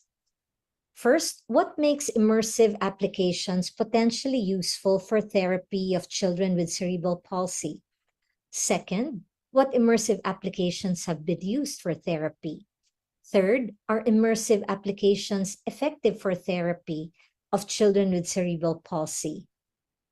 Before we dive into these questions and zoom in on children with cerebral palsy, let us first zoom out and enumerate examples of uses of immersive technology applications in healthcare. Immersive technology applications are not new to healthcare. Applications that have been used in varying extents range from virtual reality, where users are fully immersed in an artificial virtual environment, to augmented reality, where the users are in an environment where virtual objects are overlaid on real-world environment, or a combination of the two in mixed reality, where the users can interact with both real and virtual objects. These applications have been used in healthcare during patient assessment or patient treatment. Treatment, when we say treatment, that will also include surgery, therapy, pretty much any healthcare that is provided to patients, and that would include teaching patients or their carers how to do a particular procedure at home or how to use a device, and so on and so forth. Immersive technology applications have also been used for training of healthcare staff in technical and non-technical skills. This use of immersive technology has particularly been useful and has increased during the pandemic when universities were forced to shut down and go on full remote mode. Immersive technology has also been used for discovery and research, for example, in testing treatment modalities, or for example, using an online virtual diagnostic model to determine the association between that diagnostic model and a particular diagnostic technique. As for communications, immersive technology applications have been used, for example, by pharmaceutical companies in explaining a new drug, or by healthcare professionals in explaining a disease to a community, or in explaining the status of a patient to the patient and their family, or explaining a treatment method or a medical device. So let's look at some examples. But just a disclaimer, before I show you these examples, I will be naming and showing photos of some proprietary branded products, and I will do so purely for illustrative purposes and not for endorsement or promotion of any product or service. So with that point clarified, we proceed to some examples. So here are examples of augmented reality used during surgery, where holographic pictures of anatomical parts, or in some cases, patient data or scans, appear above the patient on the surgical table. Surgeons wearing visors can view and interact with the holograms and manipulate the image with voice and hand motion commands. This hands-free capability is important to keep the surgical area sterile. Another example is the use of virtual reality for treating anxieties or post-traumatic stress disorder or depression or autism or phobias, just to name a few. This is one such virtual reality mobile app called Overcome, which provides exposure, desensitization, and cognitive behavior therapy for specific phobias. You see on the right side of the screen a list of phobias for which the app has an activity. For example, fear of flying, fear of heights, fear of enclosed spaces, or fear of public speaking, which is also highlighted on the left side of the screen. This app is paired with a VR headset to allow users to experience 360-degree virtual environments. These environments depict the scenes that the users find difficult or are too afraid to imagine or to experience. Virtual reality applications may also be used to reduce pain. This application, for example, called Snow World, was developed for people who had burns and experience excruciating pain whenever their burn wounds are being dressed. They are provided images of a snow world like this one on the slide so that their attention is drawn toward experiencing the snow world and away from the painful wound care procedure. Here is another example of a virtual reality application to reduce pain and anxiety for patients who are in pain and about to go into surgery, or for patients who need some relaxation before any stressful treatment procedure, or for reducing anxiety over a new medical diagnosis, perhaps, or just for general relaxation, or even stress relief. Here's another similar app for the same purpose, but this time applicable for children as well. Immersive applications have also been used for patients after stroke. In this example, the therapist is teaching the patient how to kick with the left leg and stand on the right leg by simulating a soccer kick.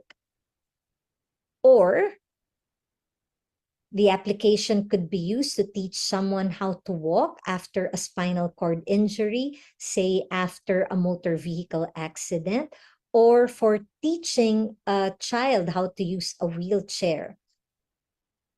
There are other uses of virtual reality in treatment for sure, but just one additional example, there is a virtual reality system to allow healthcare professionals to do a virtual visit to patients' homes so that they could do preliminary assessment or scan of the home environment to better develop a treatment program for the patient. And one last example for treatment, just using virtual reality to add a motivational factor and variety to exercise for people who don't necessarily have any impairment. So just a general well population. Immersive technology may also be used during examination of body structures. For example, in this case, using this device to scan the arm and using virtual reality to locate the veins.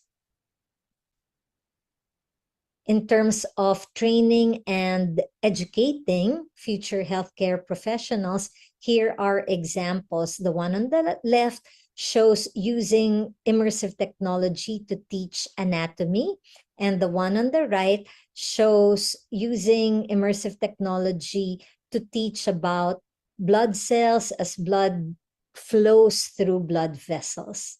There are many other examples of using immersive technology for education. For example, teaching how to insert an intravenous needle or how to extract a tooth. Those are popular examples. But suffice it to say for now that immersive technology is not only for teaching technical skills, but also for non-technical skills, such as providing virtual environments to teach how to communicate with patients or how to collaborate with others or how to learn leadership skills. So now that we have answered the fourth question, we zoom in again on cerebral palsy and answer the first three questions. To facilitate this section, I will introduce you to Juan. So this is Juan. Juan is a 10-year-old boy who was born with cerebral palsy. Juan can walk and attend school, but has impaired vision, tight muscles and joints, weak muscles, easy fatigability, inefficient postures, and uncoordinated movements that make him prone to fall. Juan wanted to be more active, to participate more in play and socialization activities in school, and to ultimately minimize being teased. As mentioned, Juan has cerebral palsy, which directly translates to brain disease causing paralysis. While this translation is not inaccurate, it fails to capture the many ways that cerebral palsy may affect people with the condition. Cerebral palsy, or CP, is a group of disorders involving a non-progressive lesion to an immature brain that happens before birth, during birth, or after birth. One's type of CP is like that of about 70% of persons with CP, where the muscles are tight and stiff, or what is called spastic, resulting in a toe walking or a scissoring kind of walk.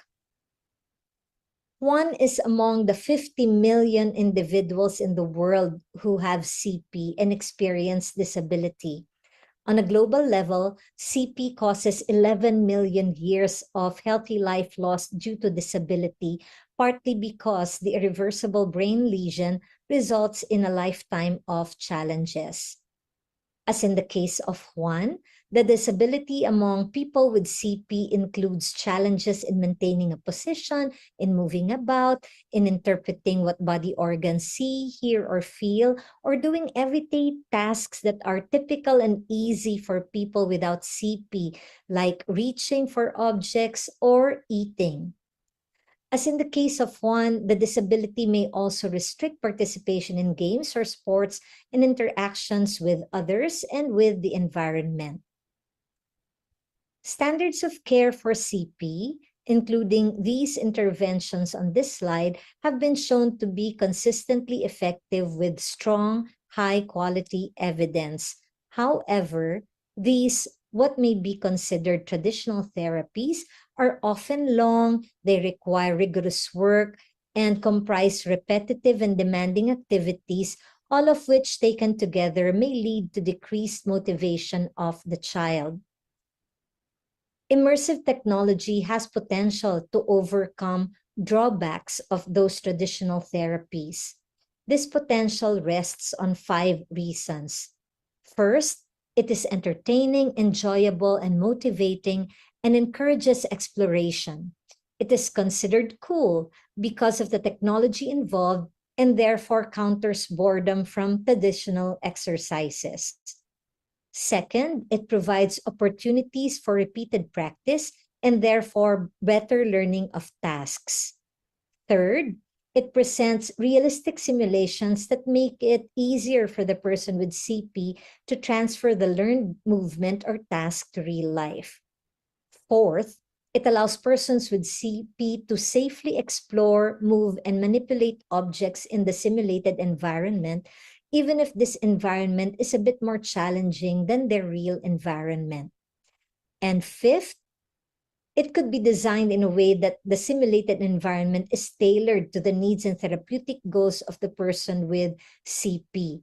Customization is a huge plus, given the many forms and varied features of CP from person to person. Immersive technology has potential to overcome drawbacks of traditional therapies for CP based on research findings.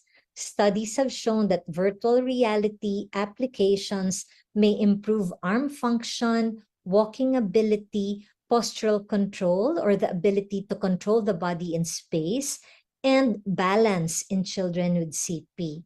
More research is required to substantiate this evidence. Despite this evidence, it is not known how common immersive technology applications are being used for rehabilitation of children with cerebral palsy outside research, for example, in the clinics or in the hospitals. But from what is known from research findings, the type of immersive technology applications used are primarily VR systems, either commercially available ones or web-based or engineer-built systems. Of the commercially available systems used in therapy, Nintendo Wii seems to be the most used VR system, at least in research. That includes Wii Fit or Wii Sports. Yet initial evidence suggests that engineer-built systems like those listed on the right side of the screen, they are more effective than commercially available ones in achieving rehabilitation goals. So we have now answered these 4 questions. So can we now say if one, the child with CP I introduced to you earlier, can benefit from immersive technology applications?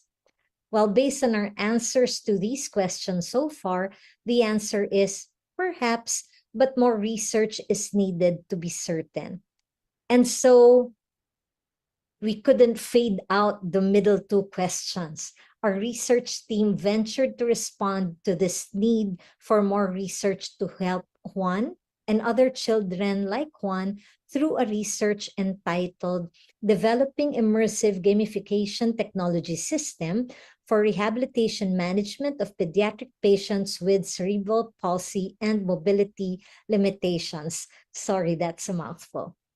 Anyway, our team is called the Augmented Experience eHealth Laboratory, or AXEL, comprising people from different disciplines.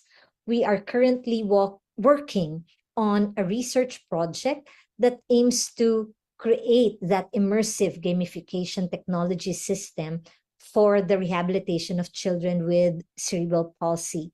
We just concluded an initial clinical study addressing the objectives on the right side of the screen. First, we designed and developed a virtual reality application for healthy children aged 6 to 12 years old. We conducted safety and iterative testing processes on the proposed technology. And third, we determined safety, acceptability, and usability testing of the prototype in healthy children. The project utilized an iterative participatory design process of requirements analysis, application design, and application testing. Data for the application requirements were gathered through literature reviews and consultations with experts in rehabilitation and VR development. A first focus group discussion was then held to explore perceptions of the experts on the use of VR as a therapeutic strategy for CP in the Philippines and for ideas as well for game theme and activities. Application design followed, which included drafting storyboards, creating a prototype, testing the prototype among us, the research team, and refining the design iteratively. Then lastly, the application prototype was tested among healthcare practitioners and game developers, including those who participated in the first discussion during the first stage, the requirements analysis. The participants answered a questionnaire called the Place Probe, probing their general impressions of the virtual environment, the key features of the place, and feelings of presence. Then another discussion was done for elaboration of their perceptions. The iterative participatory design process allowed collection of data from varied sources at more than one time point, and this informed the design of the VR application. The resulting VR game incorporated key design considerations such as being activity-based, goal-oriented, familiar, fun, and challenging. This design was assessed to be enjoyable and memorable. It provided the feeling that the user was there in the environment. And the game was assessed as appropriate for therapy of children with CP with limited mobility. The application is a space adventure genre comprising 3 mini games and a customizable user avatar. I'll talk a bit more about those points. The design process arrived at a final version of the application using head-mounted display and semi-cave automatic virtual environment or semi-cave systems. These systems were tested among typically developing children for that initial clinical study, and that was phase 1. And then phase 2 will be testing the immersive technology application among children with CP. The space adventure game called Mission to Planet Axel takes the user on a journey with a virtual companion named Captain Max, that little gray guy on the right there. In this space adventure, aliens have invaded a spaceship to prevent its robot captain, Captain Max, from reaching its home planet, Axel. The patient role plays as a space ranger tasked to help Captain Max complete its mission through activities that would eliminate the aliens and other unidentified foreign objects from the spaceship. In the spaceship adventure, the users can customize their avatar, a feature designed to let the user attach their consciousness to the virtual environment and help them feel they were a space ranger. The 3 mini games are Alien Invasion or a bowling game, Lock 'em Up or a squatting game, and Catch 'em All or Walkie-Molly, a walking activity. These mini games incorporate movements related to the typical therapy goals of improving balance, strength, and walking ability. Here is a brief clip about that project.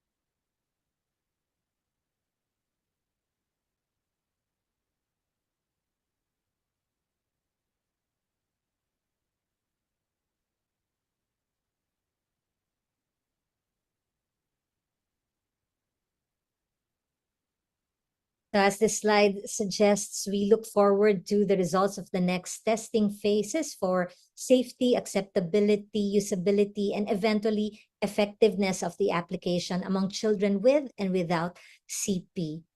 Hopefully, then, we know with more certainty if immersive technology applications could benefit children like Juan.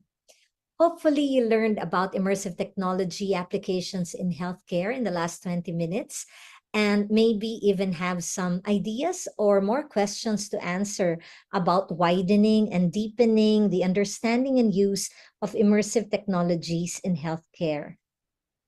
Thank you for your attention. Please feel free to ask any question during Q&A later or even after the Congress by email. Thank you.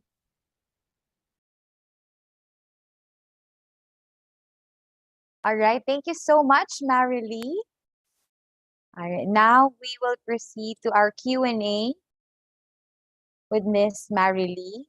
So if you have any questions, guys, there's a question from J. Jacobs. What are the technologies to create a VR, like creating hologram or other objects? Yeah, is it Jacob? Yes, J. Jacobs. Hey, Jacob. Jay, that's a very good question that unfortunately I am not equipped to answer. As you know, I am from the health side of things more than the technology of things, but I'll be interested to know as well. I believe our lead IT person, lead tech person is also in the room. So if there is an answer from Cyrus, please saklolo me. All Hello. right. Oh, go ahead. Hello. For that question, I think I can also answer that later. But for now, what are technologies created for VR hologram? As for now, we usually use Unity platform to create our VR games, and also with the use of Oculus Quest 2, or mainly now known as Meta Quest 2. So those are the devices and programs we use to create this VR games. All right. Thanks for that, Cyrus. Now, another question from our participant from Kirby Domingo. Does VR goggles contain a lot of radiation since the screen is really close to our eyes? Yeah. I'm not sure, Kirby, if I've seen any study about that. I don't think it has been used that much to gather data, but if initial studies could suggest, for example, any discomfort, that might be a hint about it. But actual radiation, I am not familiar with any evidence about it. All right. Okay. Thank you, Marilee. I think that's all the questions related to our topic. All right. Okay, but if you have more questions about the topic of Miss Marilee and Cyrus, you may still write here in our Q&A section and they'll try to answer it later. All right? Okay, so that's it. Thank you so much, Marilee and Cyrus. Thank you for joining us today. Thank you. Thanks for having us. Thank you so much. All right, bye-bye. Okay. So now, guys, are you still with us, guys? Hello? Hello, yes. John is with me. Alferez, Jocelyn, Jethro, Jacqueline. Okay, sige. Kamusta ang weather today sa sa places nyo? Kasi dito sa amin kanina medyo sunny. Okay, perfect lang. Okay naman yung weather. But sa other parts kasi, like, I have a friend in Taguig, sabi niya medyo cloudy daw doon. Sunny day, cloudy, hot. Okay, maulan sa Bicol. Okay, maulan sa Bicol. Yan. Raining, maulan din. Okay, sunny day. All right, okay. So, I hope kung nasan man kayo, Luzon, Visayas, Mindanao, keep safe, all right? Okay. So, later, as mentioned, tapos na tayo sa batch 1 ng ating giveaway. So, later, hintayin nyo, meron tayong batch 2 ng giveaways. Okay? All right. So, now let's proceed to our next speaker.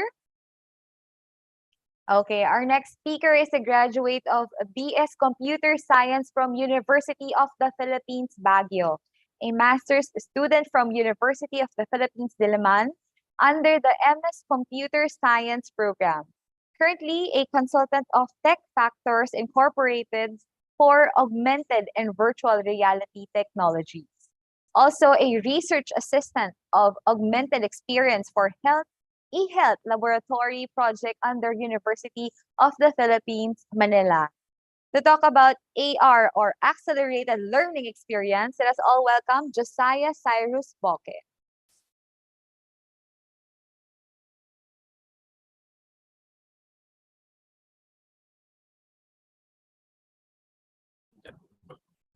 Hello, good afternoon, everyone. I'm pleased to be here to you guys to share about my experience on AR and VR development, and also my experience on using it for education and also for health.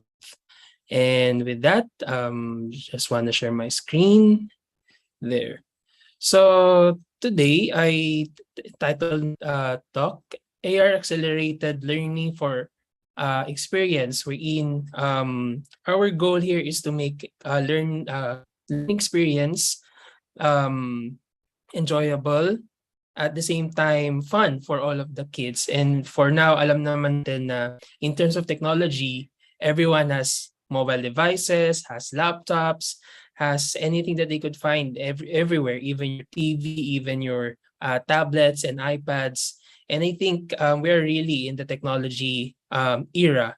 And with that, since we have a fast emerging technologies and developments, innovations in the world of IT, I think we need to really use this capabilities in order for us to maximize the use of these devices at the same time, not just for entertainment, not just for fun, but also for education and other aspects of our lives. So for now, let me talk about first what is AR and VR, and let's start. Augmented reality, in the term augmented, it is an enhanced version of the real physical world that is achieved through the use of digital visual elements, sound, or other sensory stimuli delivered via technology. So in terms of technology, we have our phones, we have our cameras, or any device that has a camera actually. So in terms of this, we can see that augmented reality is always presented through digital visual elements, not just for the visual, but also for sounds or for other sensory stimuli, like for your smell or maybe for your taste. That could also be an augmentation. And with that,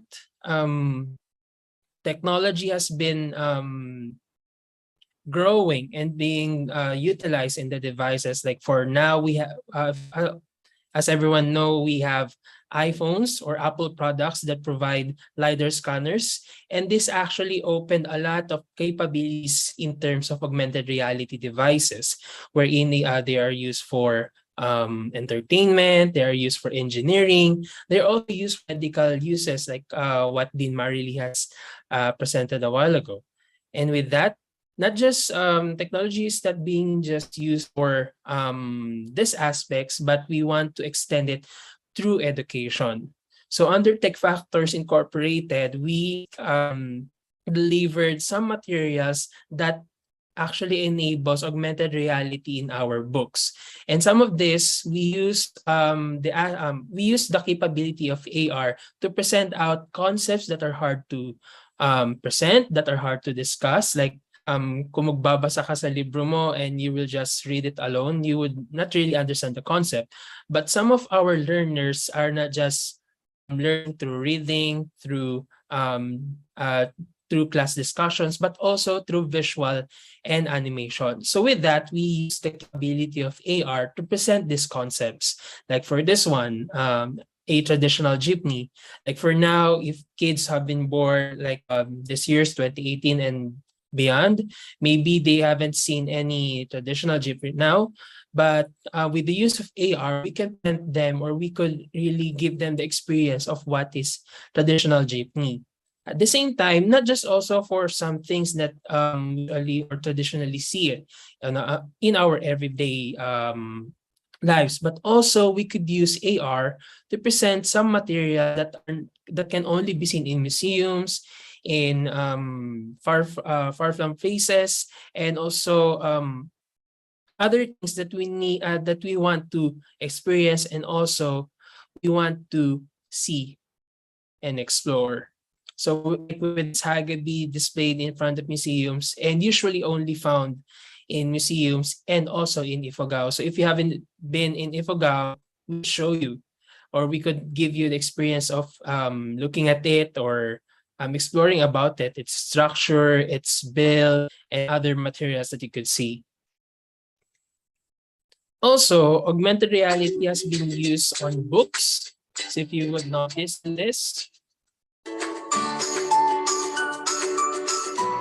AR can actually present concepts that are hard to discuss, that are hard to present. And through AR, kids can have any idea on how these things really work, or how these concepts are really being discussed and easily understood. So like for this one, Eclipse. Also,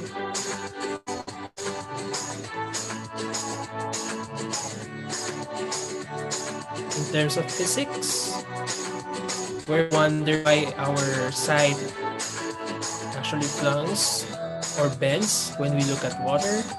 Also some video that we put so that books can really move, or some pictures can really show us and present us what they really want to tell us.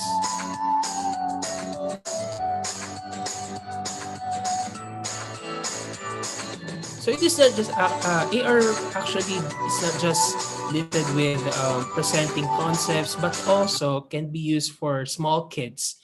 So not just our students elementary can experience this, but also students or small kids like in the kindergarten can enjoy this kind of technology. And like for this book, Hi, I'm Little Red Riding Hood. Nice to meet you.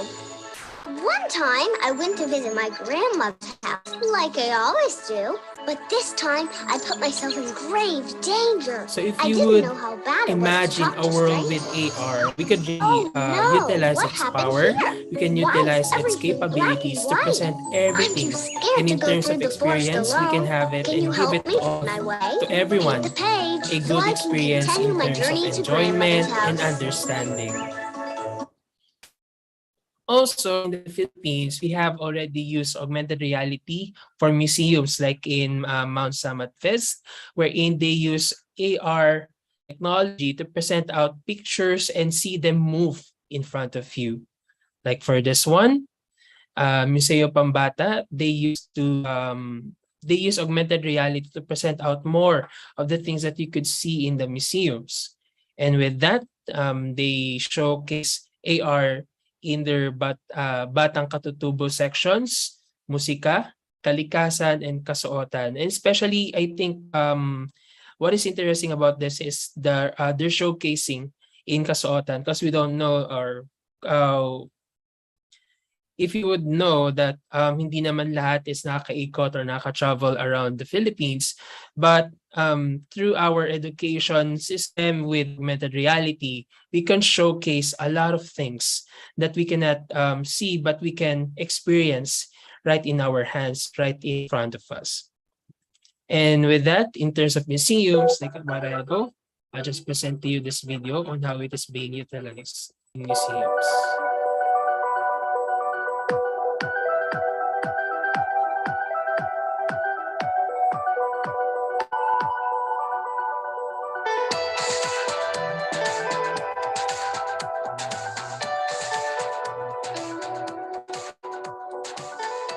So by using your smartphones and focusing it on the images in front of or on the gallery side, you could make the images move, at the same time make those programs work for you.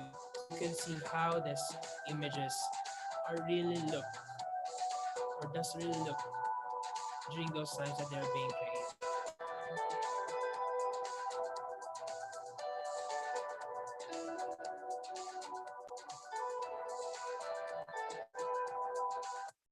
And now here in the Philippines, we have partnered with some of museums in the Philippines to showcase our augmented reality in our museums also.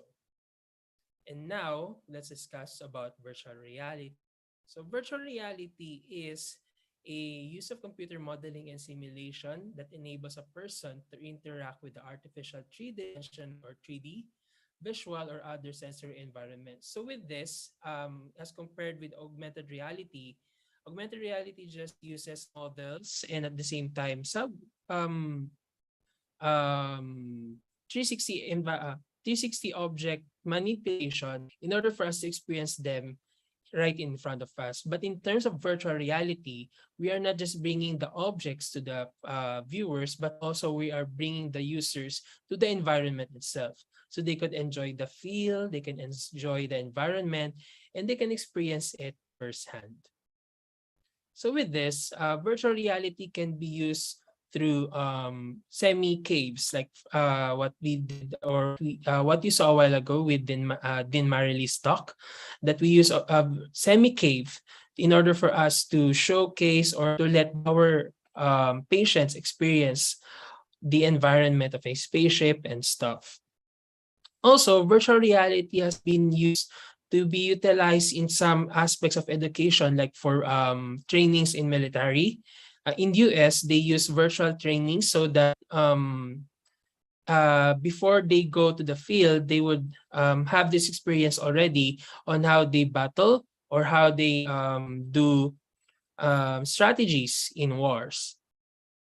Also, in terms of education, in medical field, these are being utilized to let the medical students experience on how our organs are placed in our body. At the same time, look on how our even in the smallest details of our body parts can be seen or can be experienced. Like this one.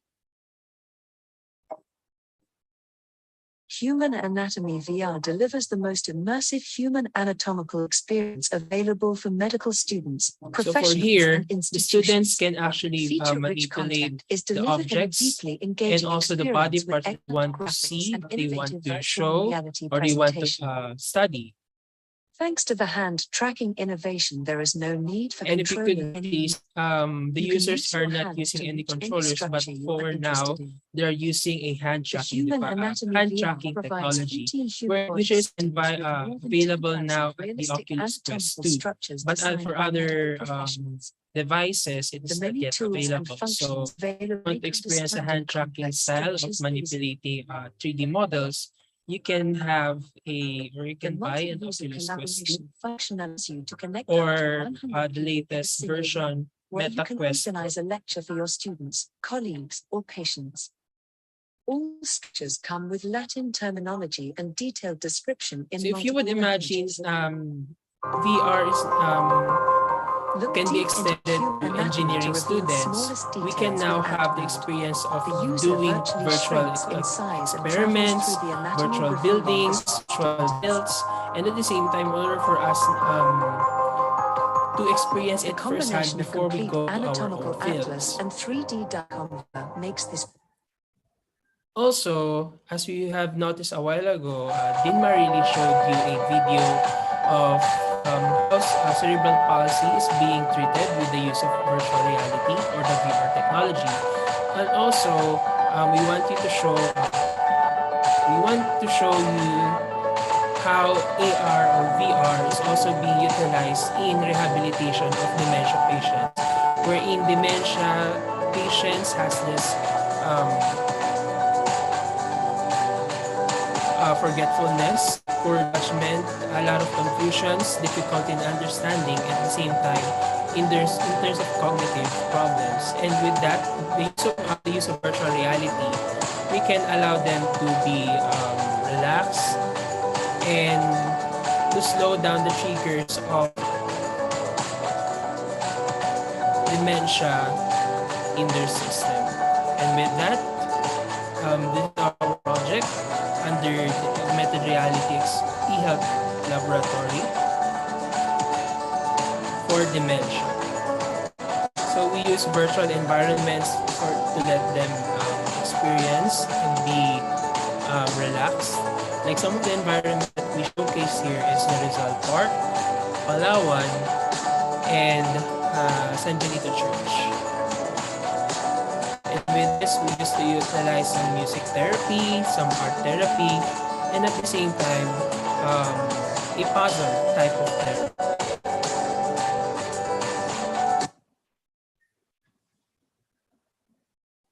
So with this, there are really a lot of capabilities where virtual reality and augmented reality can be utilized.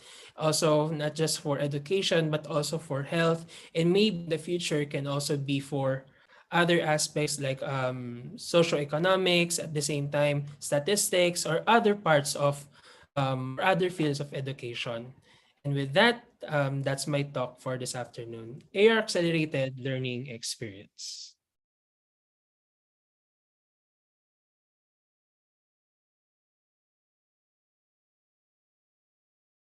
All right. Thank you so much, Cyrus, for that talk.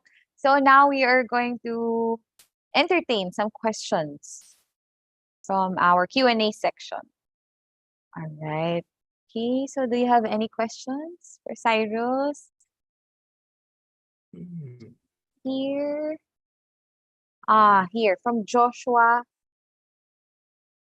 Dedase. Does your phone need to have LIDAR in order to use augmented reality application? Okay. In terms of phone models and or other devices, your phone alone just with being have with the camera or a clear camera can be used to utilize an augmented reality application. And of course, we have limitation in terms of the graphics at the same time the RAM of your phone. So you can check out what are the devices that are capable of having an AR application, and of course it will be a step up for more it will be better if you have phones with LiDAR, like Samsung, I think they have, and also for Apple products. All right. Okay. Thank you, Cyrus. Next is from Jess Arce. For starters, what advice can you give to those who would like to start learning and developing AR or VR? Mm. In order for you to start learning or developing AR VR, maybe you can start with utilizing how to build up a game. So if you're familiar with game development, that's a step up. And also if you're really someone that is newbie in terms of the AR or VR technology, you can run through with Unity documentations. And there they have a lot of tutorials wherein you can start up with a simple game like moving a cube or stuff. All right. Okay. Next question is from John Del. Ano naman ang mga disadvantage ng VR sa mga bata? Disadvantage ng VR to the kids, especially if kung yun na lang ginagamit nila for everyday or to experience a lot of things, they are missing a lot of things in the world. So maybe one advantages of this is we are not giving them the real experience, but we are just giving them the virtual experience and not experiencing or learning about it at all there. Yes. All right. Okay. More on virtual experience. Okay. All right. What else related to our topic? Sige, ikaw. Pili ka, Cyrus. Meron ba interesting for you there to answer? One interesting is yung kay Daniel Tuazon. Okay. Maybe ng mga IT students eh. Is it true that game development requires a lot of math? Has to have a good understanding to math to be able to develop. I think if you can develop a website itself, an HTML website, and then you can develop a game development. And game development is not just actually about math. It requires a lot of project management, at the same time planning. So there's a math in it, but not everything is math. Ganyan.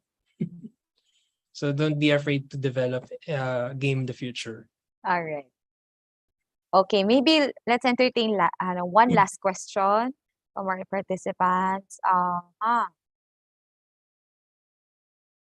Here from Green Reaper or Reaper. Okay. How VR can benefit students and teachers when it comes in the field? All right. I think with my discussion a while ago, VR can be used for students to experience firsthand, like kung meron kayong mga experiments that cannot be done on laboratories, or especially ngayon na mixed learning experience pa lang tayo ngayon, wherein some of the students learn through online platforms on face-to-face setup. We can use VR to let them experience how experiments work, especially kunyari if you want to experience how rocket ships work or how big machineries work, then I think we can use VR for students to experience that. All right. Okay. Thank you very much, Cyrus, for joining us today and for answering the questions from our participants. Thank you so much. Thank you. All right. Okay. To our participants, thank you. Thank you so much for posting your questions in our Q&A section. Thank you so much for participating. So, as mentioned, later, yung giveaway natin. Okay, abangan nyo yan. Yung giveaway natin. But before that, we'll proceed to our last speaker for today. Okay. Our last speaker is the current AVP and head of the Health Informatics and Technology Group in the Medical City, Pasig. He handles IT, informatics, analytics, and process improvement. He is also one of the founding members of the Philippine Society for Digital Health. A registered nurse, he also graduated from his master's degree in health informatics in UP Manila. To talk about towards digital health, advancing through health informatics, let's all welcome Nelson Yongson.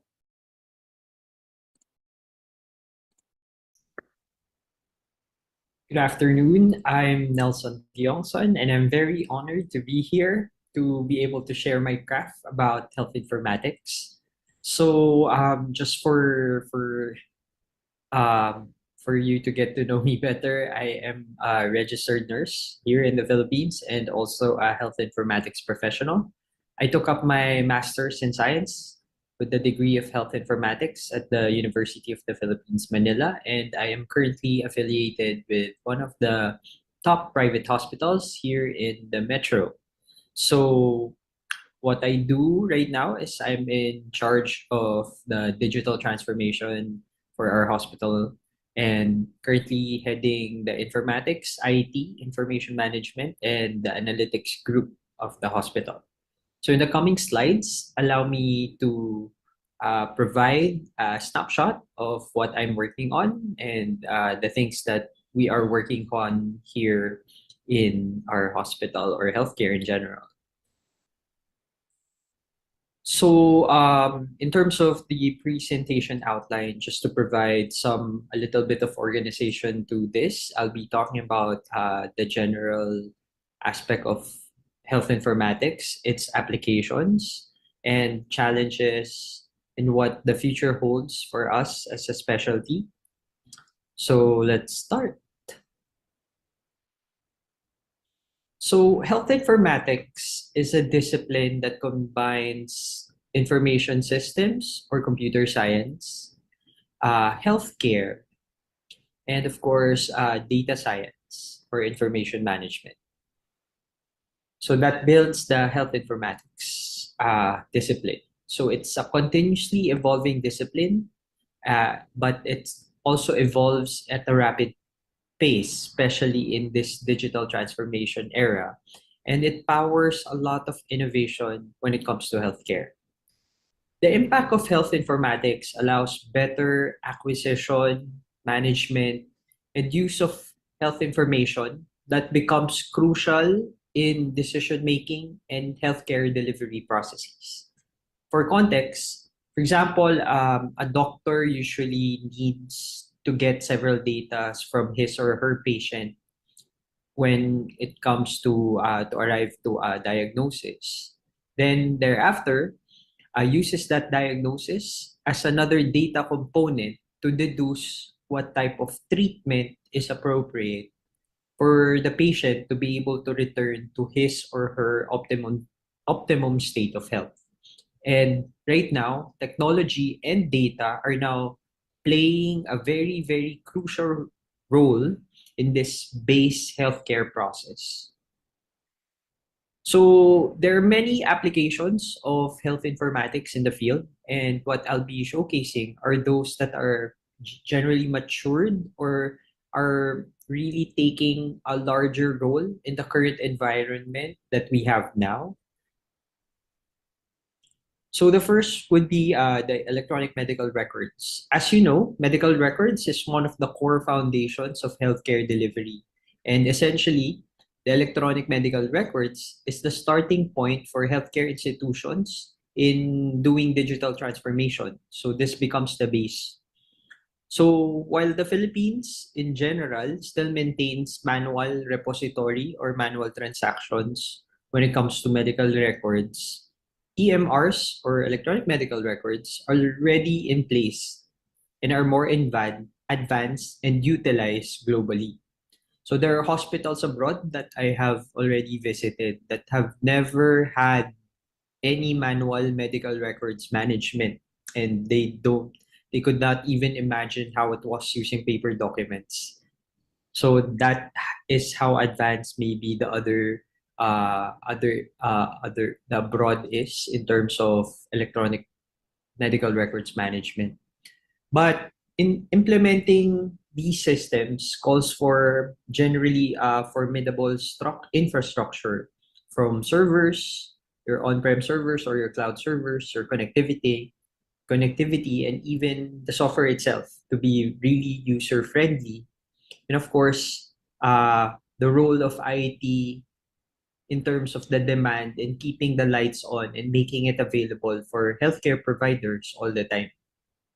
So in building these systems from scratch, a good user experience is a huge component in adoption and adaption as healthcare takes a longer learning curve, and usually the set manual processes have been regarded as tradition for the longest time. So usually they're more simple, and the fact that they're more simple and then you're trying to automate something so simple, medyo ang hirap ng parang transition or adoption ng mga users.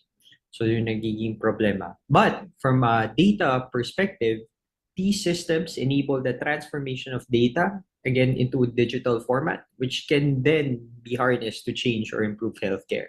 So it facilitates a lot of decision making because when it comes to decision making in healthcare, there's so much noise or background noise that you need to be able to sift what is the condition, especially if it's a life threatening situation. Diba? Okay, so that's the medical records for you. The next would be so if there is one technology that the pandemic has accelerated is really the adoption of telehealth or telemedicine. So in essence, it is the use of communication technologies to deliver healthcare or medicine. So its goal is to support long distance healthcare, patient and professional health related education, public health, and of course, health administration.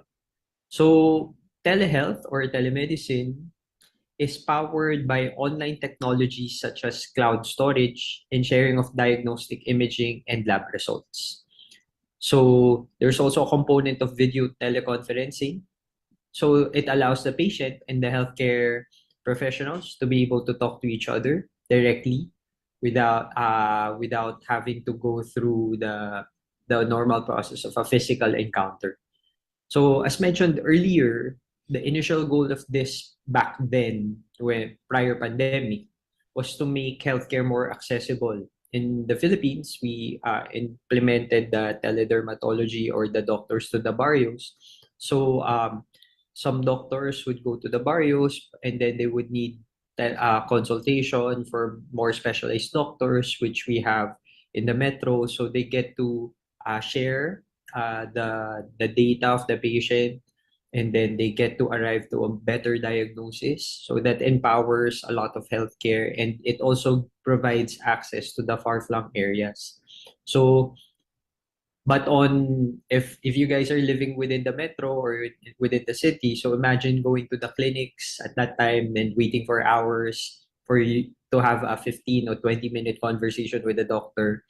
And telehealth really empowers patients and doctors to have this conveniently done within the comforts of one's home. So while generally it still has its own limitations, of course, not all healthcare services is applicable, but technology has already enabled these certain healthcare practices to evolve into the digital space. So back then when we were at the start of COVID, start of the lockdowns, so there were only few technologies in the Philippines that were available that supported this need. So a lot of doctors or healthcare practitioners had to resolve to other ways, and that other way was really using social media as a medium. um, while it has worked essentially in practice, social media as a means of providing consultations is something that is not encouraged by health professionals, as there are standards in upholding the safety and integrity of both the care provider, the doctor in that sense, and of course the patient. So right now, as more digital natives are coming into play, we're seeing really a shift in terms of consumer behavior with this. Initially they thought that telehealth was just something to augment the pandemic, but for me, I believe that this could go further as we advance our technologies and as more people become attuned to using these technologies. Okay. The next one would be predictive analytics. Predictive analytics is really the field of science and engineering that hopes to determine future outcomes through complex and adaptive modeling. So as more data that you have right now, uh, more um, more data that we accumulate, the more data can be used in making algorithms for healthcare decisions. Of course, this builds what we call decision support systems. So predictive models can also are able to analyze risk and anticipate opportunities in a wide variety of scientific and commercial endeavors, such as identifying credit card risk or predict stock market adjustments. So putting it in the context of healthcare, it's really helpful and it's very crucial. But of course, you need to build a solid foundation of data for you to be able to have this, and that data should be of good quality, meaning it's complete, it's ganyan. So yeah. So from a doctor's perspective, like coming from a doctor's perspective, especially like for example, they're prescribing medications, they have to be aware of the possible reactions to the patient's body, especially those receiving multiple medications, as these drugs have potential interactions with each other that can negate and maybe accelerate some of the things. That's why sometimes, diba, when we're taking antibiotics, we're not allowed to drink alcohol because it lessens the effect of these antibiotics. So, and sometimes we're also advised to take drugs with or without food or after meals. So these things are really considered because each medicine has a different effect. So And it took years for doctors to have this knowledge and then apply it on a normal everyday basis, diba? So to support these decision process, so it involves taking into account a lot of information, the drug manufacturers, the practice of medicine, and of course the patient's reaction and it's the patient's condition towards that. What if may allergy pala siya to a certain gamot? So these predictive analytics or decision support systems allows a better facilitation of that decision making process. So tapos putting it into context on a national or population level, data is required for us to be able to predict patterns in terms of health crises. Like, of course, in the pandemic. So we can use that data to extrapolate when would be the next possible surge or peaks, or when will we have a good stabilization period. In that sense, in every event, what resources would we be needing, and parang how can we best prepare?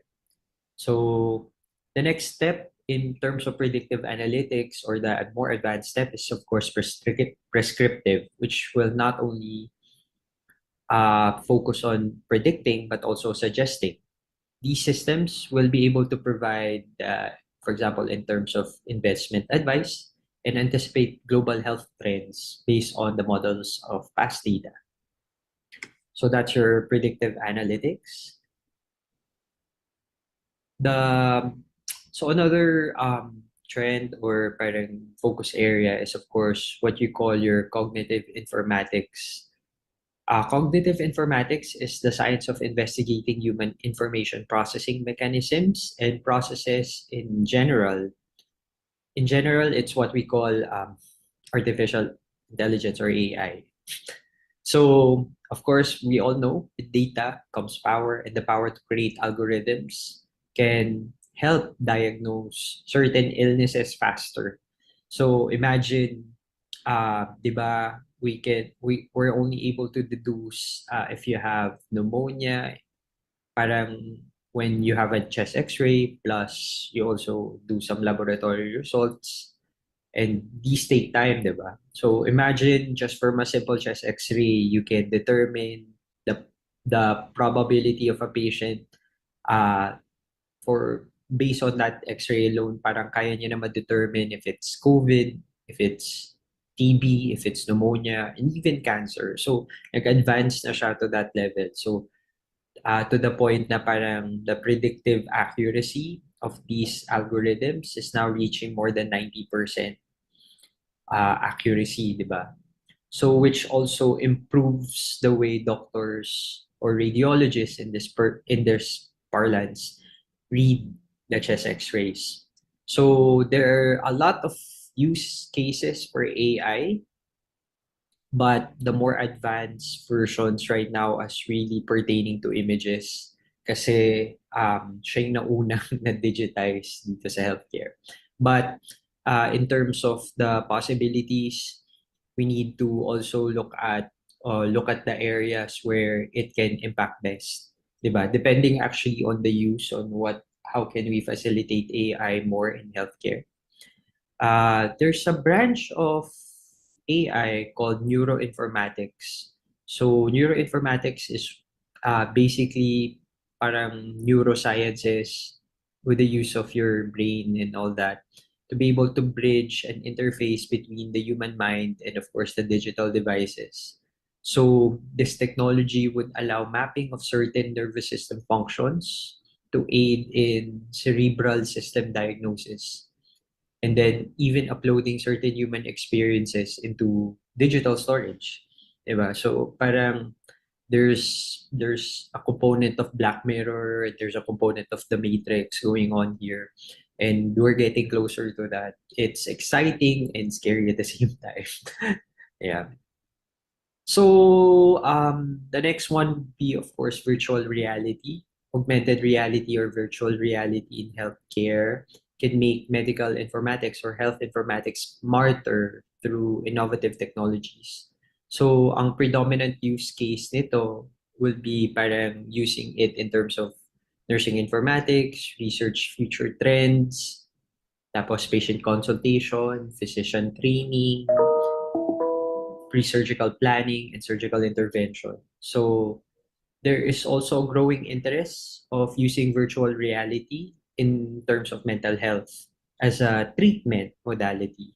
So there's that episode in Black Mirror where the main characters are elderly. They are transported into a virtual world where they get to play a younger version of themselves. But physically, they are in the hospital or hospice care facility. Either they're brain dead or bedridden. But in that sense, they get to experience a different slice of life despite their physical conditions. So it's very exciting.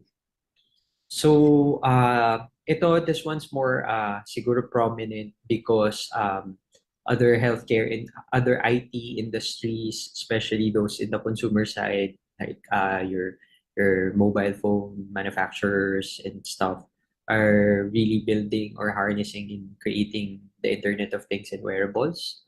So I'm sure a number of people here own a smartwatch which provides you some sort of metrics in terms of your lifestyle, like starting with how many steps you've taken, or if your heartbeat is fast or racing. So, in this sense, for healthcare, it's these metrics plus your blood sugar levels, for diabetics, your blood pressure, for your high blood patients. These provide a more real time and additional information for decision making. Um, for example, dun monitoring your blood sugar levels, you can deduce how to apply your insulin, yung mga ganyan. And for example, pag mataas masyado yung BP on a constant period of time, so parang i-adjust ba natin or kung na-maintain natin yung BP, so i-adjust pababa yung medication, so hindi masyado naman nabobombard yung patient for ng drugs, 'di ba? So yun yung we're trying to manage. And the goal for these medications is, of course, again, better compliance, better state of health, and of course, to prevent any complications related to these conditions. As you know, diabetes and hypertension are leading causes of stroke and really bad prognosis or bad complications. So, in essence, these wearables are data collecting tools, and the more we collect data, the more we are able to analyze and improve the predictive capabilities for healthcare. So those are the general challenges. We now move on into the general applications. We now move into the challenges. So with the growth of digital health, the variety of these applications can of course lead to complex healthcare systems and bring about challenges, which I'll be highlighting in the next couple of slides. So the first one, of course, is interoperability. So as in terms of how we define it in healthcare IT, interoperability, stability of different information systems, devices, application to access, exchange, and integrate and cooperatively use data in a coordinated manner within and across organizations, regionals, and national boundaries to provide and seamless portability of information and optimize the health of individuals and populations globally. So what's more complicated siguro in healthcare, this is the definition from the Healthcare Information and Management System Society or HIMSS. It's a global organization. What's more complicated siguro, it's because we need to allow sharing of data because it needs to be managed on a national level, not just on institution level, like our institution, like not just on the level of our hospital, but also even on the localities, because healthcare is really more good on an individual and a population based, diba? So with a lot of these technologies already available and upcoming, the challenge for health IT professionals is how to put them all together. So whether through systems or processes integration, data interoperability is really important to allow a holistic approach for better personalized care. This also provides population health management on the national level, as these tasks take long and are prone to errors when done manually. So in health, as healthcare ideas advance, the volume and scope of these connected systems has already escalated. Hospitals today typically have in excess of hundreds of systems that need to communicate with each other. Sa amin, we have, I think, around 50 to 70 systems that we are trying to manage. May mga subsystems pa yan. So, to say nothing of mounting the number of devices, the overall healthcare setting, as well as the upsurge in consumer-based devices like your wearables. So pag dinagdag mo pa yung wearables, so that's again a different type of interoperability, di ba? So basically, all this means is that healthcare IT systems must become more proficient at exchanging data among multiple devices and a variety of systems. This is where interoperability comes in. And interoperability is the epicenter of health IT assurance and success. Okay. So the other side of sharing data is the side of protecting data. So as we know, cybersecurity, as more data becomes available in a digital format, healthcare information is sensitive information as defined by our national data privacy law. So from a security standpoint, healthcare industry really shares the same shortcomings as other enterprises, but with additional obstacles. So in healthcare, we lack the security resources and expertise that often is related to the availability of resources or money to correct this weakness. We know that cybersecurity systems are pretty expensive, but in terms of a healthcare business, we're really trying to focus more on the patient rather than the technology, diba? So you need to be able to attain to that balance. So also, healthcare is dealing with an extremely heterogeneous environment. So that means there's the complexity of healthcare, tapos iba-iba pa yung standards. So, tapos there's the wearables that I've mentioned, that but there are also like hospital devices that you also need to take into consideration. So, you have your CT scans, you have your X-rays, treatment software, and sometimes your pacemakers, the thing that ini-implant sa heart. So this is really adding to the complexity of the health IT environment. And the third is the healthcare systems may not play well with each other. So what does that mean? So they have multiple systems or business units like large organization, and each organization makes choices about software solution that best meets their needs. So it's really complex. Ilang beses ko na nasabi yung complex, pero parang kung complicated na dun sa hospital namin, how much more sa other hospital. Tapos on the national level, in trying to integrate all these different systems together. Wala. So it's a challenge. So these extra obstacles really create a challenging but fulfilling in terms of the health IT scope. So not delving away within the goals of healthcare, which is really to have better outcomes, better patient satisfaction, and better health.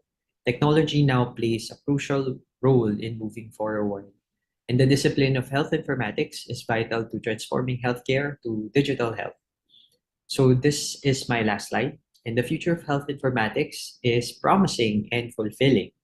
And I hope with these discussions, I've triggered some interest from you guys. And to end, I'd like to thank you all for this opportunity and the chance to listen to me. I will now entertain guest questions. So thank you.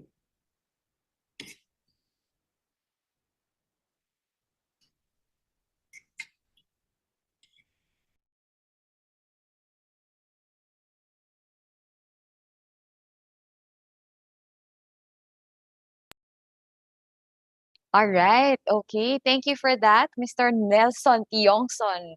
All about towards digital health, advancing through health informatics. All right. Okay. So guys, are you still with us? Hello.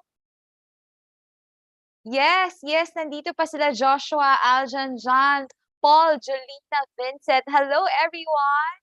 Thank you so much. All right. Okay. So as promised, we will give you some prizes for today. All right? Okay, we are now in our second batch na to ng ating giveaways. All right, okay. So, katulad ng game yesterday and then kanina sa batch 1 natin, we'll post some questions and then first three participants to answer the questions correctly will win the prize. All right? Okay, so just make sure to post your answers here in our Q&A section. All right? Okay. Okay, ayan, ready na kami. Ayan, game na daw sila, sabi dito, si Joshua, si Angelica, G Lods, game, let's go! Alright, okay, for question number 1. Right, okay. Question number 1, because we are celebrating our 20th year, Y4IT celebrating its 20th year, what year did Y4IT use the theme, IT is Power, celebrating a decade of transforming lives? Okay, what year is that? What year? Is it this year? Last year? Okay, parang may nakita na ako tamang sagot. Ma'am Flor, ayan. Meron na. Alright, okay. The correct answer is 2012. Alright, 2012. Sino ba ng mga nandito noong 2012? Kasama din natin. Can you send me a smiling smile emoji in our webinar chat kung nandito kayo ng 2012, kung kasama namin kayo? Ayan, si Daniel, sabi niya, si Aljan. Hello! Okay. Alright, si Frederick, ayan, nandun din daw siya. Okay, alright. Okay, now, for our second question. So, for the winners now, we will message you each for the mechanics on how to claim your prizes. All right. Okay. Next question. Second question. So we'll get 3 winners again for this question. Where in the Visayas did we hold Y4IT in November of 2012? Okay. Where in Visayas? Oh, good. Very good. May mga nakasagot agad. The correct answer is Cebu. That's right. Very good. Nice. Sino ba mga nakasama dun sa Cebu? Ayan. Mag-send a smiley emoji. Sino mga kasama sa Cebu? Okay, alright. Correct answer. Thank you and congratulations. So we'll message you. Okay, individually. Alright. Separately after this session. Alright, okay. Next question. I think this is our last question, right?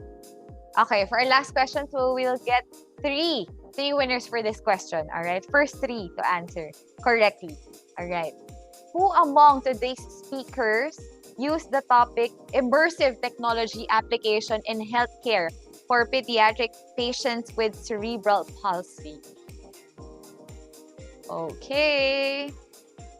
Sino sa mga speakers natin? Ayan, nakita ka ng mga tamang sagot. Very good. All right, the correct answer is Dr. Maria Eliza Aguila. Nice. Very good. Good job, guys. Okay. Thank you. Thank you for joining. All right, congratulations. Ayan. Yehey. Ayan, may clap tayo na sound. Congratulations. So, tomorrow, abangan nyo, guys, yung mga makakasama namin. Meron pa tayong giveaways. All right? Okay. So, that ends our game session. All right. Thank you very much.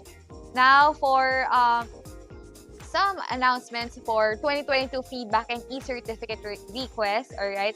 For all our participants, please fill out the feedback form and online request for e-certificate via these links, as you can see in your screen.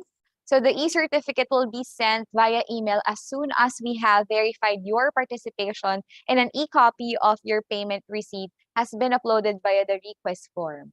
So an e-certificate will be provided to you for a fee of 150 pesos per session and a total of 900 pesos if you will join all 6 sessions. So the payment instructions via GCash, PayMaya, Landbank, or BPI are provided in the online request form. All right, okay. But before we end our day, we'd like to thank everyone who made this event possible. So Y4IT will not be possible without its organizers, UPSITF, in collaboration with UPITDC, and in partnership, CSP, IA, and PSITE. All right. And thank you, of course, to our major sponsors, Acer, Indra. Thank you so much. And to our other sponsors, thank you as well, Accenture, Asus, Converge, Linux Professional Institute, Microgenesis, and Winscribe. Alright guys, so we'd love to see your post. Kung meron kayong post for today, may videos kayo, may photos kayo, wanna hear your thoughts, so make sure to tag us and use the hashtag Y4IT. Alright guys, so thank you very much for today. At sa mga kasama namin yesterday, thank you. And tomorrow again, we'll see you. Alright, okay, so thank you very much. Have a good day. Bye-bye.